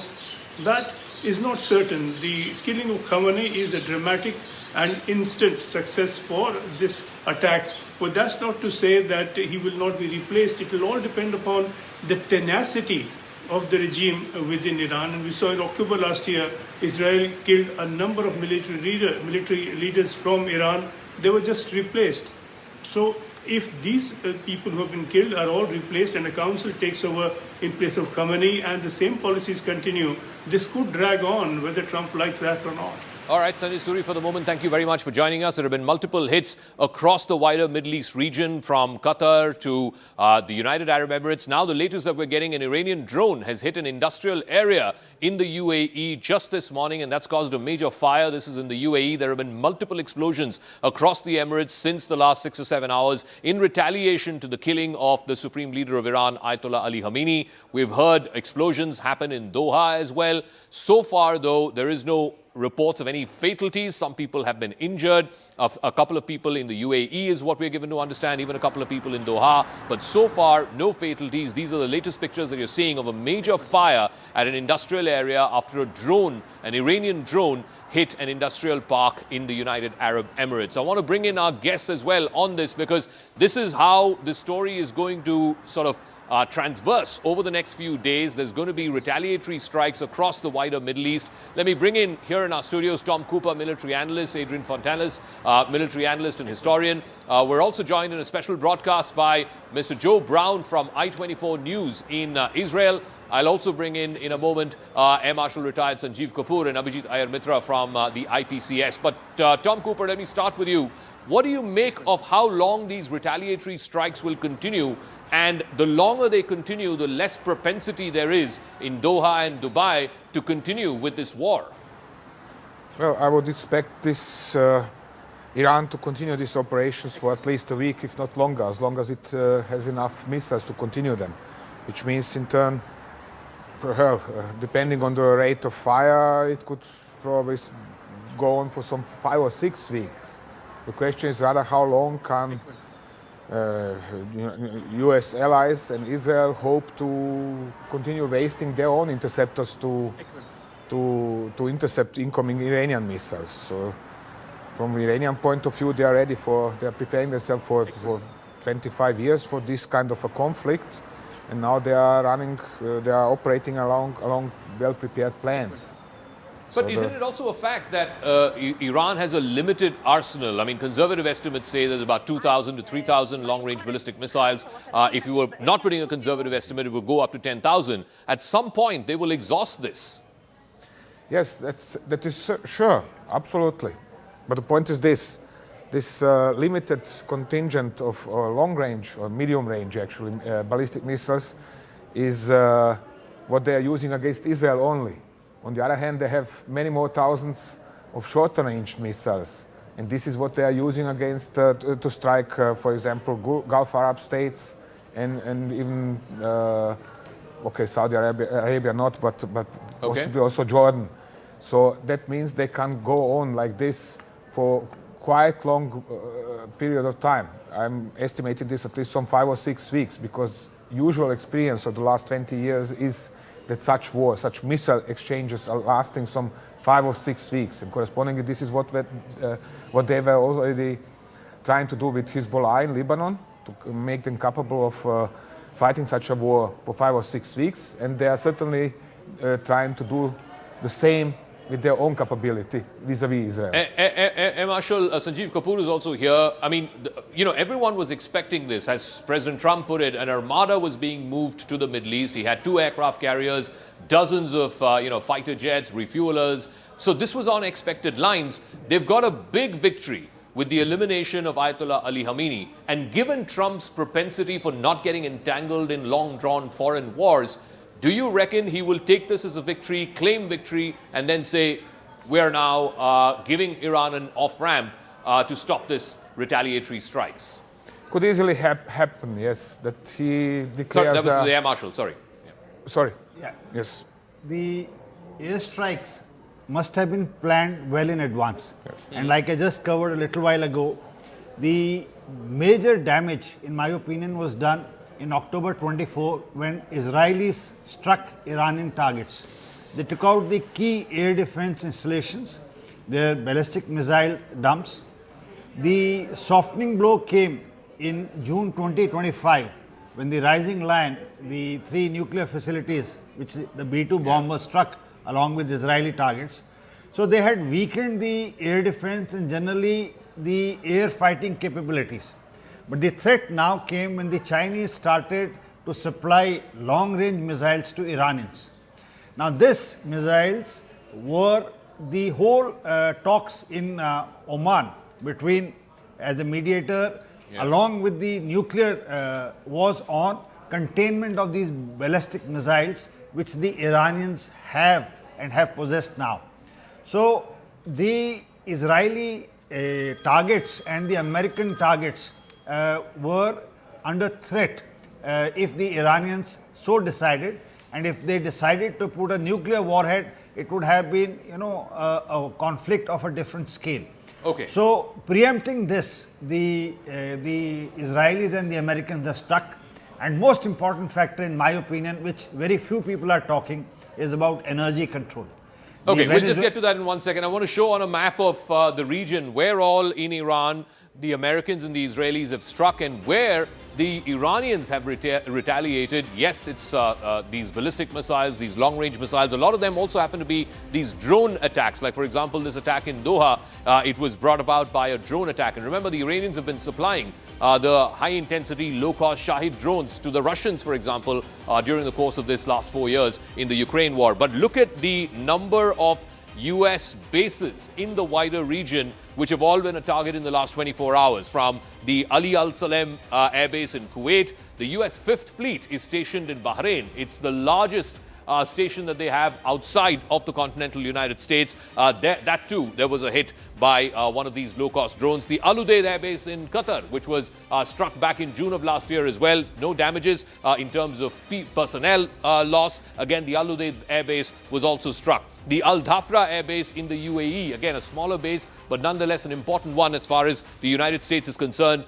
We've been hearing reports of explosions as far as Riyadh as well, which is, over 1,000 miles from Iran. So Iran has been targeting many of these places. Of course, Erbil, which has just recently been attacked, which is a US base in Iraq. So these are the wider sort of bases that they have. America has more than a dozen bases across the wider Middle East. And the important concern here is not just to protect the American assets, but also over the last 24 hours, we're seeing civilian targets, whether they are airports, industrial areas, all being targeted. And those countries now will have to bring some sort of pressure to bear on both Israel and the United States to wind this up quickly, because they wouldn't have bargained for retaliatory strikes by Iran on their civilian populations. I want to go across to Joe Brown of... All right, let's get one more graphic fired on who are the people, the top leadership of Iran that's been eliminated. The biggest, the head of the snake, as they put it, Ayatollah Ali Khamenei, the supreme leader, the man who's been ruling Iran with an iron fist for the last almost 40 years, eliminated. Ali Shamkhani, senior advisor for security affairs and the secretary of the Defense Council, he has been eliminated as well.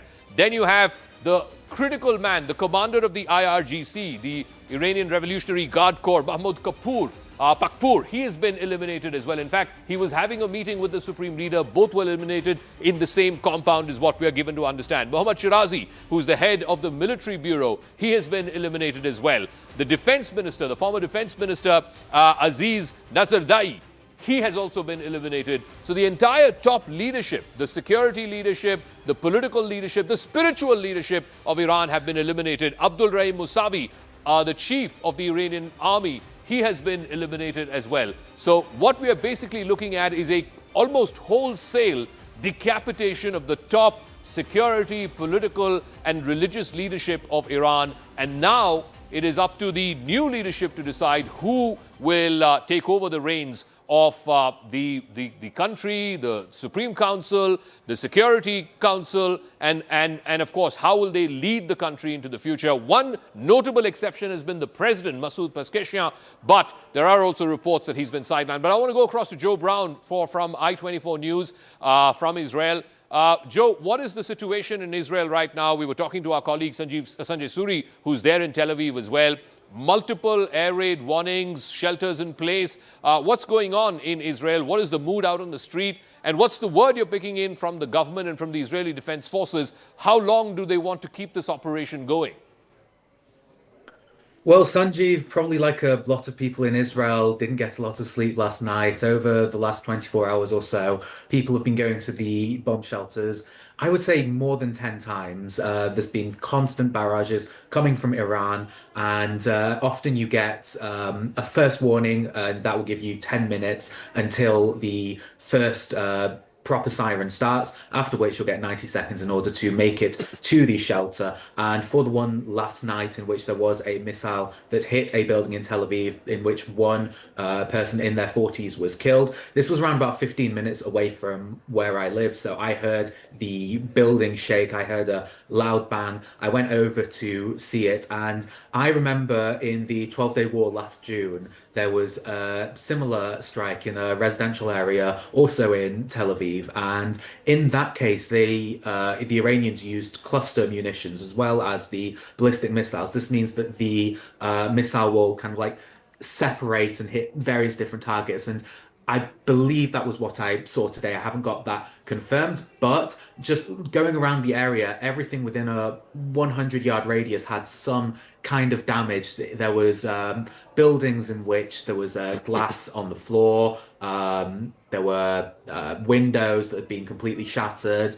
I didn't go into like the part where it was a direct hit because there was still a recovery going underway from the Israeli police and ambulance services. But the people here, they are remaining resilient. They believe that they are going to last as long as it will take, according to the Israeli government, telling I-24 News. This will last anywhere between a couple of days and a week, but this can also last even longer. The 12-day war, people didn't think that would last as long as it did, but it lasted, as the name states, 12 days. Yeah. And people are preparing for any eventuality. From Israel's perspective, it's great so far. The leadership has been completely destroyed, as you were showing on the graphic before, especially Ali Khamenei. But on top of that, it's worth noting that the Iranians have been preparing for this for decades now. They know Israel's capabilities. They know how quickly Israel managed to get air superiority in the conflict last year. It took even quicker this time, and people are preparing that it will be a relatively long fight, and after the leadership gets taken out, there'll be someone to replace them, and that's not what Israel wants. Israel wants the entire... Okay, Joe, just give me a moment. We're getting more breaking news, and this is again coming from Israel. The IDF has now released the latest footage of Air Force aircraft, the Israeli Air Force aircraft taking off for an attack. More than 1,200 munitions were dropped by the fighter jets of the IDF over the last 24 hours. You can see this, this footage that's been released by the IDF. Of course, the faces of the personnel have been blurred for their identity protection. You can see these pictures have been put out by the IDF. You can see them, engineers, technicians hard at work. And then, of course, in the final shots, you can see the pilot on board the fighter jet sort of taking off. Again, like I said, their identities are being blurred and hidden for security reasons. We also don't know the location of where these fighter jets have been taking off from, but at least 1,200 munitions have been dropped by the Israeli Air Force over the last 24 hours in various targets across the length and breadth of Iran. I also want to go across to Abhijit Iyer Mitra. Abhijit, just war game this for us over the next few days. The biggest prize has already been got, which is the head of the snake that has been cut off. Ayatollah Ali Khamenei is dead. Given that and Trump's sort of lack of interest in long-drawn wars, how do you see this playing out over the next few days? Netanyahu has said that we should be patient. I take that as a sign that this is going to be, well, somewhat long drawn at any rate. The second statement we've heard from the Israelis is that they are eliminating the past, present, and future leadership. That's always been a problem. If you eliminate the upper echelons of the leadership, it goes down to the, the colonel and junior level people who are usually much younger and usually much more radicalized as well. Now, unless the Americans and Israelis have a plan where, a deep mole is in the line of succession, I don't see Iran capitulating in any form or way. If anything, it will get even more regressive and revanchist. Number one. Number two, let us assume for a minute that, the regime change plan is still on. I fail to see how it's actually going to happen without boots on the ground. There have been examples of, say, getting Serbia to change course over Kosovo purely through an air campaign. There has been Libya, where a government was changed by a Western air campaign, but Libyan ground rebels. Uh, I don't see how that's going to happen out here, given, and you know this very well, Zaka, that one AK-47 with say about 10 to 15 cartridges can kill hundreds of protesters when required. If you remember, the West imposed no-fly zones in northern Iraq and southern Iraq. There were limits on the number of tanks also that could be accumulated out there. And Saddam Hussein still managed to crush both the Kurdish rebellion in the north and the Shia rebellion in the south, and the Marsh Arab rebellion as well. So I'm not seeing how that plays out. My real worry is, with the civilian targeting that has happened. Yeah. Sure, a lot of it we can say was missiles gone wrong. But the strike on the Burj Al Arab, the Burj Khalifa, the Fairmont Palm Jumeirah, the high rise in Manama, and things like that, notice it's a pattern. High income group, high rise buildings being hit. It shows desperation at some level. It's a use it or lose it kind of a dilemma that they face. Now, what if somebody then decides that they're going to put they don't have a nuclear bomb, but say a dirty bomb, lots of dirty radioactive waste into a warhead and detonate it over the interception range, right? What happens then? Yeah. Are you going to push them to that level of desperation? I'm cautious. We've never seen the Iranians target civilians in the Gulf. They keep targeting Israeli civilians. Let's just say I'm not as optimistic as my American and Israeli friends are on all right. outcomes. Okay, I want to go into the studio and I'd want to ask Tom Cooper to sort of walk out with us in terms of, how this whole story plays out. Tom, if you could just join us here. One of the points that Abhijit was also making, we are not accustomed to civilians being attacked like this by Iran, whether it's in Bahrain, whether it is in Qatar, whether it is in the United Arab Emirates, and high-value targets are being attacked. The Burj Al Arab, the Burj Al Khalifa. This also has a lot of tourists, folks who go there. The Palm Jumeirah has been attacked.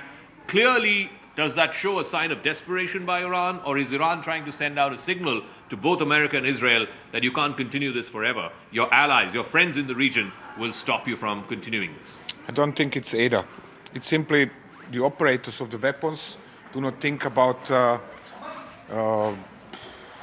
high-rise buildings, so they are trying to hit something behind them.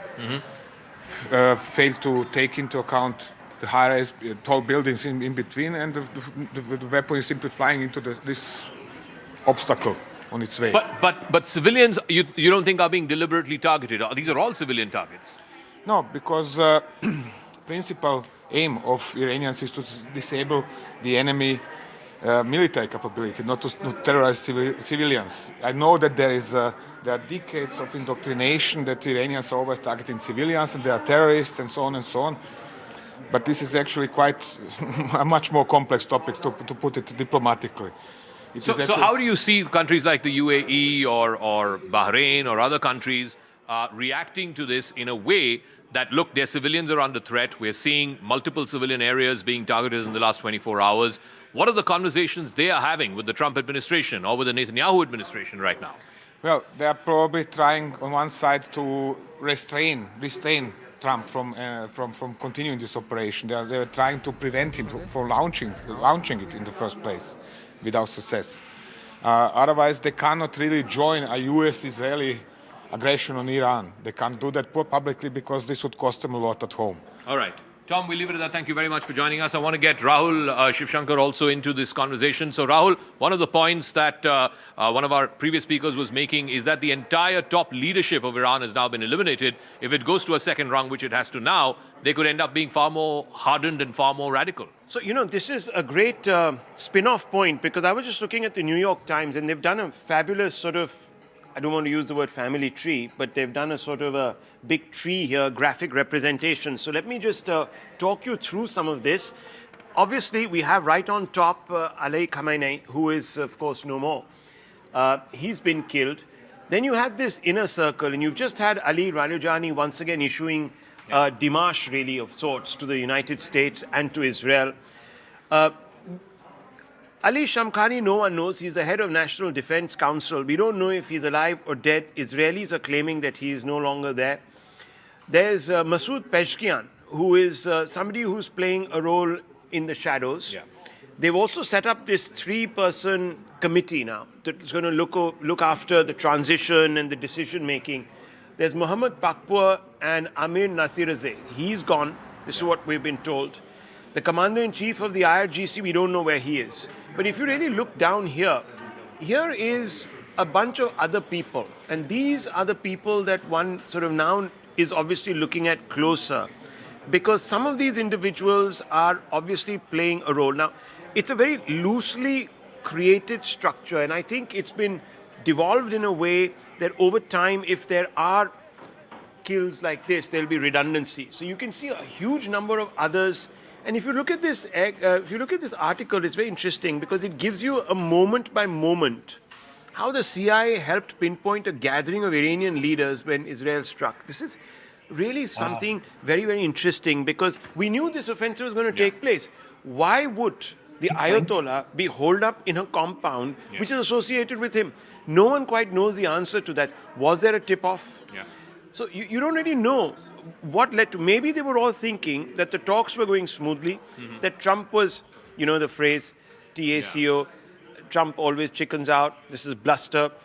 But it's quite clear they were caught off guard, and this was not a preemptive strike. So obviously something changed in the calculation, where they said, let's just go for the jugular. And the point that you were making, now he's got his off-ramp. Yeah. He's got this bragging right to say that, look, I've cut off, as you were saying, the head of the serpent.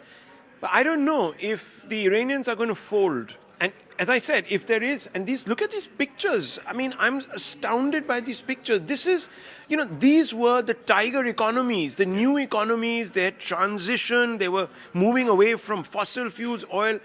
Lots of expats were coming in. They were moving into the services sector, the financial sector. They were trying to copy the Singapore and the London model. And this whole renaissance is premised on stability. Exactly. And we were told that, all of that sort of radicalism and all of that doesn't come into the equation here. But these people are now going to constantly look over their shoulder because the Iranian regime might disintegrate. But what does it disintegrate into? Does it become a shadow regime that is going to continue to export terror through proxies? And if that's the case, then we know the experience because India has been bled by Pakistan for now decades altogether. If that begins to happen, this Middle East pivot that these countries were hoping would sort of take them into the next century might be stalled. I'm not saying it'll be stopped, but it'll be stalled and it could be catastrophic. And I don't know how that's going to work into the larger calculus because then over a period of time, people are going to turn around and tell Israel and the Americans that, look, you were responsible for this instability which is now left out open to restive populations who want more once the oil begins to dry up. So this is a long-term game. I think the Iranians are playing this with a view to try and embroil America and Israel into a quagmire. Yeah, and that is, I think, exactly what Trump wants to avoid. He doesn't have propensity for getting stuck in long, endless wars. America was the main security guarantor in the Middle East, whether it's for Saudi Arabia, the UAE, tens of allies that America has, Jordan, Bahrain.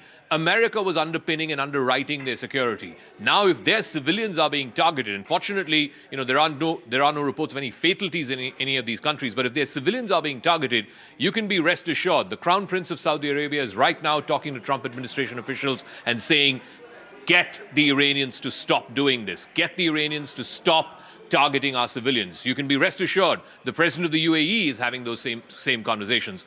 India also has skin in the game, and I want to ask Siddhant, my colleague here, there are 9 million Indian expatriates who are living and working in the region. Siddhant, what are you picking up from the MEA Is there any additional assistance that they're giving to Indian expats who are living and working there? Well, that's right, Zaka. There are 9 million Indians living in the region, and the top priority for Indian government is safety and security of these Indians. In fact, Satish is joining us live from Kuwait right now. Satish ji, Zaka हैं यहाँ पर मेरे साथ. बताइए इस वक्त Kuwait में क्या स्थिति है? बताया जा रहा है कि कुवैत एयरपोर्ट, दोहा एयरपोर्ट सब बंद है और इंडियंस वहाँ पे फंसे हुए हैं. थोड़ा विस्तार से बताइए, हम लाइव हैं इस वक्त दर्शकों के लिए.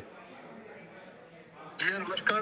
जहाँ तक सूचना मिल रही है कि आज मॉर्निंग में 8 बजे एक सायरन बजे थे रेजिडेंशियल एरिया में, जिससे कि लोग बैठ के, जिससे कि लोगों में थोड़ा डर का माहौल था. इसके अलावा कल 10th क्लास के सीबीएसई के एग्जाम्स भी हैं. बच्चों में थोड़ी चिंता का है कि एग्जाम्स होंगे या नहीं होंगे, क्योंकि ऑलमोस्ट जितने भी स्कूल से वो आज बंद है और सीनियर क्लास का ऑनलाइन का अरेंजमेंट किया गया है.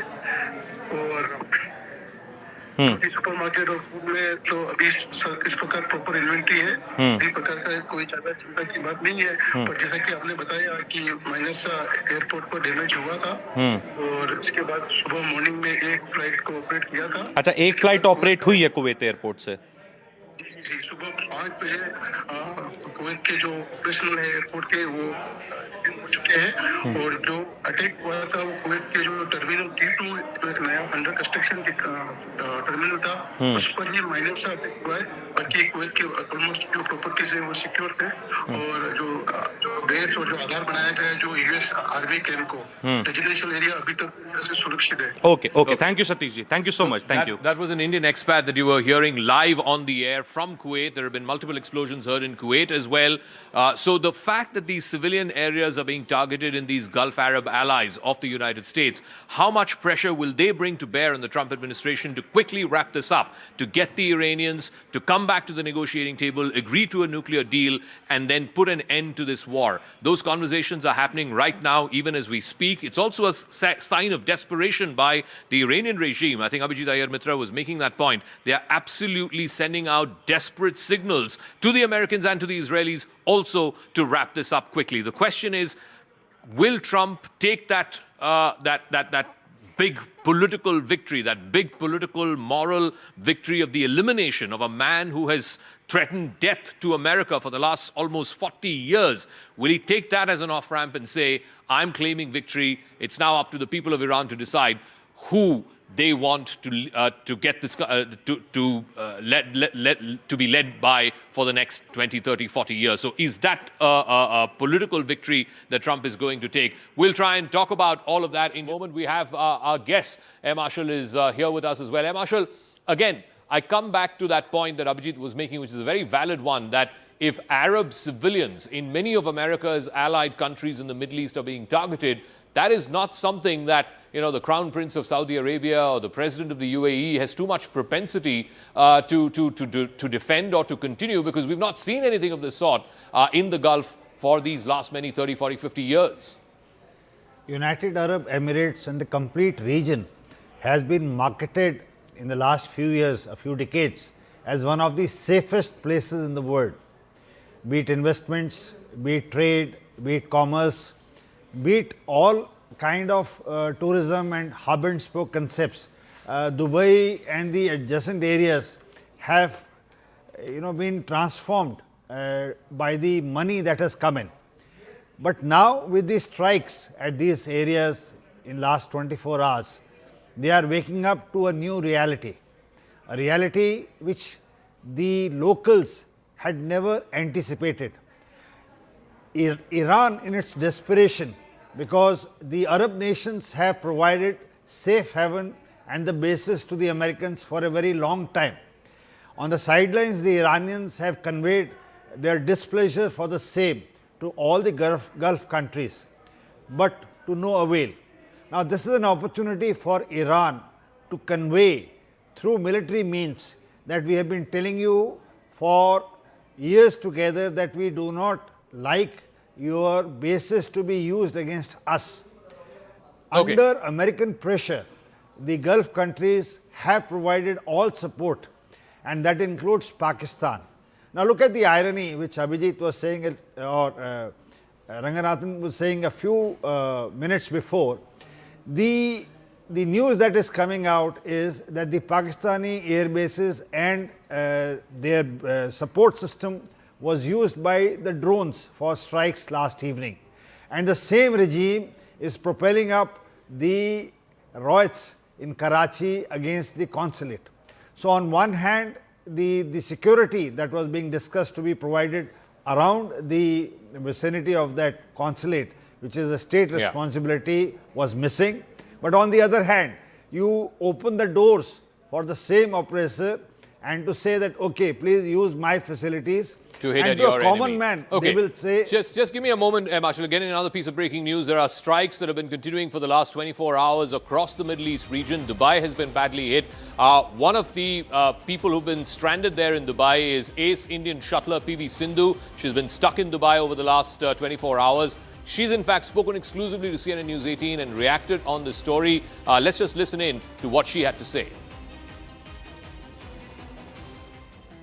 Firstly, thank you all who have been reaching out and checking on us. And well, I was transiting from Bangalore, where I train and live full time now, to Birmingham in the UK to compete the All England Championships.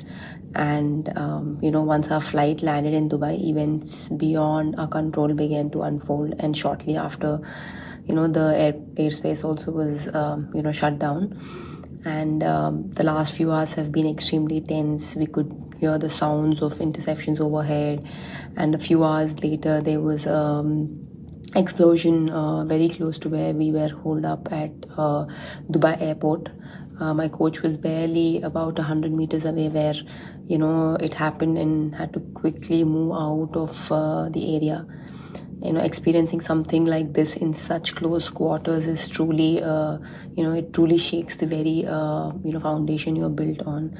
And you never expect these things to happen to you or anyone close to you. But sometimes situations are beyond your control, what they do. So, I feel incredibly blessed to have such a strong and united team around me, and everyone had stayed calm, supported one another, and shown real strength during a very frightening situation. And currently we are safe now and have been moved to a more secure place. I'm deeply grateful to the Dubai authorities and the staff at Dubai airport also, who's been incredibly and tireless in ensuring everyone's safety. We're also truly grateful to Emirates and the airport staff for being incredibly kind and supportive with so many passengers stranded. Their hands were understandably tied, but they showed genuine empathy and care towards everyone going through this difficult experience.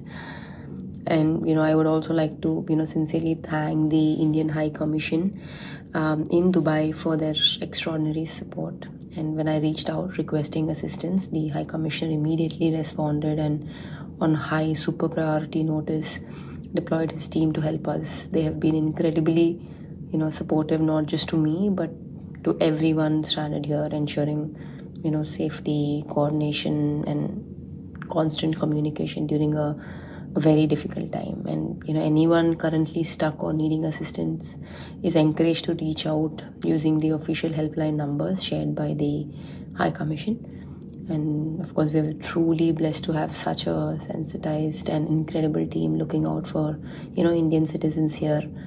And for now, we're trying to get some rest and remain hopeful as the situation continues to unfold. So thank you all for your prayers, messages and concern. Well, it truly means a lot to all of us. And stay safe. I want to go across to Shivani, who's spoken to PV Sindhu. She's been stuck there for the last 24 hours en route to a tournament, as you heard her say a moment ago, in Birmingham. Shivani, what is the latest? Will she be able to make it for that tournament?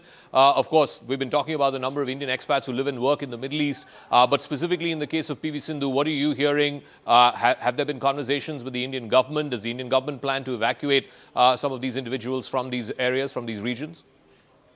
So what we know right now, Zaka, is that they are safe. As you could see in the video, they are in a hotel right now. And the current situation is that the team is safe. They have been helped by the Dubai airport authorities, the Dubai authorities, but also, of course, the consulate services there. Sindhu thanking them for the effort that has been made, because they were at the airport transiting to Birmingham for the All England Championship when actually their flight had landed first in Dubai. And I think they were going to take on a connecting one to later. And then that's when the airspace is closed. Initially, they could hear a lot of sounds above, but then there was very close to where they were at the Dubai airport, an explosion as well. And we have been bringing those visuals of the one strike that has taken place close to the airport or in the airport compound. So currently across the sports world, there is a lot of uncertainty.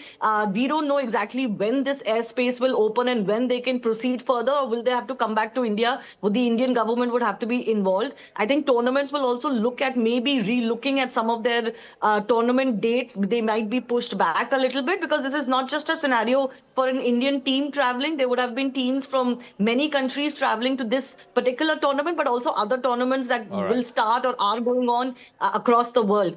We do know, for example, that ICC, which is headquartered in Dubai, is also looking at what their staff is going to do, many of whom are in India currently for the World Cup, etc. So situation is very dynamic, but priority is safety currently in Dubai while they are holed up in Dubai, and then we wait and see when the airspace opens up. All right, Shivani, many thanks for that.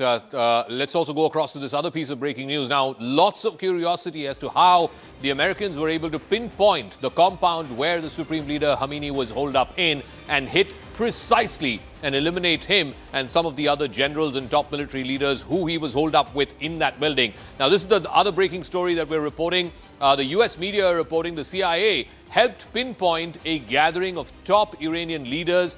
This intel was then shared with the Israelis, and it's the Israelis who struck that particular compound where the Supreme Leader of Iran, Ayatollah Ali Khamenei, was having a meeting with his top military leadership. And that is when the Israelis pounced in and hit that particular compound. Let me go across to Aman, who has more details on this. Aman, so clearly the Iranian intel seemed to have been compromised. The Americans knew precisely down to which building the Supreme Leader was holed up inside.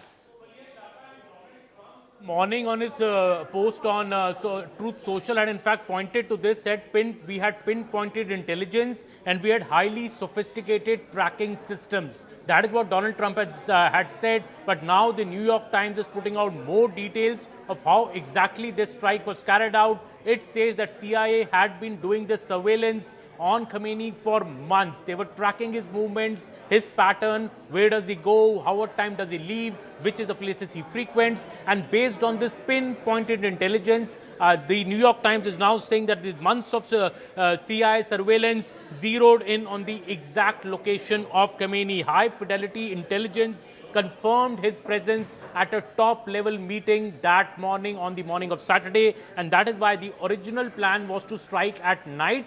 But the New York Times is reporting, but that plan was changed to early morning because of this pinpointed intelligence. What they are saying, that the attack was rescheduled to Saturday morning to exploit this real-time intelligence window. So again, it's showing the hallmark of Zaka CIA, that they are able to zero in on exact location of such high-value targets. They also said that a decision New York Times is saying is taken jointly by Washington and Tel Aviv. They had a joint operation, and it was a joint decision to strike in the morning. What more are we being told is that the CIA had clear intelligence that the meeting included Iran's most powerful military leadership and that Khamenei will be present at this particular meeting. That is the intelligence that they had.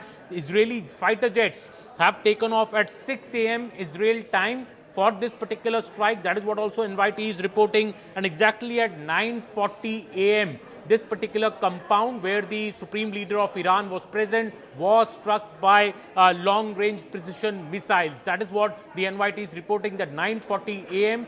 local time is the exact time when this strike was carried out, after the Israeli jets took off at about 6 a.m. and took about a 2-hour journey to their ultimate target. Also, what this particular NYT report, Zaka, is saying that the strike hit multiple buildings respectively. So while Israel claimed it achieved complete surprise with this particular strike, they're also saying that this was real-time actionable intelligence passed off to Israel, and Israel carried out this strike with great precision. Also, this reflects the unprecedented, intelligence sharing between both the nations for over a dozen years now, and this particular operation has become a hallmark of that. Also, it raises big question marks on whether there was a big strategic slip up by the Iranian leadership, because despite clear signals of an impending war, the leadership gathered at a central compound in Tehran and became a sitting duck target for America and Israel.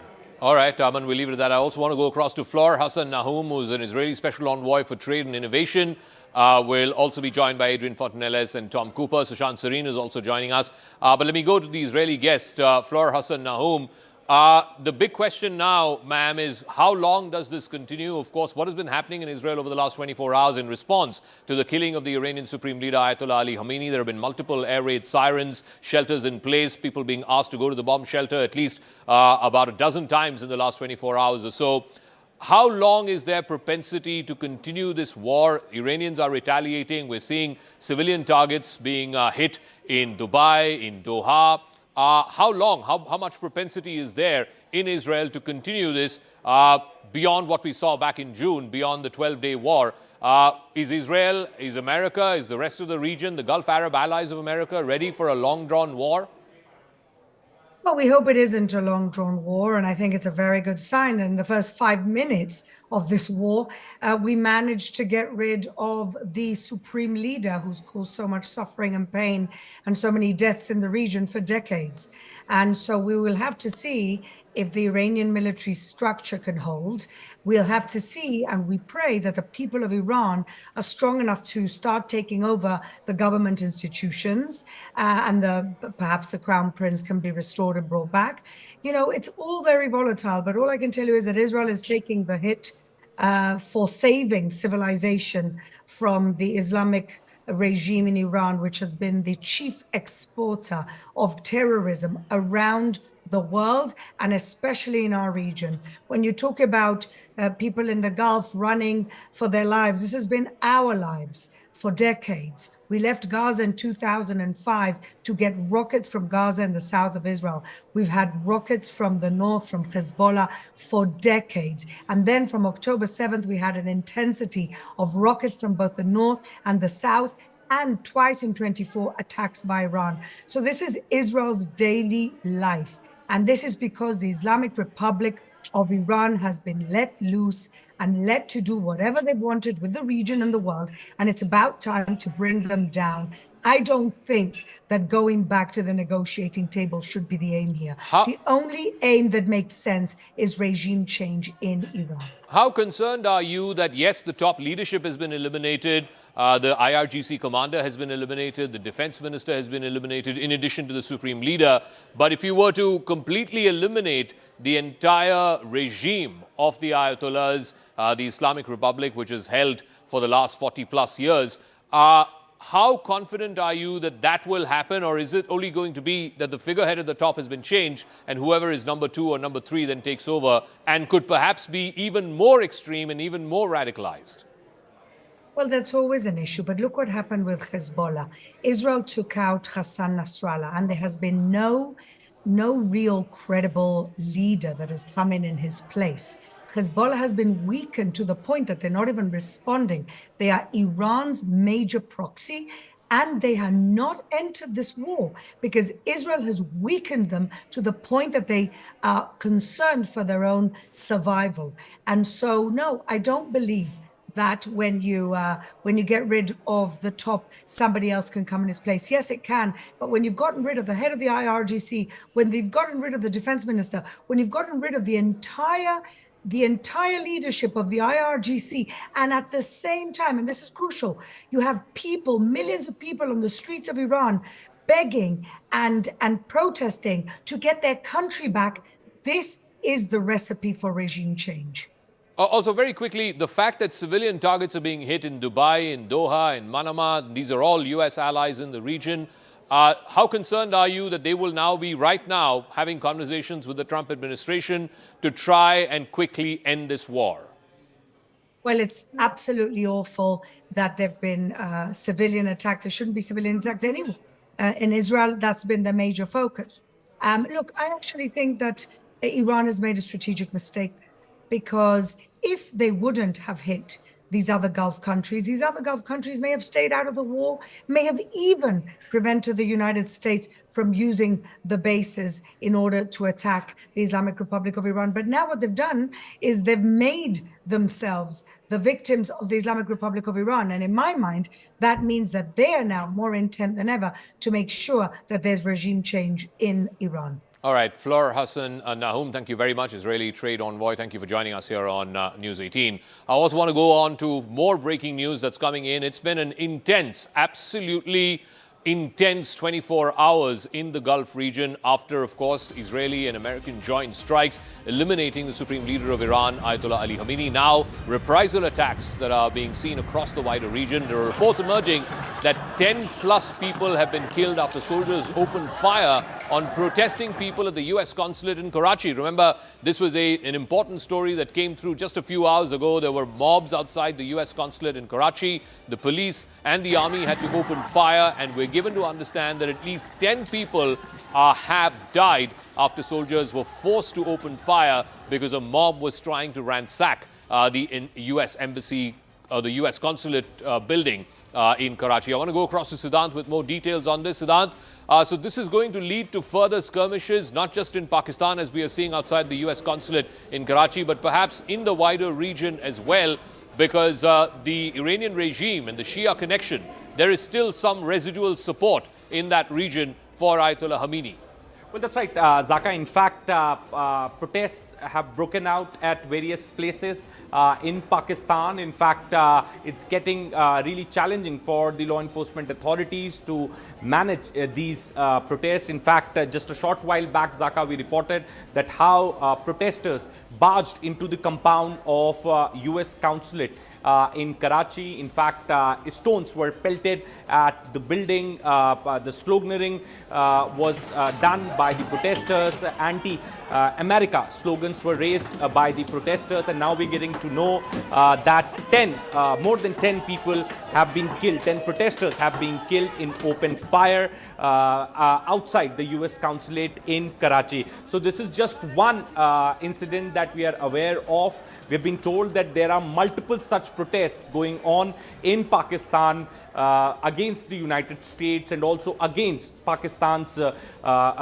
friendship with the United States. All right, Siddhant, we'll leave it at that. We're getting more breaking news. The Iranian state media is now reporting at least 148 people have been killed and 95 wounded in Shahjareh Taib Girls Primary School in Minab. Most of the victims, they claim, are between the ages of 7 and 12. Sushant Sareen is also there with us. Sushant, you know, I asked this to other guests as well. How do you expect this to play out over the next 3 or 4 days, perhaps the next week? Iran is clearly retaliating with its ballistic missiles, with its Shahid drones, etc. But how long can they continue doing this?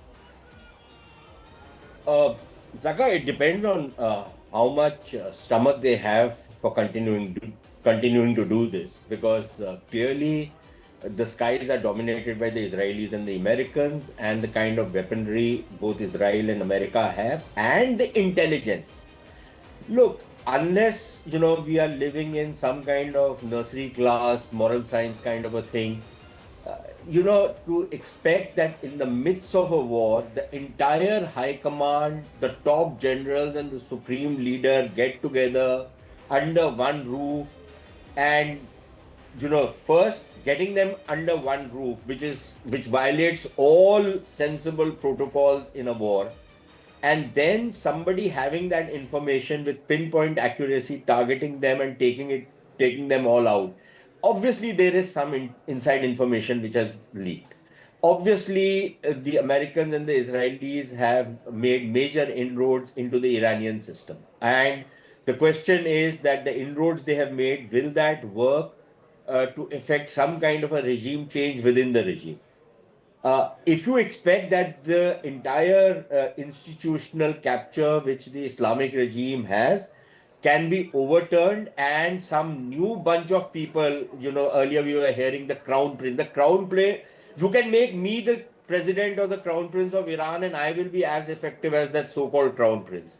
I will have probably more credibility than that so-called crown prince. He's worth nothing to nobody. He's a scamster, right? Now, he is what the Americans did in Iraq when they brought in that Ahmad Chalabi fellow, okay? He was a fly-by-night operator. So is the so-called crown prince. He is not going to war. Do you have any other alternate leadership that you can install? I have not seen any evidence of that. So your best bet is to go in for a regime change within the regime, get in a somewhat more pragmatic kind of leadership, and then pressure them to go in for transition into a much more liberal, progressive kind of a democratic order, which I would imagine a large population of Iran would desire.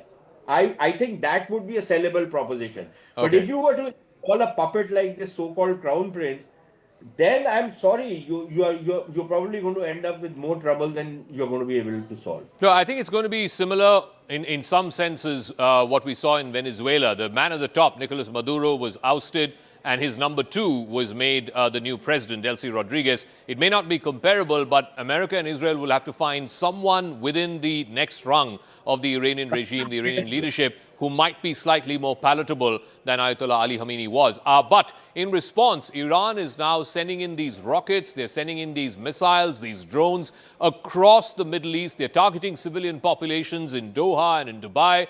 CNN producer Bijan Husseini is reporting from Doha, even as Iran has been launching these waves of strikes across the Middle East. We witnessed the first round of strikes from this morning. That happened a little less than 2 hours ago. Loud bangs in the air, what we think were air defense missile systems, more dispersed than what we witnessed yesterday. Yesterday, we witnessed around a dozen rounds of strikes coming in. The Ministry of Interior coming out last night saying that they reported 65 missiles and 12 drone strikes from Iran, which they say they intercepted 63 of those and 11 of those drones. They've also confirmed that there are 16 injuries, and they're citing limited material damage. I just want to take a moment that, this is the start of the working week here in Doha, and usually it would be packed right now. This road around me would be gridlocked, but it is very quiet for a Sunday morning. We received alerts on our phone from the National Emergency Alert System a little less than an hour ago, reminding people to shelter in place, to stay inside unless absolutely necessary. And I have to say, we're just now hearing that there is another wave on its way. We haven't seen or heard that yet, but we will be asked to shelter here shortly as another missile wave is being reported on its way here to Doha. All right, new airstrikes on Tehran. We're given to understand that just this morning, which is morning local time in Tehran, there have been new airstrikes targeting various military and political leadership of Iran. There have been multiple airstrikes on Tehran. Sirens have been sounded off in Haifa as well, which is in the northern part of Israel. Of course, India is co-developing a portion of that port, and that is again of grave concern here in India as well.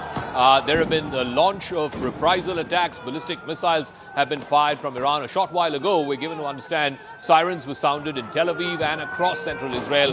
The IDF says it's working to intercept the projectiles. For the first time in Operation Roar of the Lion, the IDF is striking targets of the Iranian terror regime right in the heart of Tehran, including that building where Ayatollah Ali Khamenei was holed up inside. The Air Force, guided by the military intelligence, has now launched another broad wave of strikes across targets of the Iranian terror regime right in the heart of Tehran. Over the last 24 hours, the Israeli Air Force has conducted extensive strikes to achieve air superiority, and that opens the path to Tehran. We're getting more breaking news on this continuing and very fast-paced developments that are pouring in from across the Middle East. The head of the police intelligence organization of Iran has also been killed. It's been confirmed now by Iranian media. Remember, the police and the police intelligence had a very, very debilitating role to play in crushing the protests that we saw just in the last month in January.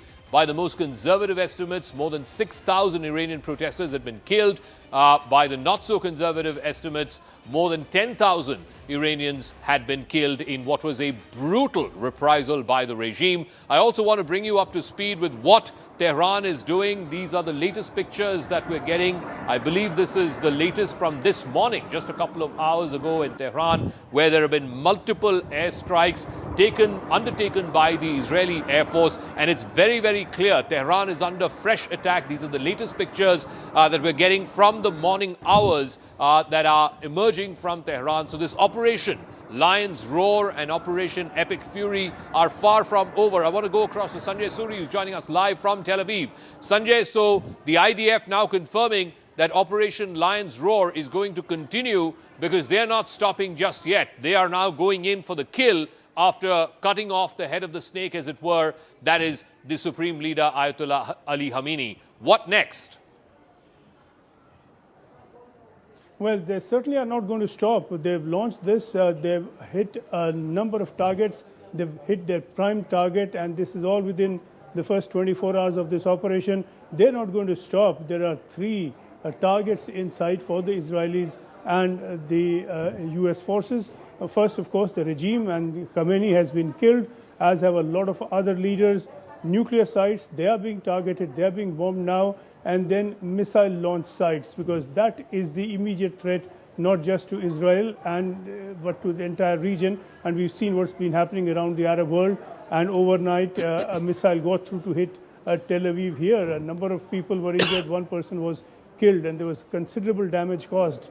So Iran is hitting back, and the first aim at the military tactical level would be to try and blunt this capacity of Iran to launch missiles. That's not going to be easily done. There are a few thousand missiles that Iran has, and they're scattered all over the place. So if there are independent remnant units, even if there were to be a transformation at the center in Tehran, it's quite possible that these missile launches will continue. And as long as just the threat of these remain, this is going to affect air travel and sea travel through the Strait of Hormuz. Already we are seeing that coming to a near standstill, in fact, an entire standstill. So this is now what Iran is hitting back with, but Israel and the US, no way they're going to stop, not on the intervention of any government, no diplomatic efforts possible anymore, certainly not the United Nations that can stop this war, if it ever has stopped any. All right, Sanjay, we'll leave it there. We'll come back to you as and when there are fresh and further developments in Israel. Remember, there have been multiple air raid warnings that have gone through the night in Israel, multiple instances where people have been asked to rush to the nearest bomb shelter. By law in Israel, every building is mandated to have a bomb shelter. We'll leave it at that. I'm going to come back to Sanjay in just a second, but also try and get some of our guests. Adrian Fontanelles is here in our studios. I'm also joined by Sushant Sareen and Abhijit Iyer Mitra. Let me ask Adrian Fontanelles, in terms of how this story is likely to play out next, one thing we have not talked about is who could likely succeed Ayatollah Ali Khamenei. I believe, Adrian Fontanelles, that the Guardian Council will be meeting as soon as later this day, and they're going to appoint an interim leadership. Who are the front runners you reckon are in the race to replace Ayatollah Ali Khamenei? It won't be easy. He's ruled the country with an iron fist for nearly 40 years now. Adrian. It's difficult to say at this stage because they perfectly know that as soon as they provide the name of the successor, then they are providing a target for the Israeli and the Americans. So I think it is in their best interest to let the worldwide opinion and foremost the enemy into as much uncertainty as they can about their chain of command. As they perfectly know that it is standard operational procedure for both the Israeli and the Americans to try to kill the leaders in charge. So, all right, Adrian, which is getting more breaking news. Iran's Air Force is now claiming, it's a claim by the Iranian Air Force, that they've successfully bombed an American base in the Kurdistan region, which is in the northern part of Iraq. That they've hit an American base in the Kurdistan region as well as in other regional countries around the world. This is as per the IRGC affiliated Tasnim news agency. We'll try and see if we can get some kind of pictures to confirm that, but this is a claim by the Iranian media that they have hit an American base in the Kurdistan region in northern Iraq. This is on expected lines, Adrian? The Iranian Air Force is quite in a sorry state. So it has as best a few dozens combat aircraft operational, and these are obsolete. However, it is, this must be confirmed, but it is possible for the Iranian Air Force to dispatch, for example, a pair of F-4 Phantoms or F-5 Tigers II, and to use the mountains of Kurdistan to ingress at the bottom of valleys and to try to avoid detection. But I'm a bit, it must be confirmed because Iraq is covered by American Air Force combat air patrols all the times. And you have AWACS, that is radar aircraft, which are also monitoring the entire area. So if they did it, it was an extremely risky combat mission from the Iranian perspective. So I want to go back to Sushant Sareen and to Abhijit Iyer Mitra as well, just in terms of the fact that, you know, these civilian targets, whether it's airports, ports, whether it is other places where civilians strong, and now all across the Middle East, I'm given to understand, Sushant, from Doha to Dubai, people are all inside. They're all inside their homes. They're all inside buildings. They've been asked not to come out. How do you see, whether it's the Crown Prince of Saudi Arabia, the President of the UAE, the President of Bahrain, what sort of conversations are they having now with the Trump administration? How long and how much propensity do they have to take these hits? Clearly, the Iranians seem to be sending a desperate signal by targeting some of these Gulf Arab countries. Yeah, I think it's a strategic mistake for the Iranians to target the Arab states, the Gulf states. For a very simple reason that these were states who were taking a kind of hands-off approach. They may or may not have been sympathetic to Iran. They may be probably on the side of the Americans because they felt some kind of a long-term strategic threat from Iran, but they would have preferred to stay out of the fray. By attacking them and not just attacking American bases. You know, this is the normal Pakistani propaganda, these ISPR Havaldars who are spreading this propaganda on Pakistani television that the Iranians are only attacking American bases in, you know, these Gulf states. No, they are not. They're attacking civilian targets. The airports, hotels, all kinds of other places. Now, this is certainly going to incense the Gulf states. And for them, I very much doubt if they're going to turn around and tell the Americans that, listen, you guys need to stop it because we are being targeted. Because if you read the statements being issued by, for example, the Crown Prince of Saudi Arabia, MBS, some of the other Gulf state leaders, their foreign ministries, it is very clear that they are furious with Iran for targeting them, targeting their economies, targeting their civilians, and destroying their brand images. Okay, so, Sushant, give me a moment. We're joined by two students, Indian students who are in Iran. Muskan Shabir is joining us and Pathan is also joining us. आप कहाँ पे हो Iran में और वहाँ पे क्या स्थिति है पिछले 24 घंटे से? Okay. My name is Musa Rauf and I am joined here with Muskan Shabir. And Aisha as well. Yeah. And we are currently in the city of Urmi. Go on. Which city are you in? What is the situation there? We are in the city of Urmia currently right now, and the situation here, at least, it has started to deteriorate as well. It has been quite one of the more isolated areas of the country, so we weren't really expecting much to be happening here. But unfortunately, as of this morning and last night, there have been quite multiple strikes that have hit the city of Urmia in the past 24 hours.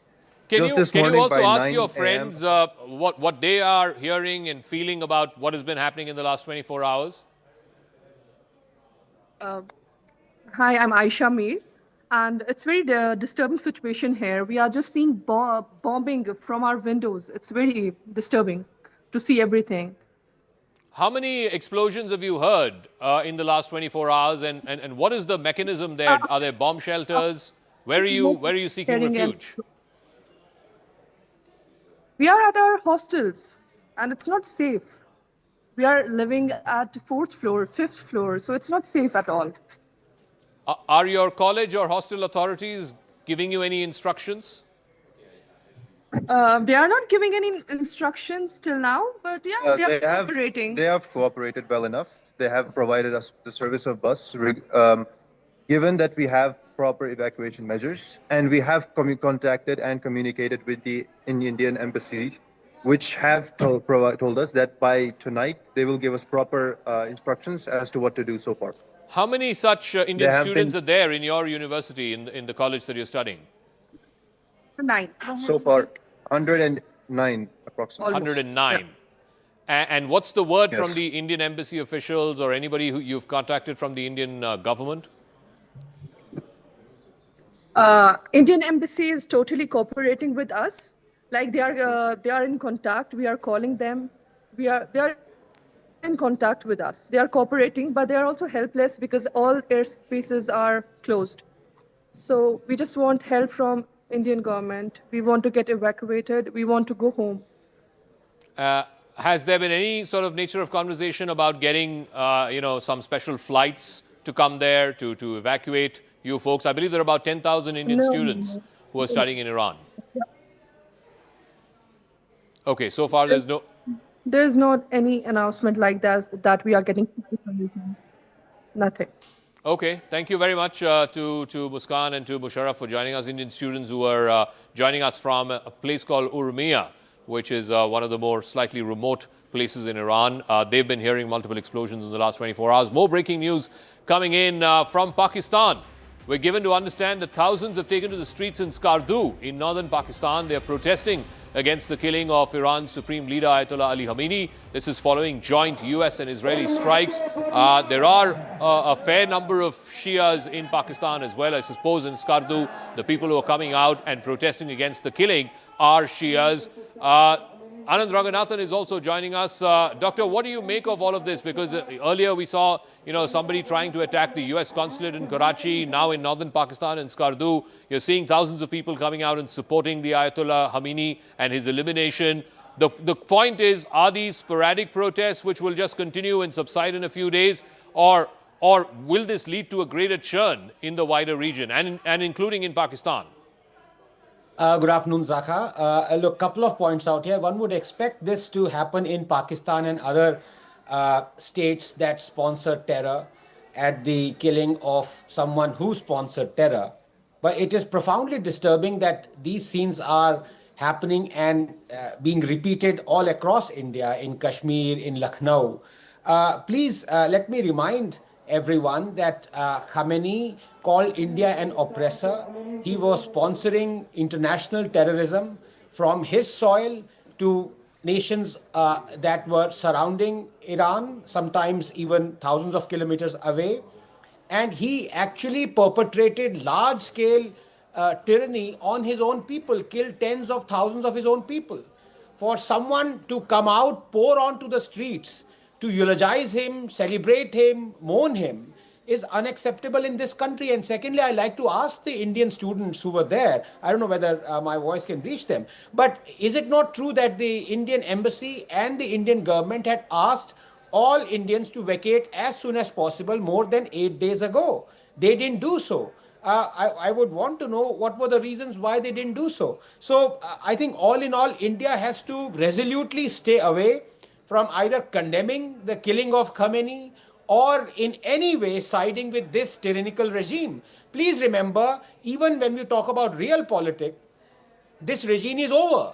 America and Israel have actually have succeeded in what they started out to. The incoming regime, whichever way or manner or shape it will take, will be pro-American. That much is certain. So, and I can see from the tweets of the Iranian embassy in India that they're trying to goad a reaction out of Indians. We should absolutely not come out in support of either Khamenei or his regime.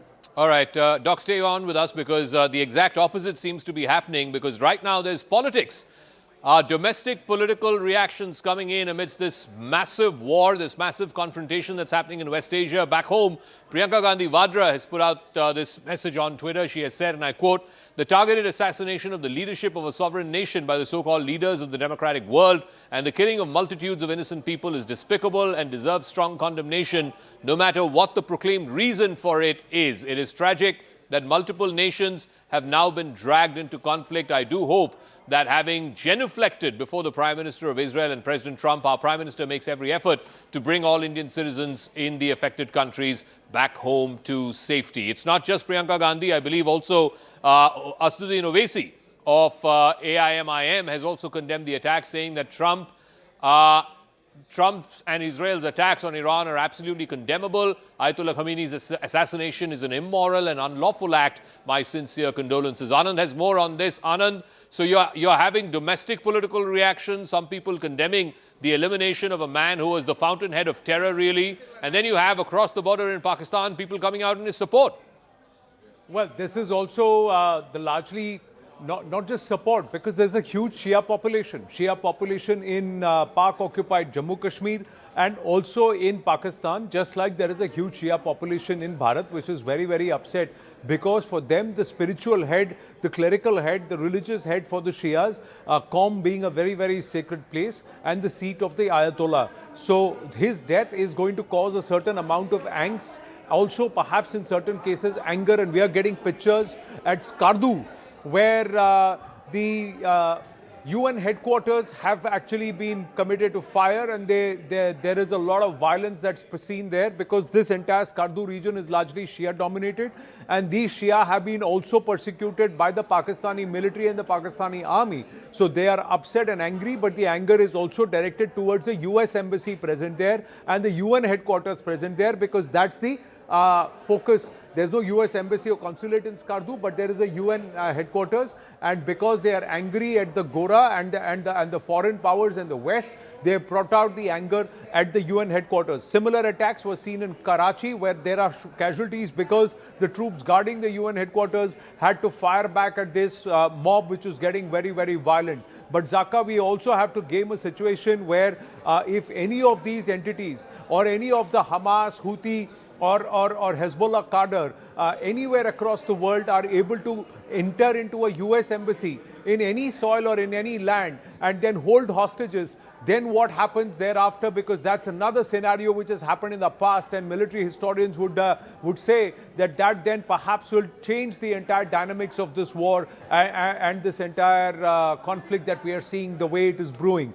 So maybe that there are entities who will be on high alert even closer home in Bharat, with the US embassies, the UN headquarters in Delhi and in Mumbai, etc., and various other places being under very, very close watch. Even in Srinagar, there were protests, but they were peaceful.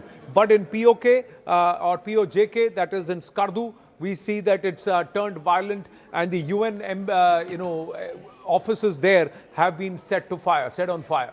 Okay, Anand, thanks for that. Like I said, there's also political churn happening domestically in response to the killing of Ayatollah Ali Khamenei.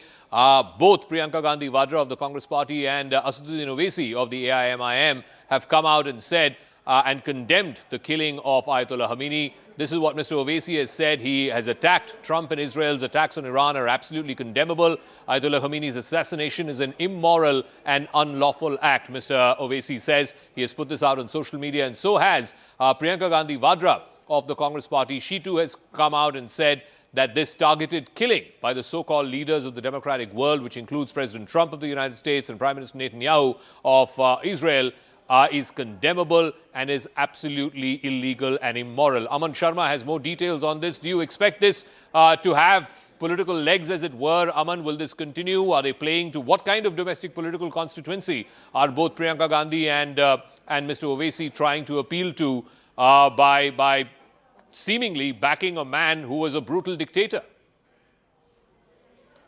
All right, we'll try and get Aman Sharma, a political editor, in just 1 second, but you can be rest assured you will see a domestic political reaction to what has happened in Iran, the killing of Ayatollah Ali Khamenei. You will hear more and more such voices. You've just heard from two prominent voices in the opposition, Priyanka Gandhi Vadra of the Congress Party and Asaduddin Owaisi of the MIM party. Aman has more on this. Aman, do you expect more in the opposition to continue singing this tune, and what sort of constituency are they appealing to?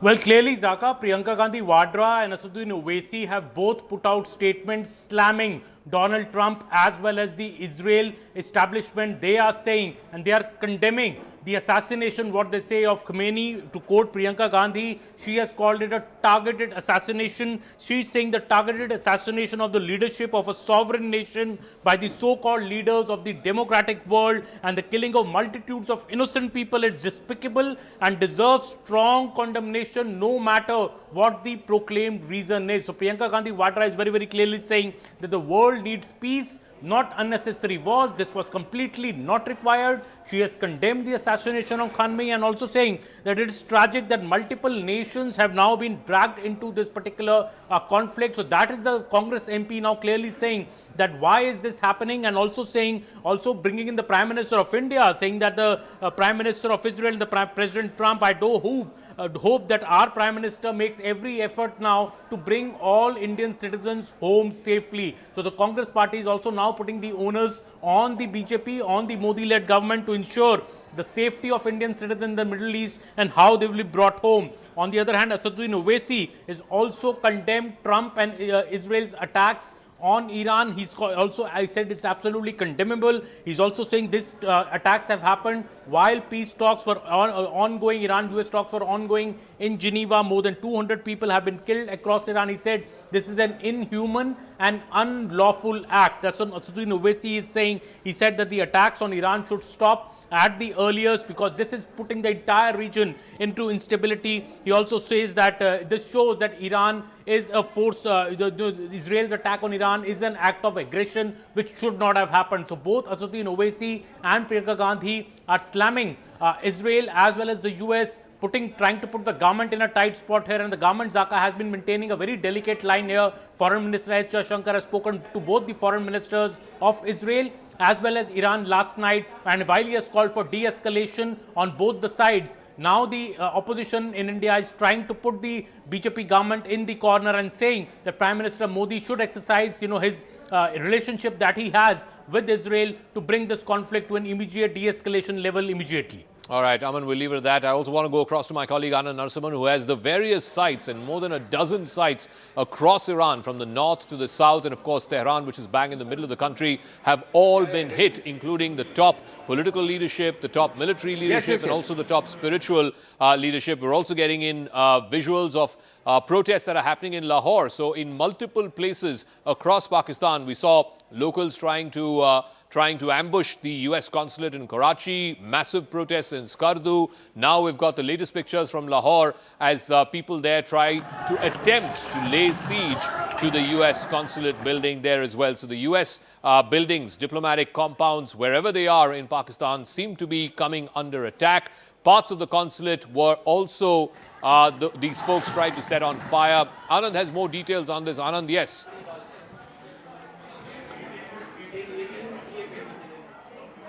Well, sorry, Zaka, I missed you out there. What we're going to do to our viewers, bear with us. I've got Tom Cooper here with me.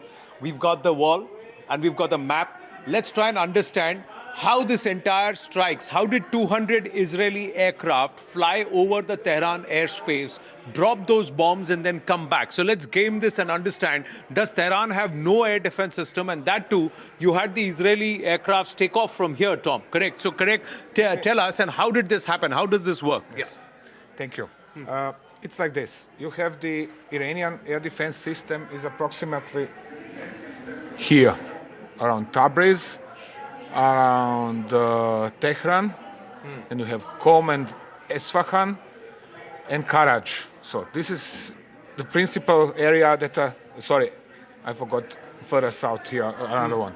This is the principal areas that are covered by Iranian air defense system. The Israelis now come up from Israel, fly over Syria and Iraq. Right. Like this. So that's how they cleared the airspaces in these regions so that these planes could fly. Exactly. This is why no airliners are currently permitted to fly over Iraq and over Syria. Right. So over the border between Iraq and Syria, there are US and Israeli tankers waiting for them, and they are refueling them in the air. In the air. So yes. The on-air, mid-air tankers. Okay, because this is more than a 2,000-kilometer journey that they have to fly. It is over 1,000 kilometers, 1,700 kilometers to the border, so 1,500 kilometers. But the point is this, in order to release their missiles, they have to fly high and fast, which is spending lots of fuel. Therefore, here, either the Israeli or the US tankers from bases in Saudi Arabia come up here and they are waiting for them here in this area. So that's where the on-air refueling happens over Syria and Iraq airspace? Over Iraq. About how many thousand feet high? Well, 30,000 feet. 30,000 feet plus. Okay. So more, that depends on the weather. Right. Generally, tanker aircraft is flying higher, it lowers its boom, and then comes the combat aircraft and refuels from that boom. Right. So they connect and they download the fuel. Right. So once this has happened, they accelerate, come up to, this is one of the principal launch zones, the other is up here, and they are shooting their air-launched ballistic missiles into Iran, like this, into central Iran. So actually, the Israelis barely need to enter the Iranian airspace in order to hit targets deep inside Iran, approximately to the line Tehran, Esfahan, Bushehr. So that is this part of the story. Okay. Now, so let's erase this. Do you want to erase this? Okay. So we're going to erase all of this. And we're going to dive deeper into what's happening in Tehran. Why is it that when they're seeing so many ballistic missiles coming into Tehran, and yesterday over the Tehran airspace, these aircrafts actually flew over the Iranian airspace. So what happens there? Let's deep dive first. What happens when they are closer in? Just a second. Sorry. So here we have a zoom in to Iran. I said we have... You got to draw. Yeah, go ahead. Yeah. Yeah. Okay. So, for example, let's say COM, air defense system of COM.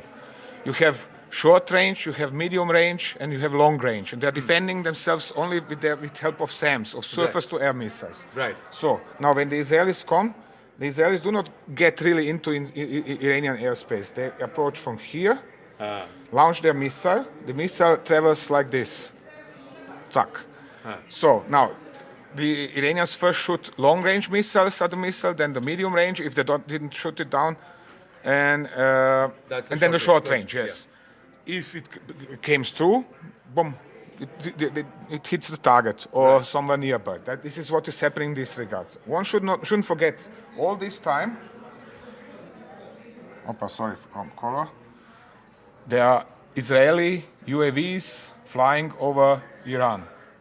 And they are searching for targets all the time, together with satellites as well. So this is permanent monitoring of what is going on in Iran. Where are Iranian launchers? Where are Iranian SAMs? Where are Iranian potential targets? Where are the specific personalities they are after? So this is all the time going on, 24/7. So it's real-time intelligence. And the other part you're saying, Tom, is that the Israeli UAVs were hovering around along with the satellites, watching. So if they are moving the Khamenei and the family anywhere out of to a particular location, if there is a bunker identified, they will have the intelligence. Yes, they're tracking vehicles. They're tracking specific vehicles. They're tracking specific personalities. Even if it's some aide of, for example, Khamenei, okay, they recognize him by his car or whatever other reason, or because he came out of his flat in the morning or his home in the morning. They are following him. Okay, he's parking there. He's disappearing in some building or underground entrance or whatever else. The point is now the following. The Iranians are all the time shooting down the UAVs. So the Israelis are losing and the Americans are losing UAVs, but they are not losing them fast enough, which means there is always a replacement UAV. Right. Yep. So that's the military might that's being employed by the Americans and the Israelis to try and pound Iran. Let's now erase this, and let me just ask you, if we look at the entire Gulf region, how is it that Iran is able to land these missiles, one, and the other part, let's just zoom this back in. Yeah, you can do that, yeah. So now, Iran is attacking all the neighboring regions, right, in this entire Gulf region. Yes. How are these their missiles, what Iran is firing, their ballistic missile technology is very strong. Why is it that civilian areas in Doha, civilian areas in Dubai, civilian areas at Abu Dhabi, and have been affected? What is happening here? Okay. Are they doing it deliberately, or is it because of interception? I do not think that they are doing this deliberately. I think that the situation is simply such that there is a stress of combat. Okay. So now let's see the following. Let's zoom in. Let's say there is an Iranian missile brigade intending or tasked with targeting Manama Air Base in Bahrain. Right. Okay, so let me show you. So this would be... Yeah, you just have to activate the pencil. Yeah, sorry. Yeah, okay. So we have Manama Air Base. This is the headquarters of the 5th Fleet of the U.S. Navy. Yeah. Sorry. Yeah. So now, the Iranian is sitting somewhere here behind the hill, in an underground, underground bunker. So he has the order to every so and so many hours, or on order from Tehran, launch his UAV or missile strike on Manama. So he programs with missiles. It's relatively simple because they are flying ballistically. Boom. Right. So it's a loop. They Yes, fly in a loop. Yes. Yeah. But UAVs are flying straight. You know, directly over the ground. Right. So if there is in stress of combat, he's not thinking about, oh gosh, there are high-raised building in Manama or in Bahrain or whatever. He's simply programming his missile or his UAV to strike at geographic coordinates. Okay. And if there is something in between, well, the UAV is flying into it. It's just an obstacle. All right. The other question I wanted to ask, and viewers, just stay with me here for a bit.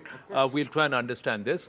Is that in the case of a ballistic missile, is it possible that its GPS gets corrupted, its GPS gets disturbed, or an interceptor hits it and there is debris that's falling in the civilian area? Of course it is possible. It happens very often. And it is not only that. Okay, the missiles have their instrumental navigation system as well. So they have a secondary navigation system. So they are still retaining some precision.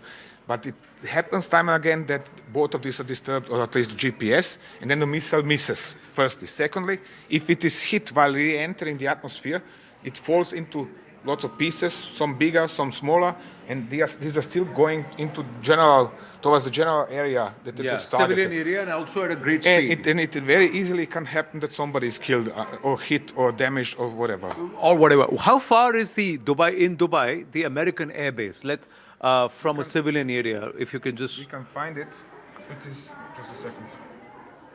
This is Dubai Airport. It is somewhere in between the... Right. So, just a second, I'm searching for it. That's the Palm Jumeirah. Yeah. So this is the Palm Jumeirah where something, there was it's whitened out. Projectile that lighted. So here you are. So, theoretically, when you are targeting this airbase in this area, just to mark it better, so these urban areas of Abu Dhabi, is this already, or is it still Dubai? Dubai, sorry.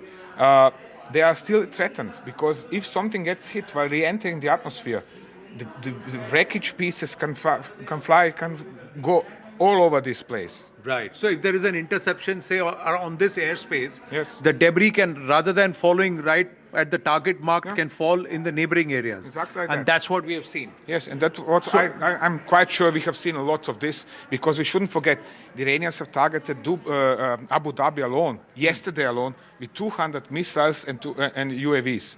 So there is much more than we see on videos. Right. On this video we see 1 or 2 missiles at most, or UAVs. But in reality, there are dozens and dozens of them coming in, and there is correspondingly lots of outlooks for some kind of collateral damage to happen. Right. So what Tom's assessment is that these explosions in Dubai, Abu Dhabi, and some of the civilian areas outside of the air bases are not done deliberate targeting by the Iranians. It's because of debris or interception that's happened of a huge number of missiles that have been sent by Iran towards these spaces. And when they land in the neighboring civilian areas, that's when we have seen debris. See, the Palm Jumeirah is not so far away. It's actually in the flying trajectory of the air base in Dubai. So you see, this is the Palm Jumeirah, and this is the trajectory of the missiles coming in towards this air base. And that's the reason why you have had debris fall here and also somewhere around the Fairmount Hotel. That's not so far away. It's also in this region itself, in this arc. One more point. Let's not forget, just a second, the missiles can come from all over, from several directions. The Iranians can target with missiles from here, so they can come from this direction, from here, from here, from here. That means that the debris can be thrown in all possible directions in Dubai. That is the point. Yeah. So it is not that simple as to say, always from the same direction. It's not always from the same direction. The same thing applies even for Qatar and Bahrain, that the missiles can approach from multiple locations in Iran.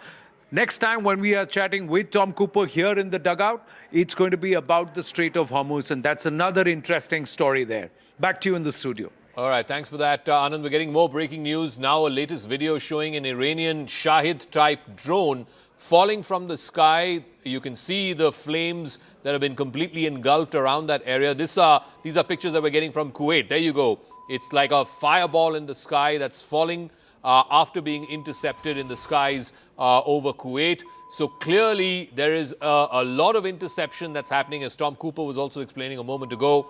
These are likely headed towards military installations, towards military targets, but they're being intercepted, whether in Dubai or in Doha or in Kuwait, and that's why it's landing likely very close to civilian areas. Adrian is also here. Adrian, you want to talk us through how and why this is so important? You can see a ball of fire in the sky falling off. Clearly, a drone there has been intercepted by a counter-strike. Absolutely. It's looking like an Iranian Shahid 146 one-way attack unmanned aerial vehicle.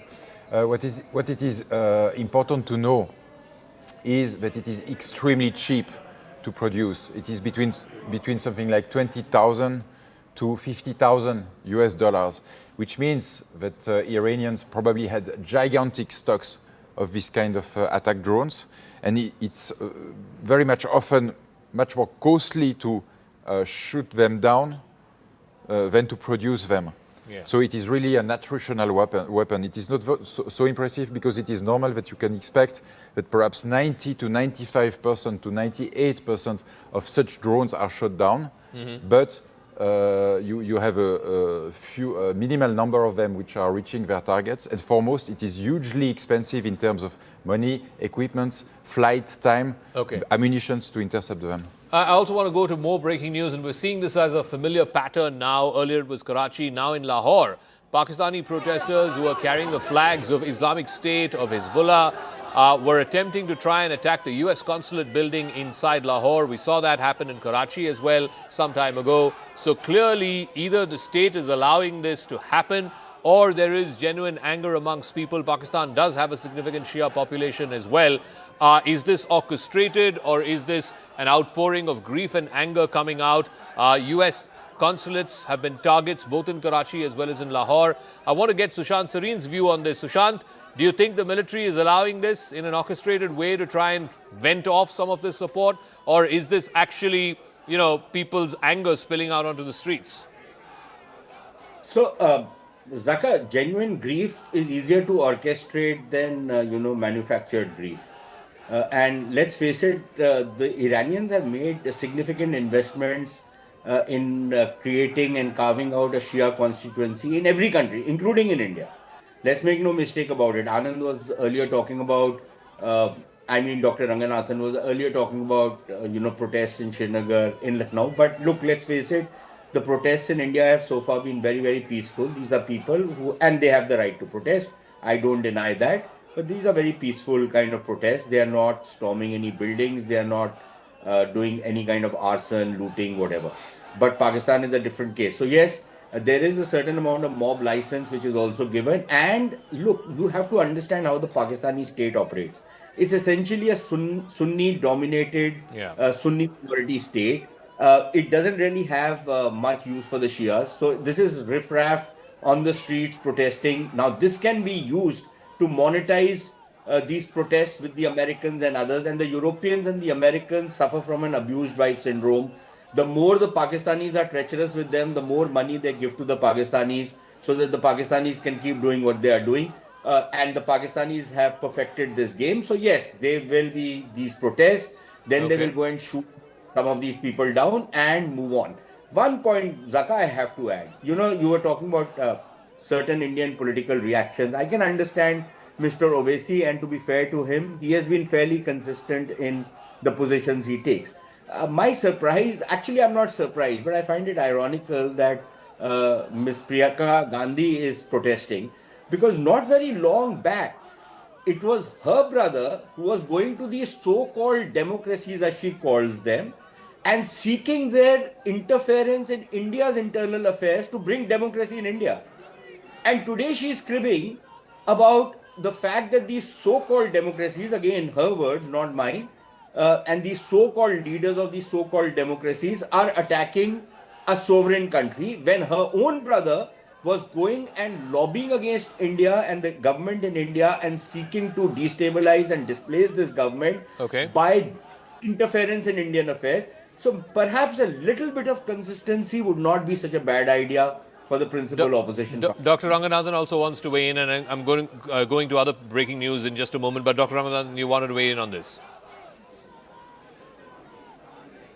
Elaborate on one point that I was making. It's, as I said, I'm very disappointed by the Indian reaction outpouring on the streets. I think the messaging from the Indian government has to be very curt and very direct, because Shias, as opposed to Catholics in the world, don't have one single spiritual leader like the Pope. If at all there is one leader they look up to, the Shias of the world, it is actually Al-Sistani, who is based in Najaf in Iraq. And he is a very moderate, quote-unquote, very affable gentleman who talks about peace around the world. Khamenei is the last leader anybody should be looking up to, especially the Shias. So the government has to come out and say, this is the wrong person you are eulogizing and celebrating. He's a tyrant for Iranians themselves. He's the one who's been spreading terror around the world. So if at all you want to look up to someone, let it be Al-Sistani, who's in Iraq. I agree with that sentiment. I see, liberals on Twitter sort of shedding tears for Ayatollah Ali Khamenei. He's a man who's brutally repressed his own people. Forget about the terror he's unleashed around the region, but his own people with the iron fist of the state. Even as recently as last month, in January, when the Iranians came out to the streets and protested, like I said,